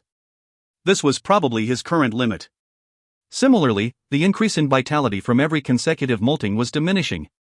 It seemed like it, too, would slow to a crawl. Leyland clenched his fists, feeling the surge of strength within. Just the radiation from the Lamia fingerbone could bring about so many benefits, he muttered to himself as he felt the increase in power from the molting, his blood bursting with vitality. Outside the bathroom, 2 pleasant voices similar to that of an oriole sounded, "Master, it's time for lunch." Leyland smiled and exited the bathroom. 2 teenage girls in maid costumes were kneeling on the 2 sides of the bathroom. They showed not a tinge of bashfulness when he walked out stark naked, using a large white towel to dry him and dressing him in a loose robe. It was clear that these 2 emitted energy waves unique to rank 1 magi, and they possessed a special charm. They were actually warlocks. Even though they were only rank 1 and did not have a pure bloodline, they were still hard to come by. They were warlocks under Leyland's guidance. The 2 were actually sisters who came from the same family tribe of giant Manchester snake warlocks. Due to the restrictions of their bloodlines, their position in the Ouroboros clan was very low. Once Leyland had released news that he was hiring, the family had immediately sent these 2 sisters to serve him in his tower. The Magus Tower was extremely dangerous. Even its living quarters had large amounts of radiation, and commoners would not be able to live on the premises. Only magi were suited to stay within. Leyland's Magus Tower was naturally only open to a few of his acolytes and subordinates. Even though they were only given access to the living areas and a few laboratories, it was more than enough for them to be moved to tears. Mentor. In the dining hall, Leyland saw Snoopy. That kid had already advanced to become a rank 2 warlock. For his black Horal snake bloodline and meager natural aptitude, it was considered a great feat. Leyland nodded his head lightly and sat at the head of the table. The two twin sisters immediately served delicious food. "How's the cleanup of the library going?" Leyland asked Snoopy while eating. During the organization and influx of books into the library, Leyland had noticed Snoopy's passion for them and decided to just hand the entire place over for him to manage. "It's going well. Only Area B3 has experienced some mild oxidation, but I've already asked the Tower Genie to isolate the region and deal with it," he humbly answered.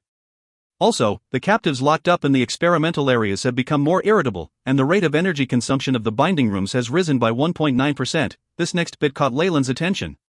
After lunch, he went to the basement of the Magus Tower. Boom. Pow! The intermittent noises he heard after entering the area caused him to frown. He came to the area outside the binding room. Through the reinforced glass, he could see a large red-eyed kobold. Large amounts of drool were dripping from his mouth as he rammed his head into the walls repeatedly. Every time he did that, a thick blue electric current would shoot at the kobold's body, burning its reddish-beige scaly exterior to a charred black. Leyland frowned and ordered, "Retrieve its information." The Tower Genie projected a screen in front of Leyland's eyes. The densely packed words and figures of the surgical journal and surveillance footage were laid out in front of him. After the initial bloodline strengthening experiment, symptoms of hysteria appeared on the 8th day? Leyland stroked his chin. This kobold has no more observational value. Get rid of it and send its carcass to the dissection room. Authority verified. Getting rid of the kobold. The Tower Genie answered without emotion. After all, it had been programmed to put Leyland's orders as the first priority. Swish, a black light streaked across the sky, and the hysterical kobold that was confined immediately fell to the ground. In the blink of an eye, this terrifying kobold, who had been so close to reaching rank 3, completely perished, without being able to put up a fight at all. The prison gates then opened, and a few adamantine puppets carried the lifeless kobold carcass out on a stretcher. If you find any errors, ads pop-up, ads redirect, broken links, non-standard content, etc., please let us know. Report chapter so we can fix it as soon as possible. Chapter 445, Precipitation and Strength. Precipitation and Strength. After seeing what happened, the kobolds bound in the center huddled up together, fearful of the demonic Leyland. Looking at the fear in their eyes, Leyland nodded his head. "The rest of the experiments look all right." The fear represented sanity, which meant they were still worth keeping alive. These kobolds being here was naturally Tanash's handiwork. After receiving Leyland's order, not only had she collected a large amount of high-grade kobold blood, she had even captured a group of captives and sent them to Leyland. In the midst of working on Quicksand's bloodline experiments, Leyland gladly accepted these gifts with pleasure and used them in his research. Right now, the results were rather positive. Leyland looked at the rest who were bound in the center. Their general was well built at over 2 meters of solid muscle covered with a dense layer of scales. The horn on his head was also thick and bulky. I did not expect the rumors about the kobolds possessing the giant dragon bloodline to be true after all. Leyland took out a tube of golden blood from his pouch. The tube of blood carried a powerful aura. Even the cowering kobolds who were covering their heads in the corner raised their head unanimously and looked at the tube in his hands, their eyes filled with desire. The quintessential bloodline of the ancient red dragon. Leyland gasped. As long as he was willing to give up this ancient bloodline, with the high-grade meditation technique of Dragon King's mystic might that he'd obtained in the subterranean world, he could have turned any of the kobolds into a terrifying first-generation dragon bloodline warlock in a flash. But before he'd conducted more research on methods of restriction, such a thing would be equivalent to Leyland creating unnecessary trouble for himself, which he didn't want. Even though his bloodline was already finalized, the experiments of the ancient Quicksand organization did inspire him tremendously. For instance, one of the fields he was interested in was the ignition of another bloodline to strengthen himself. He had constantly paid attention to that area of research. Upon confirming that all the hubbub was raised by that one crazed kobold, Leyland soon left the place and reached the experimental area for spells. After molting, he urgently needed to train his control of his powers. The Magus Tower's spell experimental area was built with the strongest alloy, and had specialized registers and targets for testing. The strength and durability was high enough to withstand any spell at rank 3 or below. Beginning with rank 1 innate spell, Kamoyan's Scales, Leyland's entire body was soon covered with exquisite black scales, this time slightly differing from before. Multiple decorative designs extended across them to form a symbol. The outer layer had another bright membrane on top, forming a second layer of defense. This was the advantage of an innate spell. When a magus attained enough power, their innate spell would improve with them and become stronger, displaying the power and effects of higher grade spells. The same went for the bloodline inherited spells of warlocks. The stronger the bloodline, the greater the amplification of the innate spell's power. Initiation of test. The Tower Genie hovered next to Lyle. Ever since he had the Tower Genie, Lyle had allocated most of the AI chip's tasks to the Tower Genie instead. The freed-up processing power of the AI chip were then accumulated and used by Lyle to be spent on deducing more important tasks. The elemental rays dazzled. Numerous elemental particles appeared and coagulated, ready for attack. It started with the commonly seen earth, fire, and water elemental attacks. After which, there were attacks by special light and darkness elemental particles, followed by various fused spells. Lightning, hail, blades of wind, and balls of fire all burst onto Lyle's body, their power unceasingly rising. Buzz buzz, a black radiance emitted from the Kamoyan scales and formed a layer of defense around Lyle's body, which had repelled those frightening attacks. The violent energy particles had a sustained attack of 10 minutes or so. After which, the Tower Genie's voice intonated once again, spell resistance test completed. Physical defense test initiated. The moment the words were spoken, the attacking spells vanished and the ground crackled as it split apart to reveal an entry valve. Adamantine puppets appeared from within, wielding huge steel swords, hatchets, heavy hammers, and other large weapons. They started attacking Lyle. For the next half hour, an unceasing rumbling could be heard. The Tower Genie flapped its invisible wings as it flew towards Lyle and reported, Kamoyan Scales defense test completed. A numerical report was then clearly projected forth. Giant Kamoyan Serpent Warlock rank 1 innate spell Kamoyan Scales, augmented, rank 3, spell resistance, 160 degrees. Physical resistance, 175 degrees. With this sort of resistance, I'm basically immune to the common rank 2 spells, Lyle nodded with extreme pleasure. Next was the testing for the Eye of Petrification and Toxic Bile. After comparison, the degree of power of the Eye of Petrification had reached the apex of rank 2, although there wasn't any other strengthening of the foundation. On the other hand, Toxic Bile's terrifying poison attack had quietly crept past its boundary and reached the rank 3 realm. This bloodline strengthening has benefited me so much. Witnessing his own innate spells getting more powerful, Lyle couldn't help but sigh in pleasure. For an average warlock, they depended on their own bloodline to spur on their advancements to the next level, whereas for him, he had advanced too soon in the past and his giant Kamoyan Serpent bloodline couldn't keep pace with his strength. This had resulted in a lack of advancements in his rank 1 and 2 spells. And now, he had finally caught up with the other warlocks who had progressed over many years, enabling his innate spells to match, if not exceed, theirs. After testing several of his own innate spells, Lyle asked in silence, AI chip, how did the simulation go? Rank 3 spell derivation progress currently at 98.9%. The AI chip's response was swift and got Lyle smiling, it's almost done. At the current rate of progress, it'll only take a short while to completely derive the spell. Although rank 3 spell models were very valuable, Lyle had gotten his hands on quite a few. As he recalled his previous battles, he realized the same problem recurring. Although he had many tricks up his sleeve, the majority of his battles had him dependent on a combination of potions, spells and the meteor sword to successfully defeat his opponent.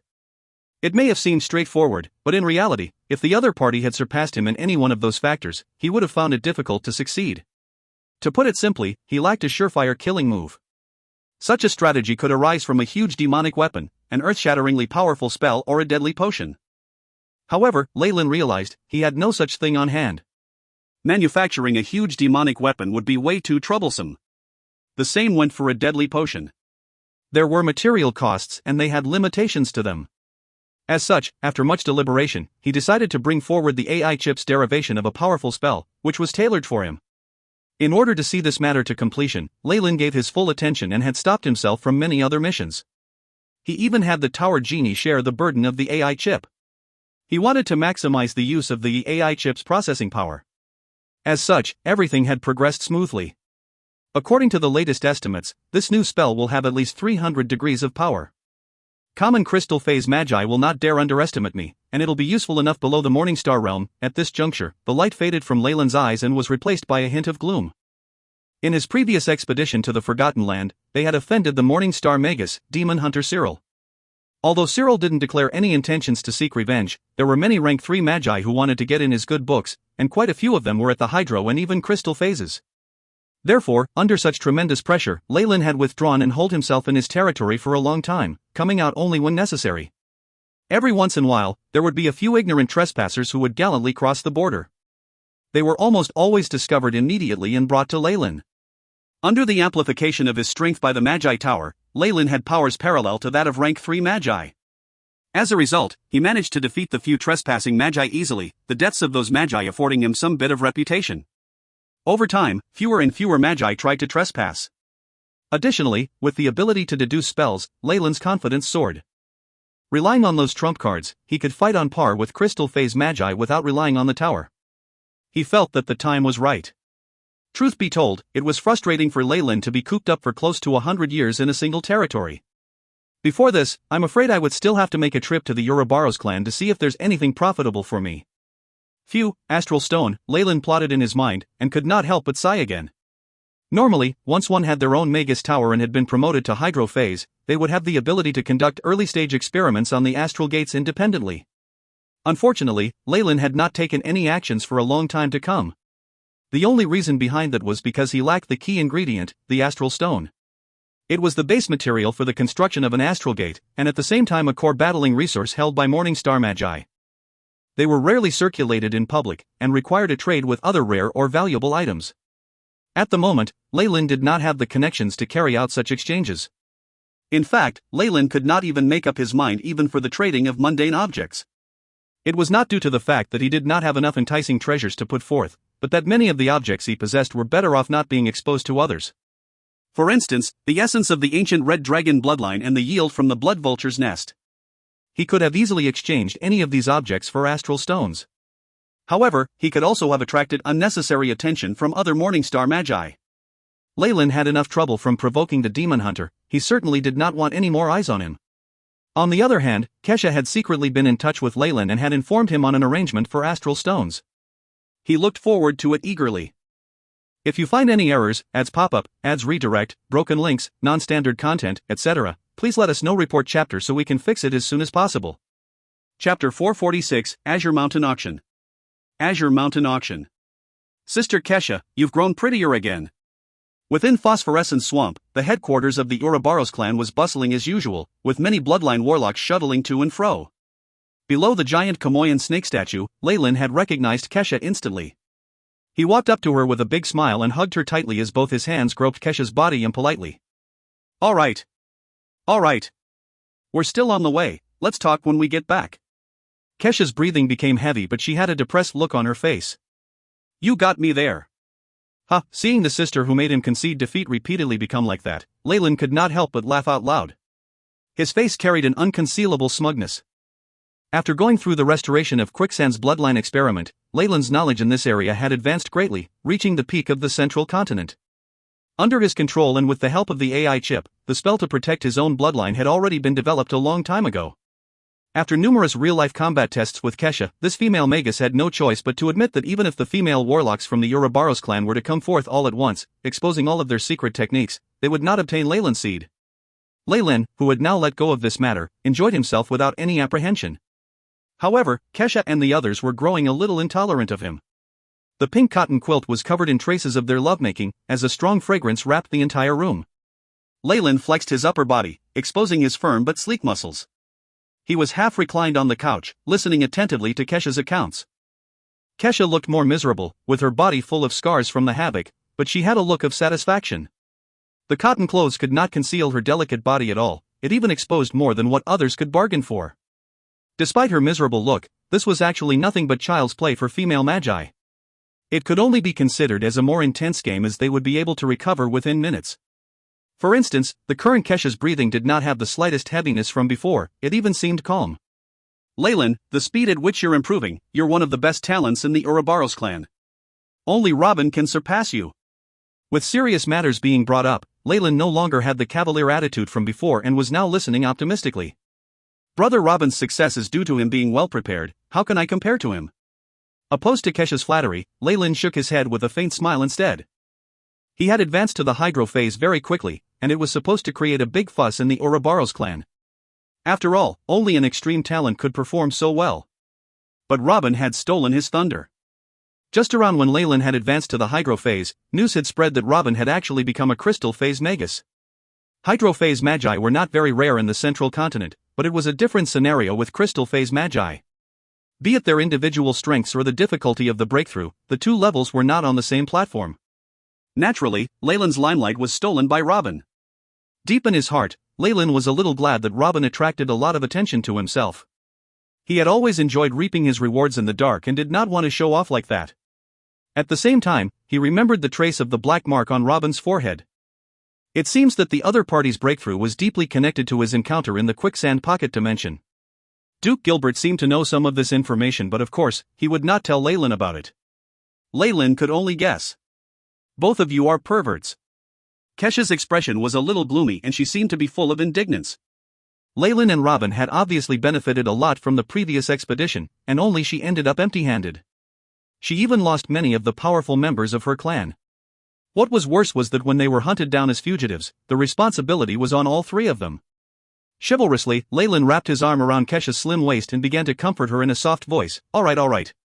It's already been over 100 years, those people must have already lost their patience. After a while of tenderness, Leyland finally asked the question regarding his main purpose of this journey. By the way, you'd mentioned an astral stone previously. What's that about? He had always drawn a clear line between work and pleasure. Of course, Kesha knew that her relationship with this talented brother was just an insignificant link, and only the entanglement of benefits would allow her to bind him into her clan's war chariot, making him at least a part of their camp. Hence she quickly gave an account of the whole story. Auction? Leyland's eyebrows knitted when he heard the news. Yes. Kesha did not brush away Leyland's unconsciously playful hands, she only glared. An auction hosted by a Morningstar Magus in Azure Mountain City. As if she knew that Leyland had not understood her, Kesha began explaining to Leyland again in detail. It turned out that after Magi entered the Morningstar realm, ordinary materials and resources were already far from sufficient to satisfy them. What Morningstar Magi needed had always been items that were highly cherished in ancient times, and even those that had long since been lost. These treasures were evidently not purchasable by magic crystals. Thus, organizing some exchanges in private and barter trade became mainstream. The founder of Azure Mountain City, the Azure Mountain King, was a neutral Morningstar Magus. His clan controlled of almost half of the auctions that took place in the region. Every 10 or so years, a grand auction would be held in the headquarters of Azure Mountain City. When that time came, many rare treasures would appear, attracting numerous magi who intended to pursue them. And behind the auction, the distinguished Azure Mountain King would also organize a small-scale private exchange meeting. This secret meeting had a very high bar for attendance. Ordinary rank 3 magi could not enter, and even Morningstar Magi of all sides snuck in to see if they could get things they needed. The next Azure Mountain auction is commencing soon. I have received information that there is someone there who wishes to sell an astral stone the size of a fist. Kesha explained the matter thoroughly. Also, Leyland, even if you come back from the auction empty-handed, you can still try your luck at the exchange meeting later on. With so many highly ranked magi there, surely there will be those who have astral stones on hand. Of course, the prerequisite will be for you to have an item that is attractive enough for the other party. What time does the exchange meeting start? How do I obtain the authority to enter? What restrictions are there? Evidently, Leyland's interest in the exchange meeting was piqued. And he had indeed accumulated a large quantity of items, which he had intended to sell in exchange for magic crystals or other raw materials. The exchange meeting will commence after the auction ends. As long as you are located within the borders of Azure Mountain City, highly ranked magi who have fulfilled the requirements will be invited. Besides, rest assured that the entire exchange meeting will be conducted in anonymity. The distinguished Azure Mountain King is willing to vouch that there will be no trouble in the future. A neutral Morningstar Magus word had a definite reputation in the entire central continent, putting Leyland at ease. It seemed that the issue of materials that was perplexing him had a very high chance of being resolved in Azure Mountain City. Moreover, after being low profile and living in seclusion for such a long time, it was about time he went out to roam around. Leyland, who was in high spirits, pulled Kesha into a new round of war once again. Marquis Leyland. Good afternoon, Marquis Leyland. On the way to the headquarters, a smile hung on the corner of Leyland's lips as he greeted the surrounding royal warlocks who passed by from time to time. Occasionally, he nodded in response, which got the low-ranked warlocks overwhelmed. As of now, he was considered slightly famous in the Ouroboros clan. On the contrary, being Gilbert's disciple and having the talent to break through to becoming a hygrophase magus was secondary. The primary reason he became famous was still the technique of protecting his seed. Ever since the test with Kesha and Warlock Miranda, the crazy women in the Ouroboros clan rarely bothered Leyland anymore. If they solely wanted pleasure, there were many boy toys in their clans. There were all sorts of males, rough ones, weak ones, and also uniquely delicate boys. They did not have to bother Leyland. Furthermore, there were also many male warlocks who came to Leyland with attractive conditions, in hope of acquiring the results of his research. Undoubtedly, these were all rejected by Leyland. The mere consequence of offending the warlocks in the Ouroboros clan made Leyland somewhat eager to avoid it, not to mention the possibility of his bloodline research results being spied on through those techniques. He could use it for himself, but once he spread it, he would be provoking all the women in the Ouroboros clan. Leyland was not such a fool. From afar, Leyland spotted someone familiar and he immediately went up to greet her. "Good day, Miss Miranda." "It's Sir Leyland." "Ha ha. Today's weather is great." "Oh. I just remembered that I still have an experiment to conduct, please excuse me." Miranda laughed casually and left quickly with an excuse. Watching her enticing back, Leyland rubbed his fingers as if he remembered the alluring scent she had while in bed. He could not help but let out a smirk.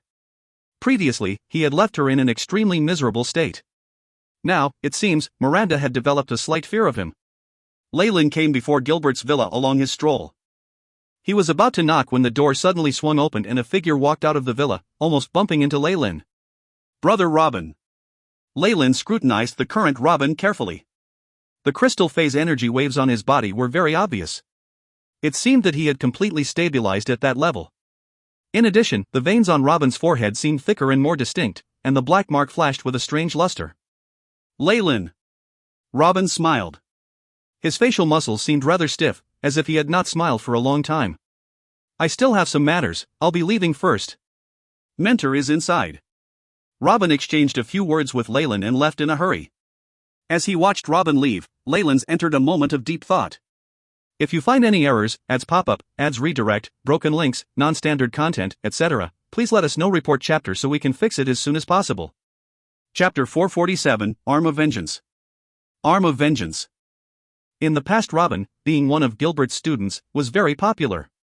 He was very patient, meticulous, and was capable of making people feel comfortable with his presence alone. Hence, he was able to hold a high position, somewhat alike to a supervisor, in the clan. He had changed ever since he entered the crystal phase, though.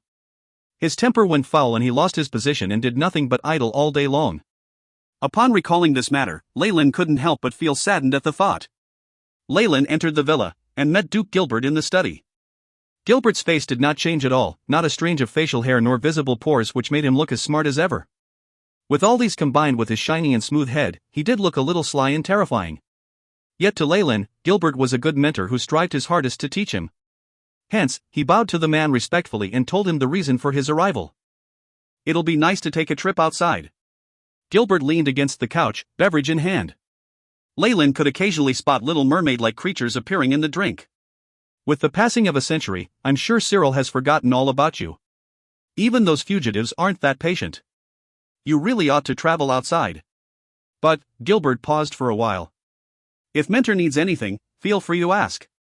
Leyland felt excited as he knew that Gilbert might have some tasks for him to carry out.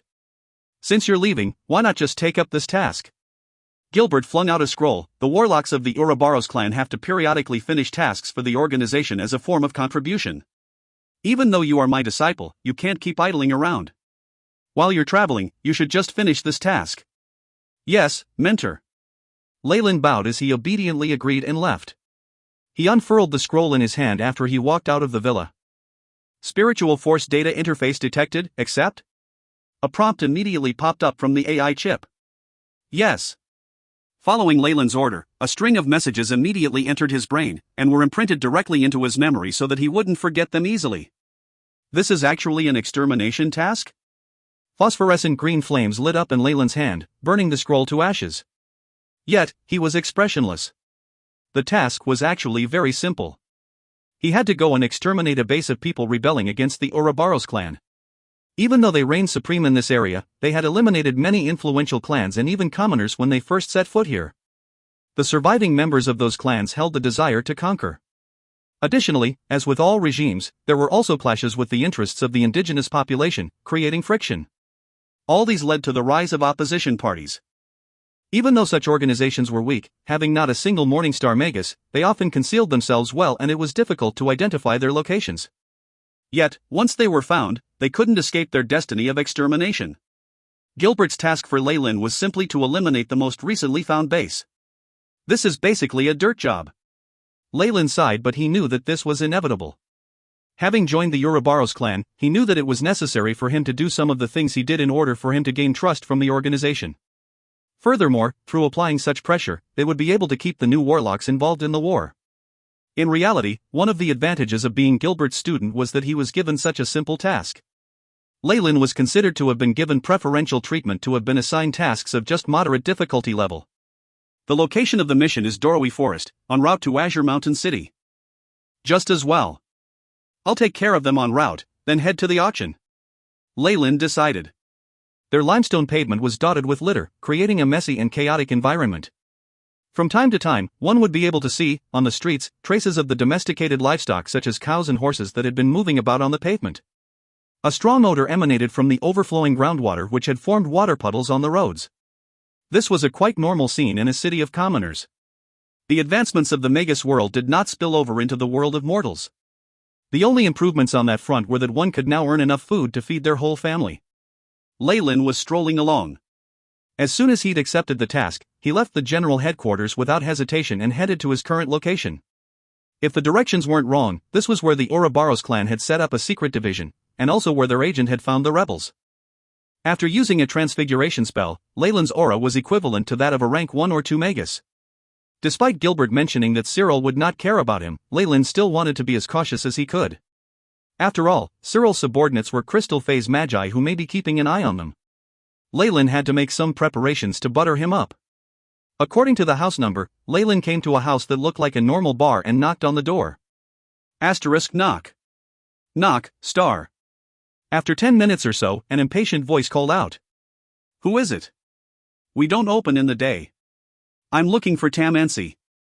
Leyland's voice was deep and low. You're looking for our boss? What's the matter? A golden-haired brawny man opened the door as he stared at Leyland with caution. Yet, Leyland could only feel a weak wave of energy going through the man, marking him an acolyte. Look at this. Leyland let out a small smile as he took out a badge. The ancient symbol of a black serpent eating its own tail contrasted greatly with the golden background. To others, the symbol made of runes might appear to form a mere odd circle at the base of the badge. However, since this man was an acolyte of theirs, he would definitely recognize the symbol of the Ouroboros clan. As expected, the man's eyes widened. He relaxed, lowering his precaution towards Leyland. I'll go and ask. This time, the man's reaction became quicker, and within a minute he brought out a light brown-haired man of a smaller build. It was obvious to Leyland that this man was a mere rank 2 Magus. These were the lowest level of warlocks found in the Ouroboros clan. Due to the fact that their skills were low and their families were in decline, they could only do miscellaneous jobs and silently accumulate credit, hoping that one day a bloodline genius would be born into their family or even a chance for them return to the general headquarters. My lord. With just one look, Tam Ansi recognized Leyland. As far as warlocks were concerned, the aura of bloodlines that couldn't be faked. The intimate and dreadful feeling it exuded was etched deeply into Mansi's memory. This concentration of the bloodline seems to be that of a particular bloodline regal, the dwarf thought as he respectfully bowed. My name is Tam Ansi, my lord. I see, Leyland nodded as he made his way into the bar. As he walked past the counter, he came to a room located underground that was even more concealed and complex. Tell me everything that you have found out, and don't withhold any information from me. Leyland took off his cloak, inadvertently emitting an imposing aura in his every move, which had caused Tam Ansi to regard him with more revere. Upon seeing the documents that Leyland produced, Tam Ansi did not dare to hide the truth, and immediately reported to Leyland that was 3 days ago. At that time, I was here. Numerous days later in the gloomy dark forest. The chirps of the cicada drowned out the hushed conversation between the two magi. That was Dorowee Forest, a large prehistoric forest where Tam Ansi had found the enemy base. Are you sure it's here? Leyland wore a black magus cloak with golden rims. Ironically, his appropriate dressing, together with his slender build, as well as his pure bloodline temperament, made it seem like he wasn't here to kill but instead to travel. Yes, my lord. At this point, Tam Ansi felt nothing but respect for Leyland. As a royal warlock of the organization, Leyland held a high position and was in control of the life and death of the expatriates. After a few months of investigation, we finally found out that the Arm of Vengeance has been hiding here. According to the traces nearby, there are indeed hidden spell formations set up around here as well as trails of warlocks in this area. Leyland nodded his head. These rascals sure can hide. Rest assured, my lord, my subordinates have already rounded them up. Once my lord gives his command, we will definitely be able to break through their spells, along with the men you brought along. The dwarfish magus slapped his chest and guaranteed. To Tamansi, it seemed that Leyland, who was dispatched by headquarters, only had the weak aura of a rank 1 or 2 magus, and seemed especially amicable. Thus, he probably wasn't particularly powerful. However, since he was already out on a mission, there would definitely be numerous people to make up for his evident weakness. For such royal bloodlines, wouldn't his family have dispatched a huge number of people to protect him whenever he was out? Whoever said that I brought manpower? Leyland turned back to look at Tamansi. No. No one? Tamansi wanted to laugh, but he couldn't. My lord, please don't make such a joke. Inside this camp is Torum from the Arm of Vengeance. Apart from their leader, she is the strongest in their organization, having reached the Hydro phase 2 centuries ago. Oh. So Torum is the most capable member here? That's a rather good chance. Leyland clapped his hands as he looked through the prompts given by the AI chip. Rank 3 spell complete. Number of simulation runs, 42912. Number of errors, 0. Looks like I can test this spell on sight, Leyland muttered to himself. One of Leyland's plan to create commonly used formidable rank 3 spells had came from heavy utilization of the AI chip's operational capabilities. It had customized a rank 3 spell for Leyland, and had just finished its simulation. Moreover, this new enemy was perfect for Leyland to test his new spell. If you find any errors, ads pop-up, ads redirect, broken links, non-standard content, etc., please let us know. Report chapter so we can fix it as soon as possible.